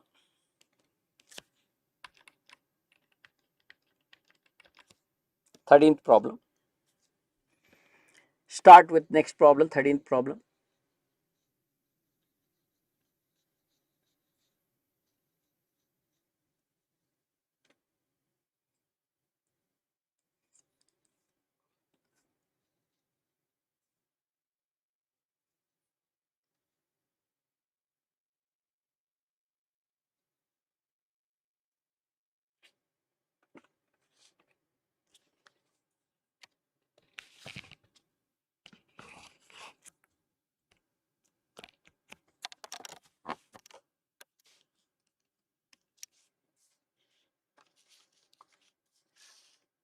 Thirteenth. Okay.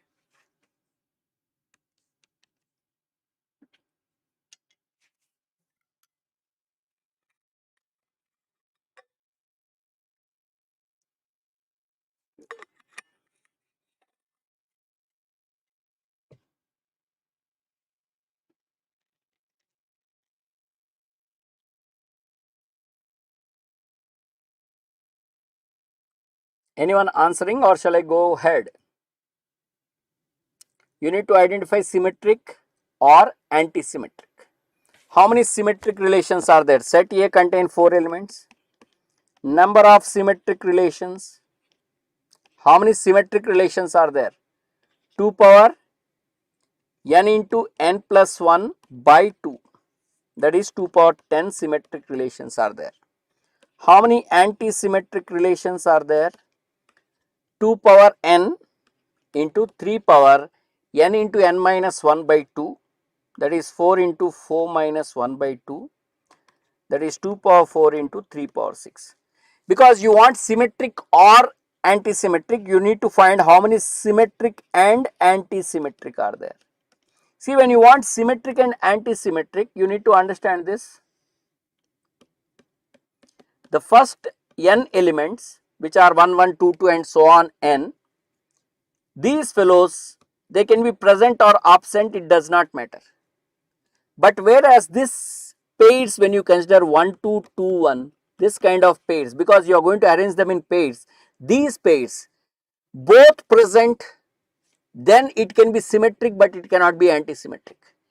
If any one present, it can be antisymmetric but it cannot be symmetric. So these three are not favorable. Only both absent are favorable for both symmetric and antisymmetric. So all these fellows will have only one choice, that is it should be absent. So number of symmetric and antisymmetric is given by 2 power n, that is 2 power 4. Very good, Anjali, super. So when you want symmetric or antisymmetric, or antisymmetric, you have to use the formula inclusion-exclusion principle. Number of symmetric plus number of antisymmetric minus number of symmetric and antisymmetric. So that will give you the required answer. I think, what is the answer, Babu? B, 12672. B is the correct answer. 12672 is the correct answer. Okay. Simplify. The answer is correct, na? If you get different answer, you please let me know. Then we'll check it. Otherwise, no problem. Got it?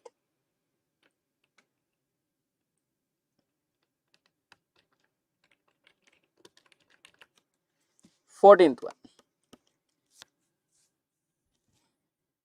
Given a partial order relation, A related to B if and only if A divides B. The number of edges in Hasse diagram. How many edges are there in the Hasse diagram?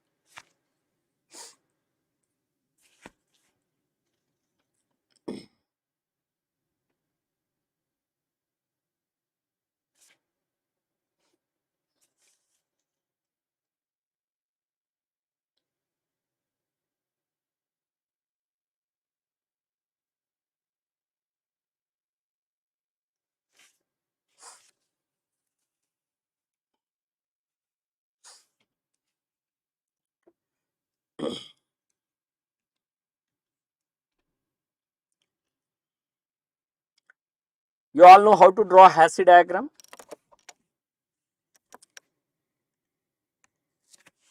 9, 10. See, 2 comes here, then 3 comes here because they are not related. Then comes 6, 6 covers both 2 and 3. Then comes 12, 12 only covers 6. Then comes 15, 15 who are related? Only 3 related. Only 3 related with 15. Correct? 6 and other fellows are not related, only 3. So, 15 covered by 3. Then comes 48. Who are related to 48? 2 related, 3 related, 6 related, 12 related, 15 is not related, but 2, 3 are covered by 6, 12, so 12, 48. I think we should write it little other way. 12, 48. Then after that 120, who are all related? 2 related, 3 divides 120, 6 divides 120, 12 divides 120, 15 divides 120, 48, 48 divides 120? No, right? 48 does not divide, right? 5, 8, 5 possibility that is not there. 200 it is more than 2.5 something. No, it is not possible. Only these fellows. 2, 3 are covered by 6 and 3 is 6 covered by 12. 12, 15 are there. So 12 and 15 covers 120. 120 covers both 12 and 15. Then comes 240. I think every fellow is related with 240. But 2, 3 are already covered. 6 is covered by 12. 12, 15 are covered by 120. 48 and 120 both are covered by 240. So 1, 2, 3, 4, 5, 6, 7, 8, 9. Number of lines in the Hasse diagram is equal to 9. All of you know this procedure? Is that clear? The procedure is clear? Yeah, any doubts? If you have any doubts, you can ask me. Please let me know if you have any doubts, my dear friends.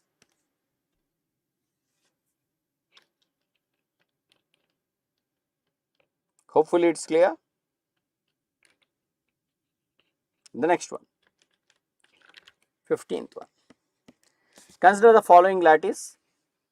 The total number of complements for the element D. How many complements are there for element D? How many complements are there for element D?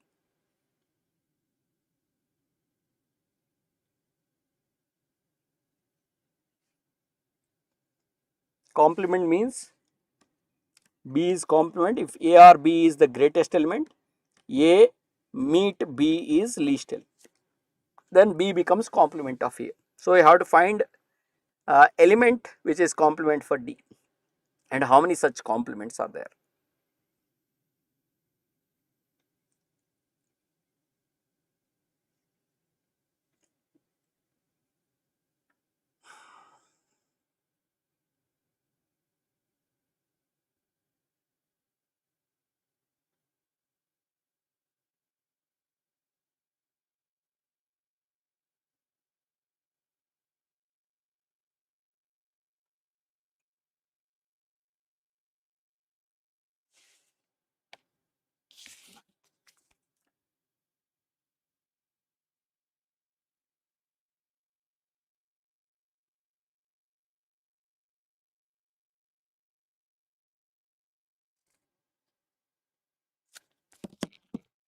Come on, sir. How many complements? See, for D, H is complement because when you join, when you travel along the Hans, both should go and meet, join at the same point. All such points are upper bounds. Out of that, the least one is LUB. Am I clear? And here for D, what are the complements? For D, the complements are H and I. H and I are the complements, so there are two complements. 2 is the answer for this. Why H only? Why not I, sir? I also possible, na? I also possible. H and I. H and I are complements. H and I are complements. Why not H, sir? Why not I? I also complement.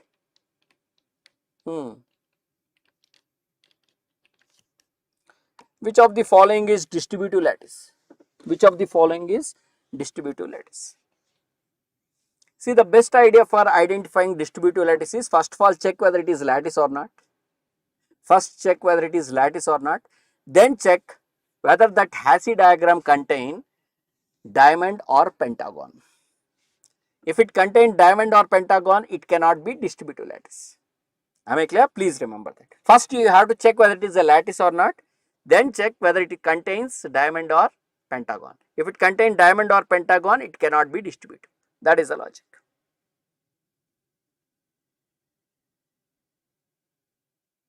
Super. See, obviously A cannot be distributive, it is diamond lattice. D cannot be distributive, it is pentagon. This is not a lattice first of all, because you can find this cross in this, which tells you that it is not lattice. So, only one which is left out is C. It has to be the correct answer. Very good, very good. 17th problem. Groups, I taken only 2 problems. Both are very interesting problems I taken. Let us see this.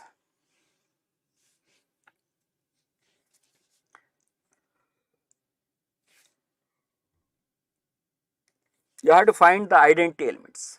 You have to find the identity elements.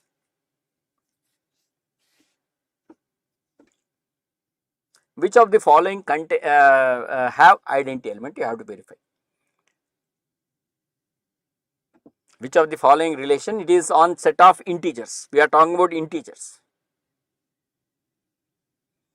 So, if it is having identity, you need to tell me what is that identity also, because that is also one very good candidate question, my dear friends, for GATE.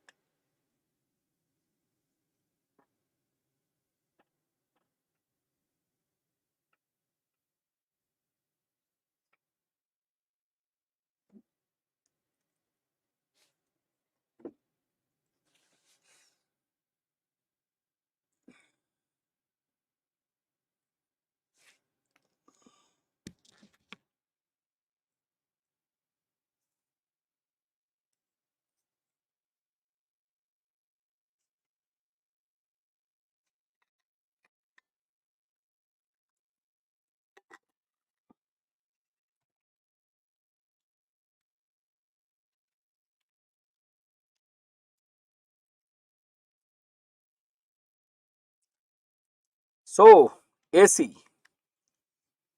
What about the identity of C, Babu? Sham Babu? What is identity of C?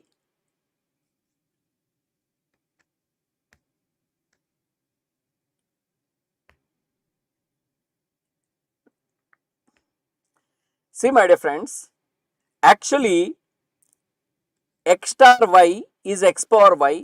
It is not equal to y star x. So, in this, you have to check both x star e and e star x is equal to x. So, this fellow fails badly. Okay. See, for this, because x star y is not same as y star x. See, when you consider x star y, you may say that, sir, I say e is 1. Fine. But when you consider this, you taken x star 1 is x power 1, which is 1. But what about 1 star x? Is 1 power x is x? 1 power x is 1. Okay, sorry. 1 second. 1 second. x star y is x power y. This is not equal to y star x. Am I clear? So when you consider this x star y and they are the integers, x power y you should get equal to x. Okay, and the same thing, the same fellow. Am I clear? Whatever identity you get it, same fellow should give you the other one also. So x power y is equal to x means what is that y, my dear friends? What is that y? Y is equal to, I think you may say 1. But when you see y star x, which is y power x, that is x star identity or identity power x, okay, should be equal to x you should get. See here y identity is 1, 1 power 1 star x also 1 power x, this should be equal to x. But is it so? You should get x back, na? You should get x back, because whether you do x star 1 or 1 star x, you should get x. Here when you do x star 1, by taking y is equal to 1, x star 1 is x, but 1 star x is not x. 1 star x is 1. It cannot be x. So this fails drastically. Whereas this one, maximum of xy will be the answer. What element you should take? If you are having that y value, that is e is the least element. But in the integer, what is the least element? You can't find the least element here. You understand? In the integers, you are taking maximum of xy. Of course, here maximum of xy is same as maximum of yx. So x star y is same as y star x. So you just need to consider x star e should be equal to x, means maximum of xe should be equal to x. That means e should be the smallest element, and it should work for every e. It should work for every e. But it doesn't work for every e, na. So if I take 2, you may say e1, but if I take x is equal to minus 2, this e will fail, because 1 will be the maximum. So this will fail. So these two fails, my dear friend. Remaining two will have identity. Please check this. Option A identity is x star y is equal to x plus y minus 3. That means you need x star e is equal to x, means x plus e minus 3 is equal to x. That means e is equal to 3. Identity is 3 here. Whereas D option, when you take x star y is equal to, let me call x star e only directly, x plus e minus xy, and I want this to be equal to x. So x cancel, that means e minus xe is equal to 0. That means e into 1 minus x is equal to 0. That means e is equal to 0. So for D option, identity is 0. For D option, identity is 0. Yes, yes. For Sham, very good. For option A, 3 is the identity. For option D, 0 is the identity. Whereas B and C does not have identity. Very good. Now I'll give you one very good problem. We'll start with graph theory after this. Quickly we start with graph theory, the last topic. Give me the correct answer for this. A good problem it is.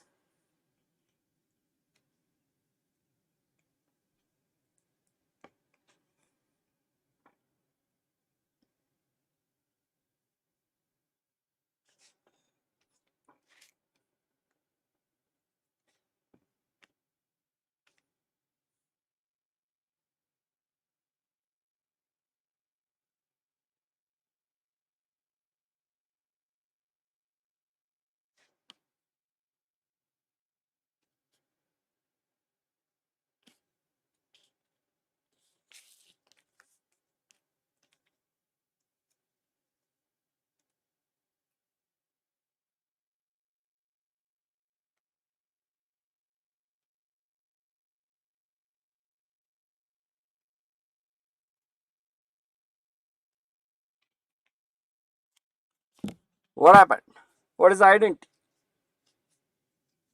Here A star B is defined as GCD of AB. What is identity? You have to identify identity here.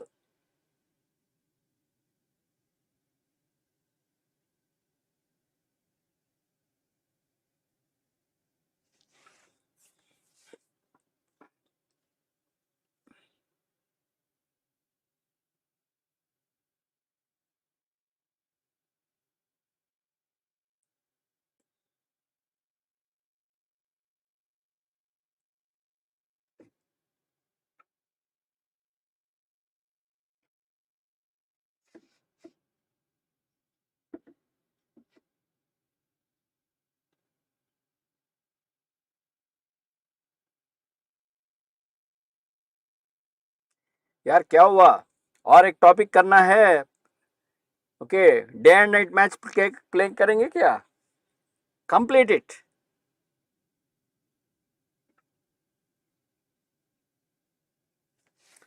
See my dear friends, see if you observe every element in this is of the form 2 power I. Every element is of the form 2 power I. So if you do GCD of the elements 2 power I and that element, you should get 2 power I. See, if you want to get 2 power I as the GCD, if you want to get 2 power I as the GCD, this should be the largest element. So here E should be equal to 2 power 5 या तो 32, sorry,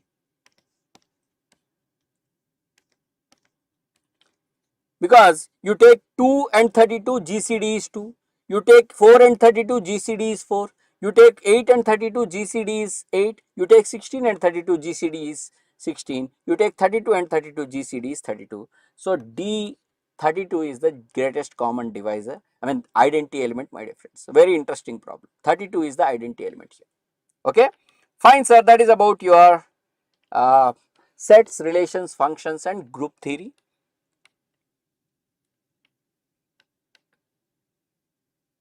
कहाँ पे हो यार? Yeah, let us solve few problems from graph theory now. Graphs.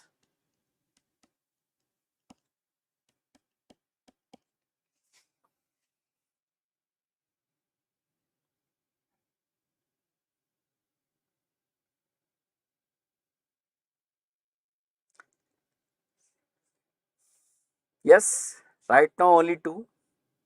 Anup Kulkarni.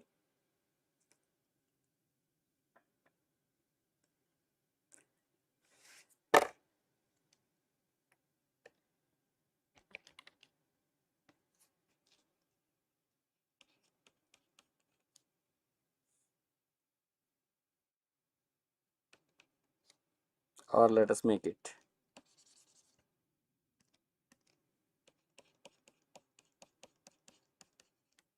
Answer to this problem. This is the password. MMDM. Answer to this problem. Answer to this problem is the password. Please don't write password in chat or in comment sessions, Babu. Okay, please don't write answers in chat as well as comments. Anyhow, people know it, but let us see people do some work. Okay, yeah, please answer the question.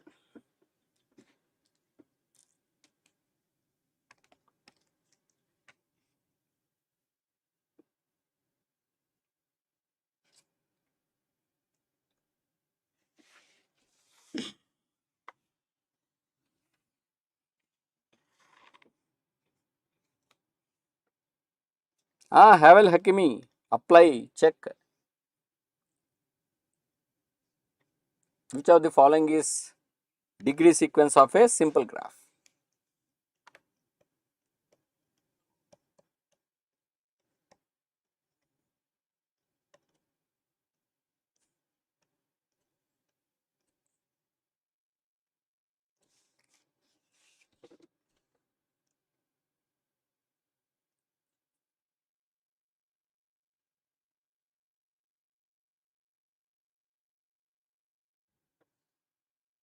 Only D, only A.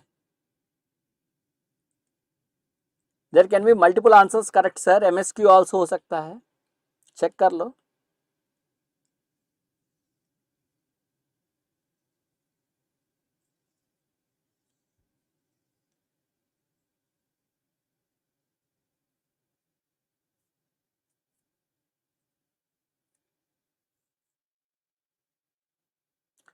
Anjali and Dinesh Teja, please verify your answers. There may be multiple answers which are correct.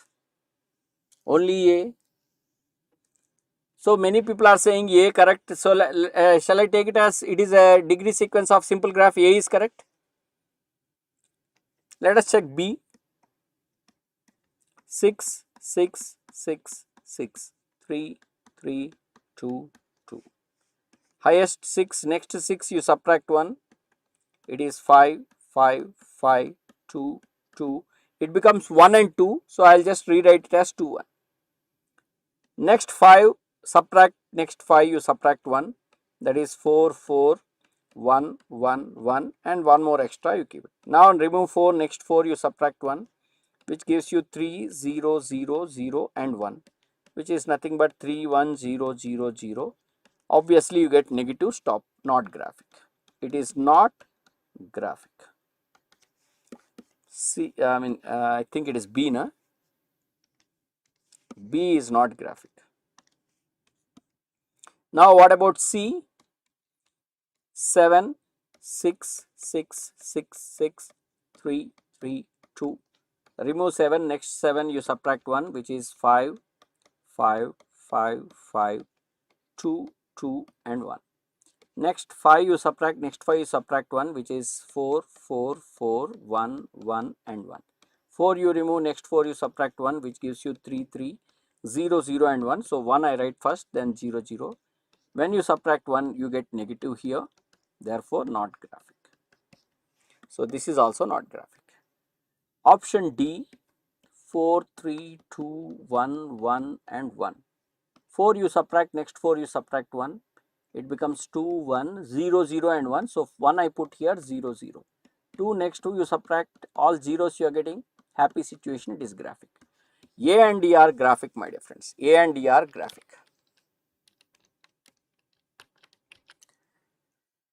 Next one. Degree sequence is given, you need to find degree sequence of the complement of the graph. You have to find degree sequence of the complement of this particular graph.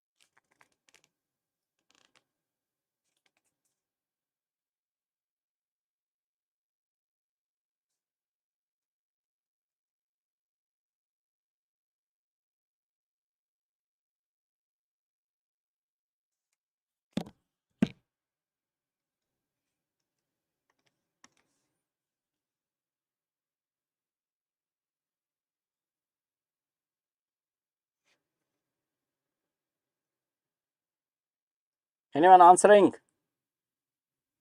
AD answered already. It's a previous problem.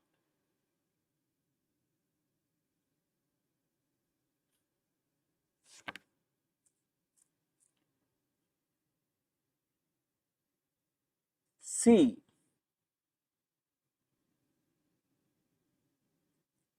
Dinesh Teja rocking.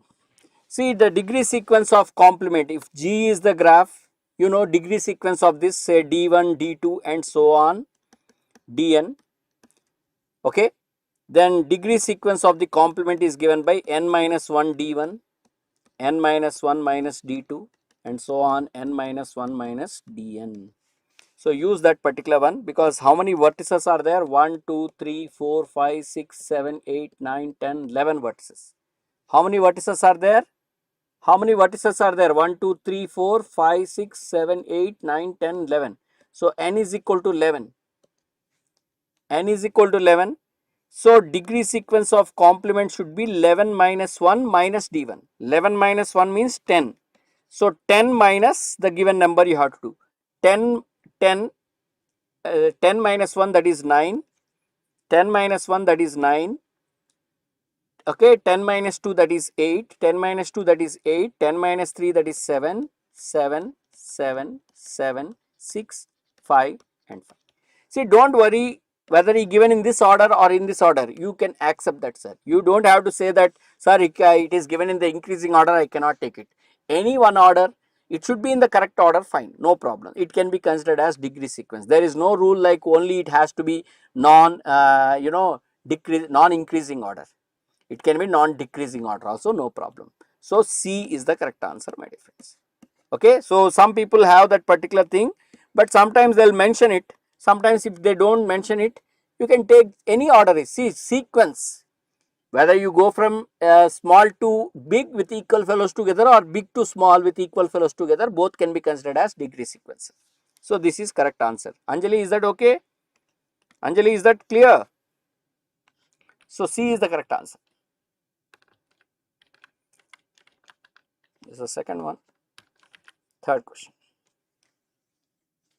Next question. Let us solve the next question. What is the number of vertices in an undirected graph with 27 edges, 6 vertices of degree 2, 3 vertices of degree 4 and remaining of degree 3. So I am having this particular information about the graph. You have to tell how many vertices are there in this particular graph. How many vertices are there in this particular graph?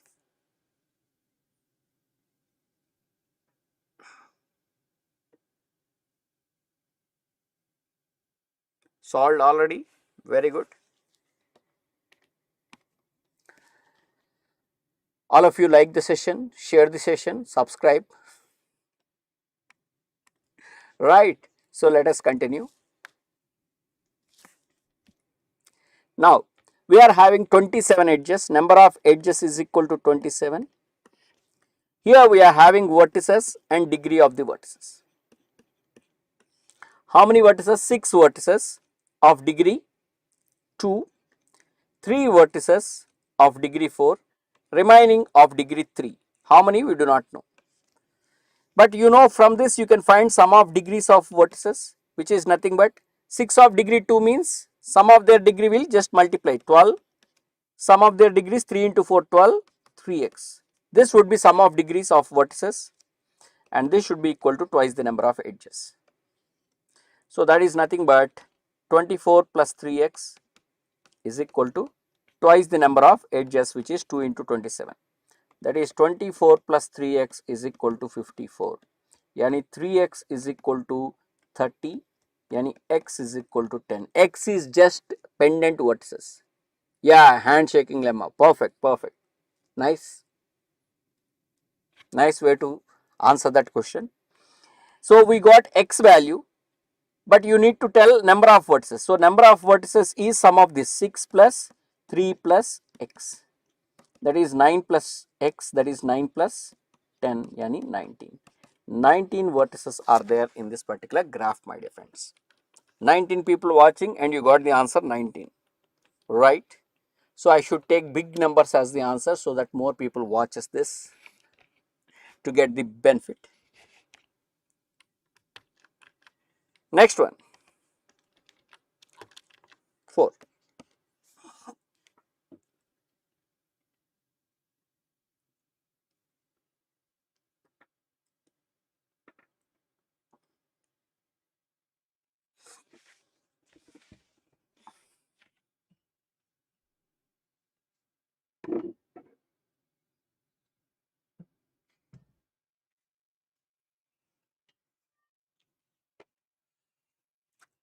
Wonderful, beautiful, powerful. 80 B, super Vishishta Tyagi. Very good. See, n cube, the story about n cube, we write it as qn. It will have number of vertices is equal to 2 power n. Degree of each vertex is equal to n. And number of edges is given by n into 2 power n minus 1. So here n is equal to 5. Therefore, number of edges is equal to 5 into 2 power 5 minus 1. That is 5 into 2 power 4. 2 power 4 is 16. 16 5 is 80. 80 is the correct answer, my dear friends. Hypercube also you call it. N cube, hypercube, different names people use it. Different names people use it. So The answer is B, my dear friends. Next one. I think it is 4 or 5. Let us speed up, sir. Before 11, we complete the story today. If you properly do it quickly.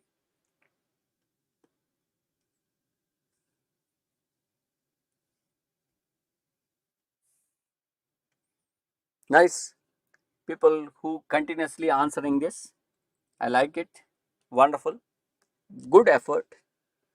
Okay. That patience levels are needed for especially exams like this, my dear friends.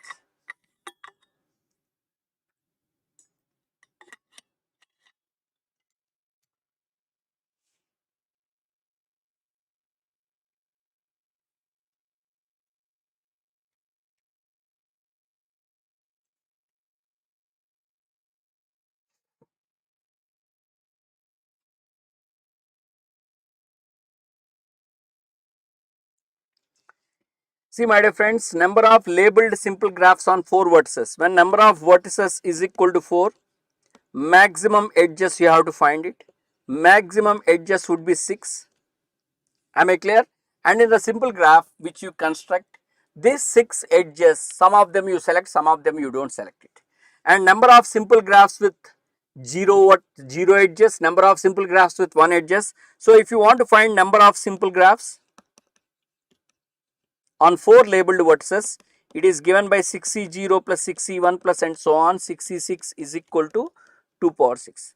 So this would be the total number of simple graphs. But here he is asking number of simple graphs having at least 2 edges. That is the number of simple graphs having at least 2 edges. At least 2 edges means 2 edges, 3 edges, 4 edges, like that. 62, 63, 64, 65 and 66 you have to add them, or you can do indirectly total minus at most 1 edge. Same logic we can use. Total is 2 power 6. Number of simple graphs having at most 1 edge means having 0 edges, having 1 edge, which is 2 power 6 minus 1 plus 6. That is 64 minus 7 is the correct answer. Very good. 57 is the correct answer, my dear friends. Some people answered perfectly. Anup Kulkarni, very good, Nana. And Sham, super, very good. Powerful. Super, perfect. Next question. These are the standard questions. I always ask student to remember one very important result. I don't know how many of you remember this. There is possibility of asking question from this or based on this relation regularly in GATE examination. Very powerful result.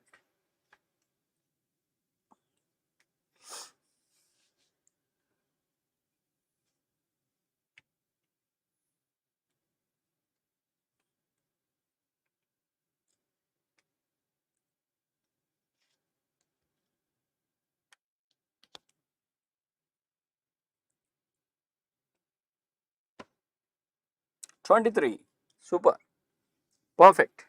So here edges are given 35, minimum degree is given, at least 3 means minimum degree is 3. So we can use the left side relation, that is small delta less than or equal to 2e by v, or v less than or equal to 2e by small delta. And whenever you are finding less than or equal to, you can take the floor of that, my dear friends. So v should be less than or equal to 2 into 35 upon 3, my dear friends. That is v less than or equal to 70 divided by 3. 70 divided by 3. 23 is the answer. 23 is the answer. The minimum number of, sorry, maximum number, not minimum, maximum number of edges is it, maximum number of vertices will be largest or maximum number of vertices in G is equal to 23. Super. Agla samasya on your screen. Next question on your screen.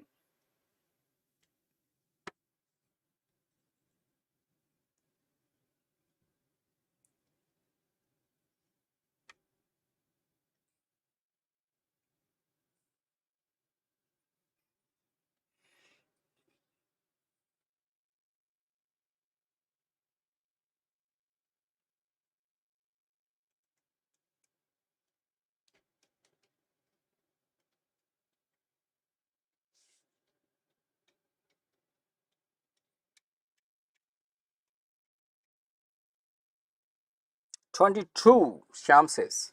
Let us see. So simple graph with 9 vertices, maximum number of maximum degree of all vertices is 5. Maximum degree is given, number of vertices given. So you can take the relation 2e by v less than or equal to capital delta, or e less than or equal to v into capital delta by 2. That is maximum edges he is asking. So e less than or equal to v is 9, delta is 5 by 2, my dear friends. 45 means 45 by 2 means 22 point something, floor of that is 22. So maximum edges is 22, my dear friends. Is the idea clear? Is the idea clear? Super.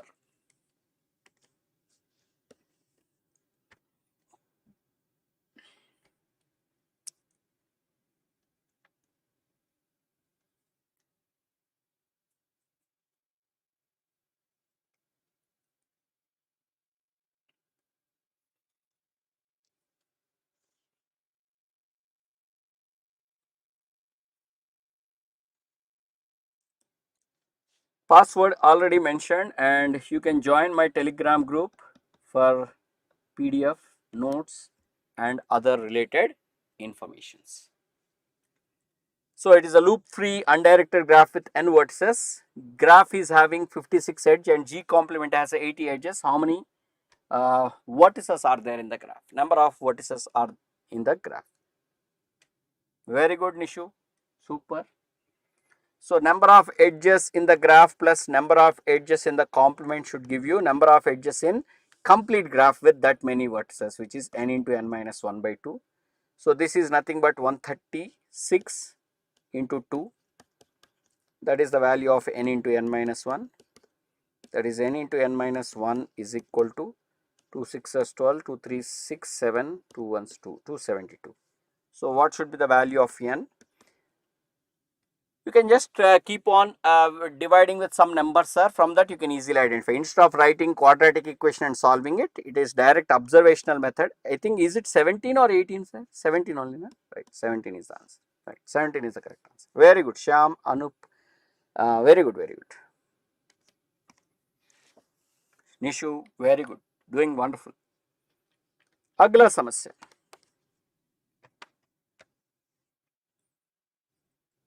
Recently with these problems, someone was asking regularly in the Telegram group, or okay, I think it was asked in some test series or something.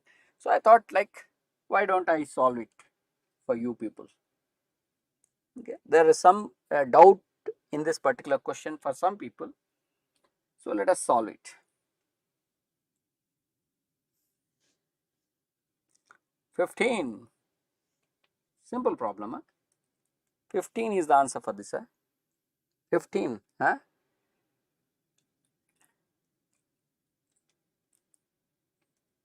How you get that? How you get 15, sir? How you get 15?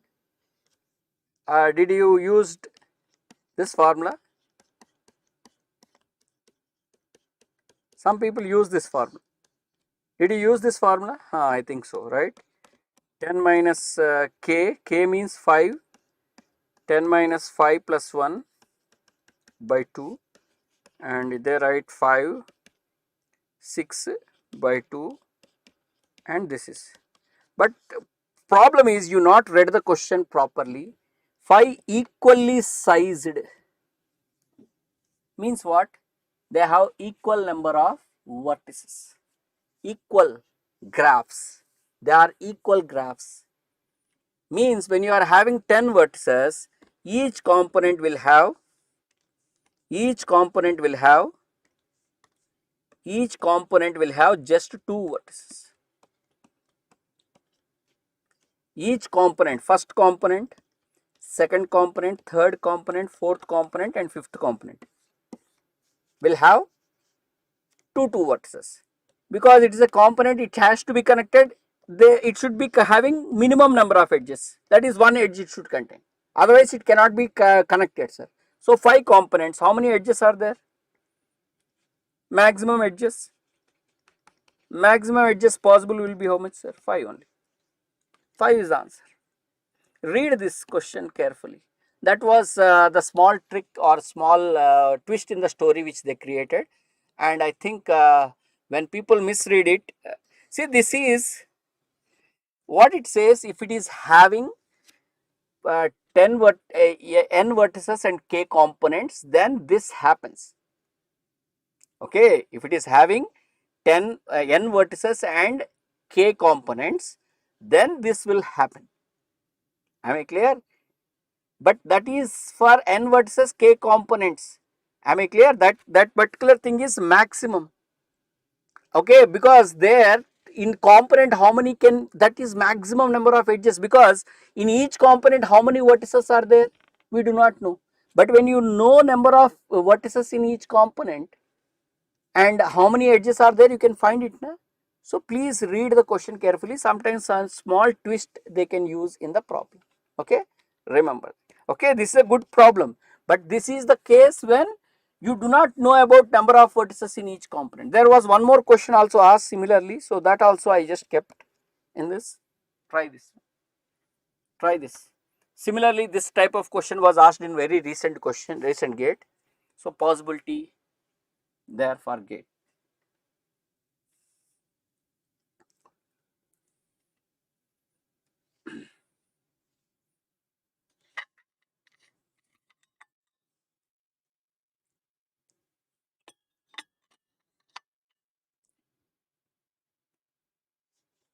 Here also people take 14 and 2, and if you use n is equal to 14 and k is equal to 2, this formula when you do not know maximum number of edges means that is a different story. This is the case when you have a fixed number of vertices in each component. For that, what is the maximum? Am I clear? So that you need to understand, my dear friends. Clear? Please answer this question. It's a good question now.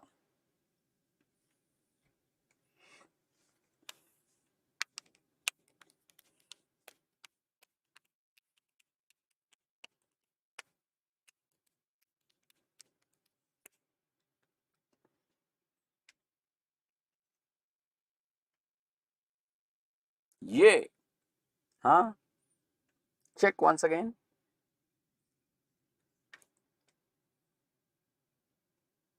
Minimum and maximum edges possible.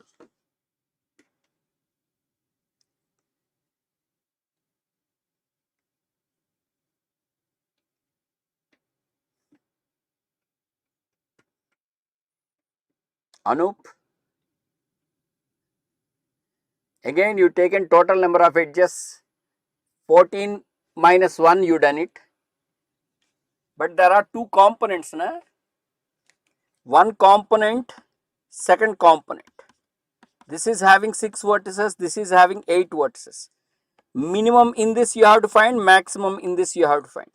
Minimum number of edges would be 3, will contain minimum number of edges, that is 5 edges. Minimum edges. Maximum edges means NC2. Okay, n into n minus 1 by 2, that is 6 into 6 minus 1 by 2. Got it? This is n minus 1. Minimum edges would be n minus 1. Okay, here you can call it as n1 minus 1, which is 5. This is 15. Here it is n2 minus 1, which is 7. And here it is 8 into 8 minus 1 by 2, which is nothing but 4 sevens 28. So minimum would be 12, maximum would be 43. So C is the correct answer. Yes, you understand. That's good. Happy for you.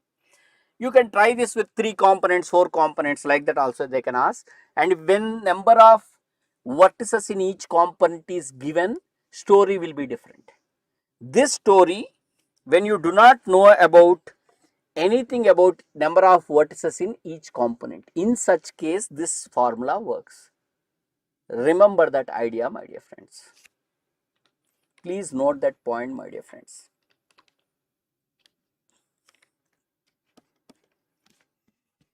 Hope you understand. Very good.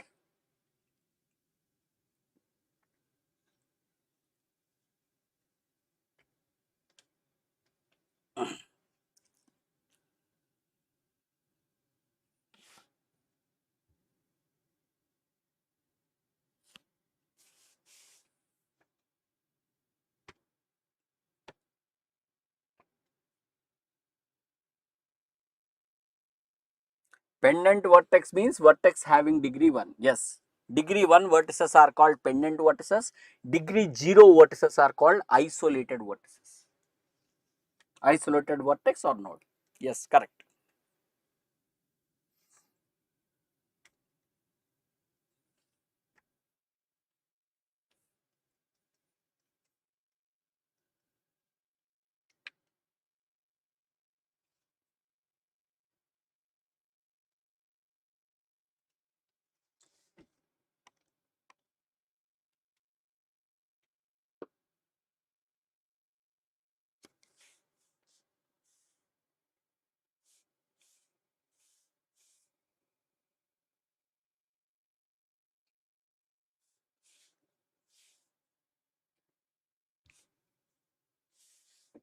Hello.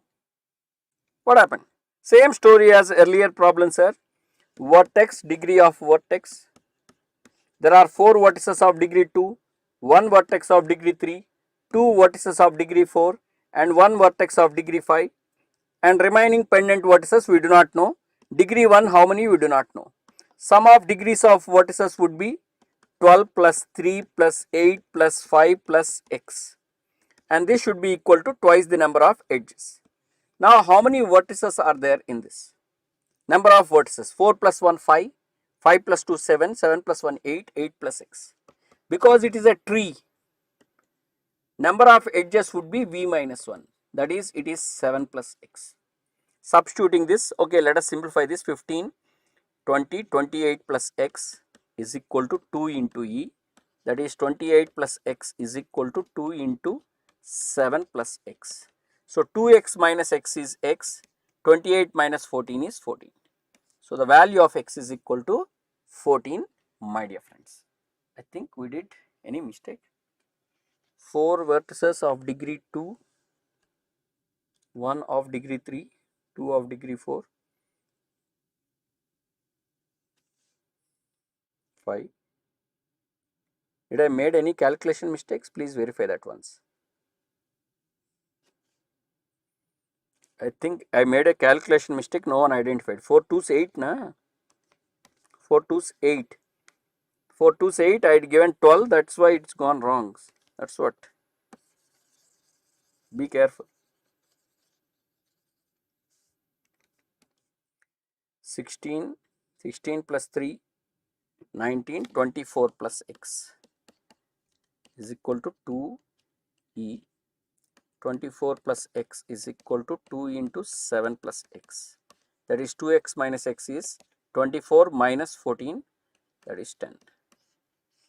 See, one small mistake can ruin the problem, sir. So please be careful with your calculations. Okay.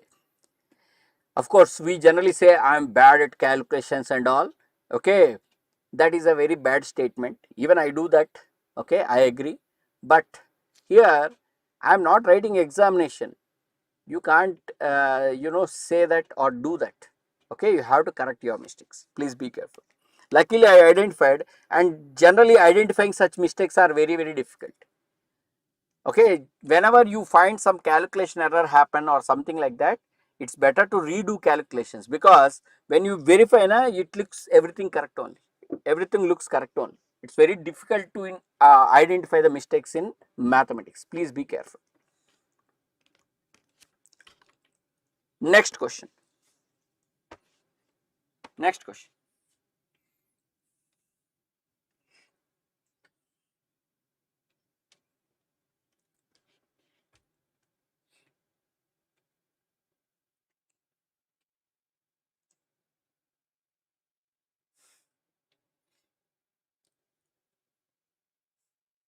Don't worry, sir. If people like it, they like it. Otherwise, they don't like it. No need of forcing people. Okay, let them watch. If they like it, You can like the session. If you don't like it, don't like it. No problem. Yeah. F be a forest having 7 trees and 40 edges. Number of vertices in F is what?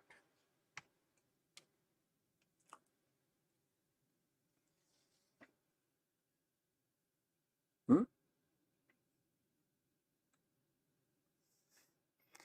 Sampangi Srikant Babu, it is not a tree, it is forest. Remember that. Forest it is.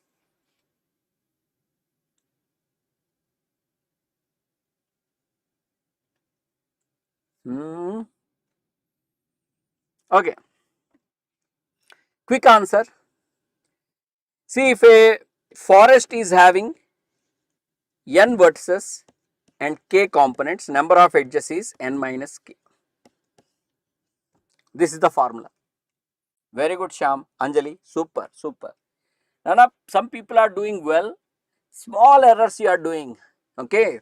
You have to be careful with your calculations or with your formulae. Both are happening. Okay. This is the problem due to formula mistake. Yeah, problem mistake. Suppose if you are not sure about the formula, try to go with the basics, try to construct the formula and solve it. If you are confident like I know the formula, then I solve it. That is very good. Otherwise, you have to go with like we are having component 1, component 2 and so on, component 7. Here we are having n1 vertices, n2 vertices and so on, n7 vertices. So, this is total number of vertices is sum of them. Whereas edges, how many? n1 minus 1, n2 minus 1 and so on, n7 minus 1. This many edges will be there. This is about vertices. So here if you observe n1 plus n2 plus and so on, n7 minus this minus 1 7 times. This is nothing but number of vertices minus 7. So number of edges is equal to number of vertices minus 7. Like this also you can develop the results. Okay. So here n is given and k is given, because 7 in this problem, in general it is k means n minus k, like that. So edges will be equal to 40, n minus 7, n is equal to 40 plus 7, 47 is the answer. So such simple problems people do lot of mistakes. Even in binary trees this type of problems are very useful. The binary tree results in data structures, okay, very important. You have to know the properties perfectly. Am I clear? What is the chromatic number? 13. We are going to conclude the story, sir. Okay, I think I am covering you.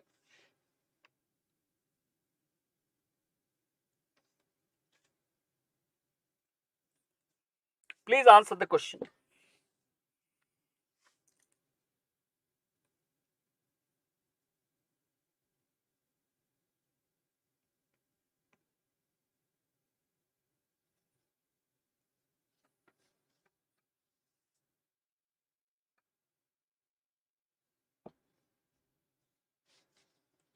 Chromatic number of this particular graph. What is the chromatic number of this particular graph?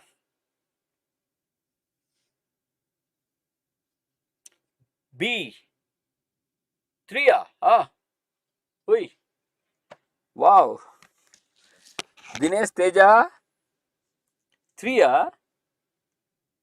Okay, I do one thing for you. I think I am covering, so I just bend down and solve this. See, I will show you a K4 in this. This is a K4 in this. When you have K4 in this, how can you have chromatic number 3, Babu? If K4 is the subgraph, how can this graph chromatic number will be 3, Babu? Bomb blast. 5 is too much, 3 is too less. You have to be careful, Babu. See here. All of you see this carefully. See this carefully. Hi, Babu. Good evening, Babu. You joined at night. Now look here. See, maximum degree से कुछ नहीं होने वाला है. Maximum degree of every vertex is 5. It does not matter.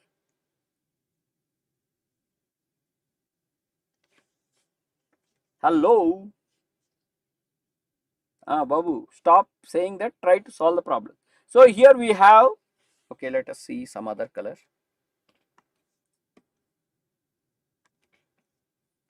Four colors. 1, 2, 3, 4.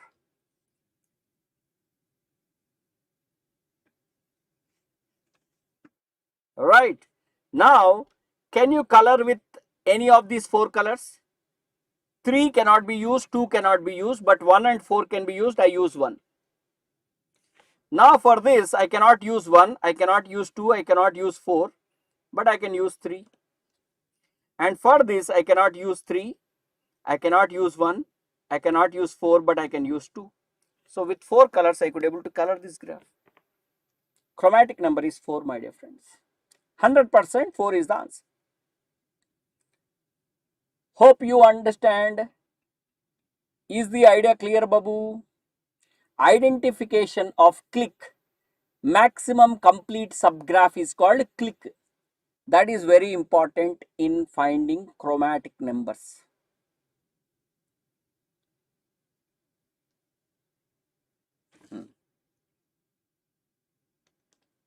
सबको समझ में आया है? चलो गेम खत्म कर लेते हैं कैसे भी. Okay. Last problem. To conclude today's session, this is the last problem, Babu. The finale question. What is the matching number? The finale question. What is the matching number? Grand finale with final problem waiting for you a solution.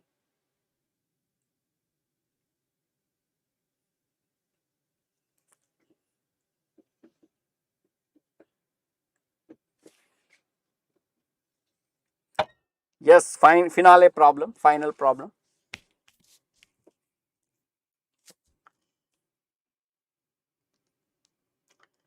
Five hours, almost 5 hours. Okay, anyhow, last 5 minutes for this problem. So obviously it will take 5 hours, obviously.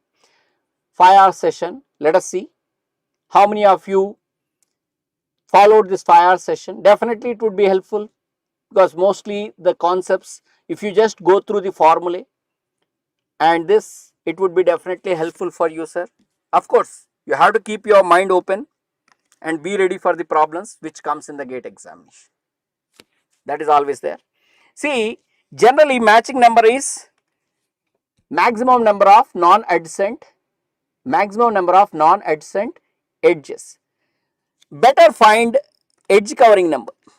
It's very simple to find edge covering number because minimum number of edges which can cover all the vertices. So you can try this edge covering quickly because this will cover these two vertices. Select any other edge which cover any two other vertices. Select any other edge which covers any two other vertices. Select any other edge which covers any two other vertices. So obviously 4 is the edge covering. 4 is the edge covering. With 4 I can cover all the vertices. And you know alpha plus beta is equal to 8 number of vertices. Therefore alpha dash is equal to 8 minus beta dash, which is nothing but 8 minus 4 any 4. Okay.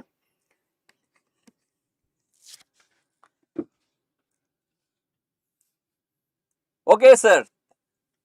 So the answer for this is beta dash. So please verify your formula for edge covering and matching number. Similarly, independent set and vertex covering number. Problems on this are also very, very important, my dear friends. Okay. So hopefully, thank you Anup Kulkarni. Enjoyed the session. Thank you very much.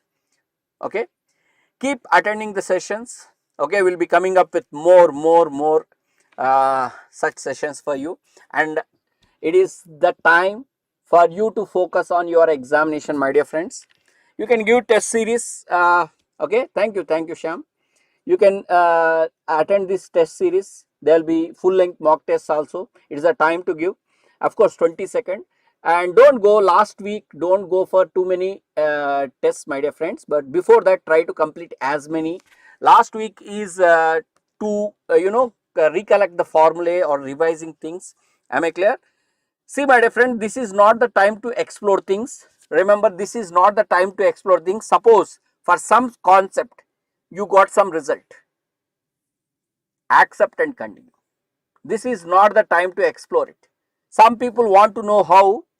Don't do such things. Generally, for competitive examination, the exploration point, you need to stop at some point. You need to think about how to explore the result, not how you get the result. Most of the people, yes, you are already, 22nd, 4th is the examination. Yes, sir, yes. So, keep attending this test series and other things. Otherwise, I will be in air, right? So, keep verifying your mistakes. Try to recollect the formula as much as possible. Concentrate. Don't miss. Don't lose hope. Don't get depressed. Depression वाला feeling आएगा, आने दो. Let it come and let it go. Okay? अपना काम वो करेगा, आपका काम आप कर लो. Okay? दोनों का काम अलग है. दोनों का काम अलग-अलग चलना ही चाहिए. Okay, sir? Thank you very much, and keep preparing, focused, and sleep well. See, some people, they stop sleeping and they just go on preparing. It won't work, sir. इसको ठंडा रखना है, इसको रेस्ट भी देना है. Reduce your sleep by maybe half an hour or 1 hour, but don't completely.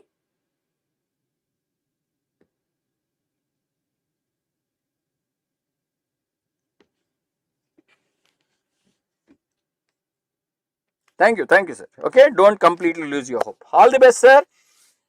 Like, share, and subscribe my sessions. Thank you. Thank you. If you have anything to ask, you can ask me, my dear friends. If you have anything to ask, you can ask me. Good night, Nishu. Good night, Anjali Yadav. There are some people who answered very well, like Teja. Okay, other people, they answered wonderfully. They continuously attended the session and they answered all the questions, and I like that very much. Wonderful. Happy to see that most of the people. Yeah, Sham. Yes, sir. You also. Sham, Anjali. Sham also answered many of the questions. Okay. Yeah. Sorry if I forgot the names. Okay. But you people are rocking. Keep doing it. All the best. Okay. I'm ending this session. When will be in the next session, sir? See, there is some MCQ sessions I am coming up with for algorithms and data structures next week. I think Tuesday or Wednesday I am having one session. See, do revision as much as possible. Any new topic is there. If you can just give a outline for that, if you can get outline for that, just try to get it. Don't do research or exploration. There is a concept on this type of question comes, this is the formula, this is how I apply. At least that if you can do it in a very quick session, do that. And last 4-5 days, don't learn any new things. Keep on revising what you done. Last 3-4 days, especially last 3-4 days, don't learn anything new. Sometimes what happens, it also happen like you may be having some friend, they'll say that quickly they'll teach you something. In such things, any quick learning things are possible, do that, but not at the cost of revision. Revision is important. This is the time to revise things than exploring things. Don't explore things. If it is in a very quick session, if you can understand some point, know it, just keep it somewhere. It helps you in the examination. That's it. Okay, revision is important. Then you can think about the other fellows. So I'll be calling it a day. Thank you very much for your support. Keep rocking. Thank you. I'm stopping the stream.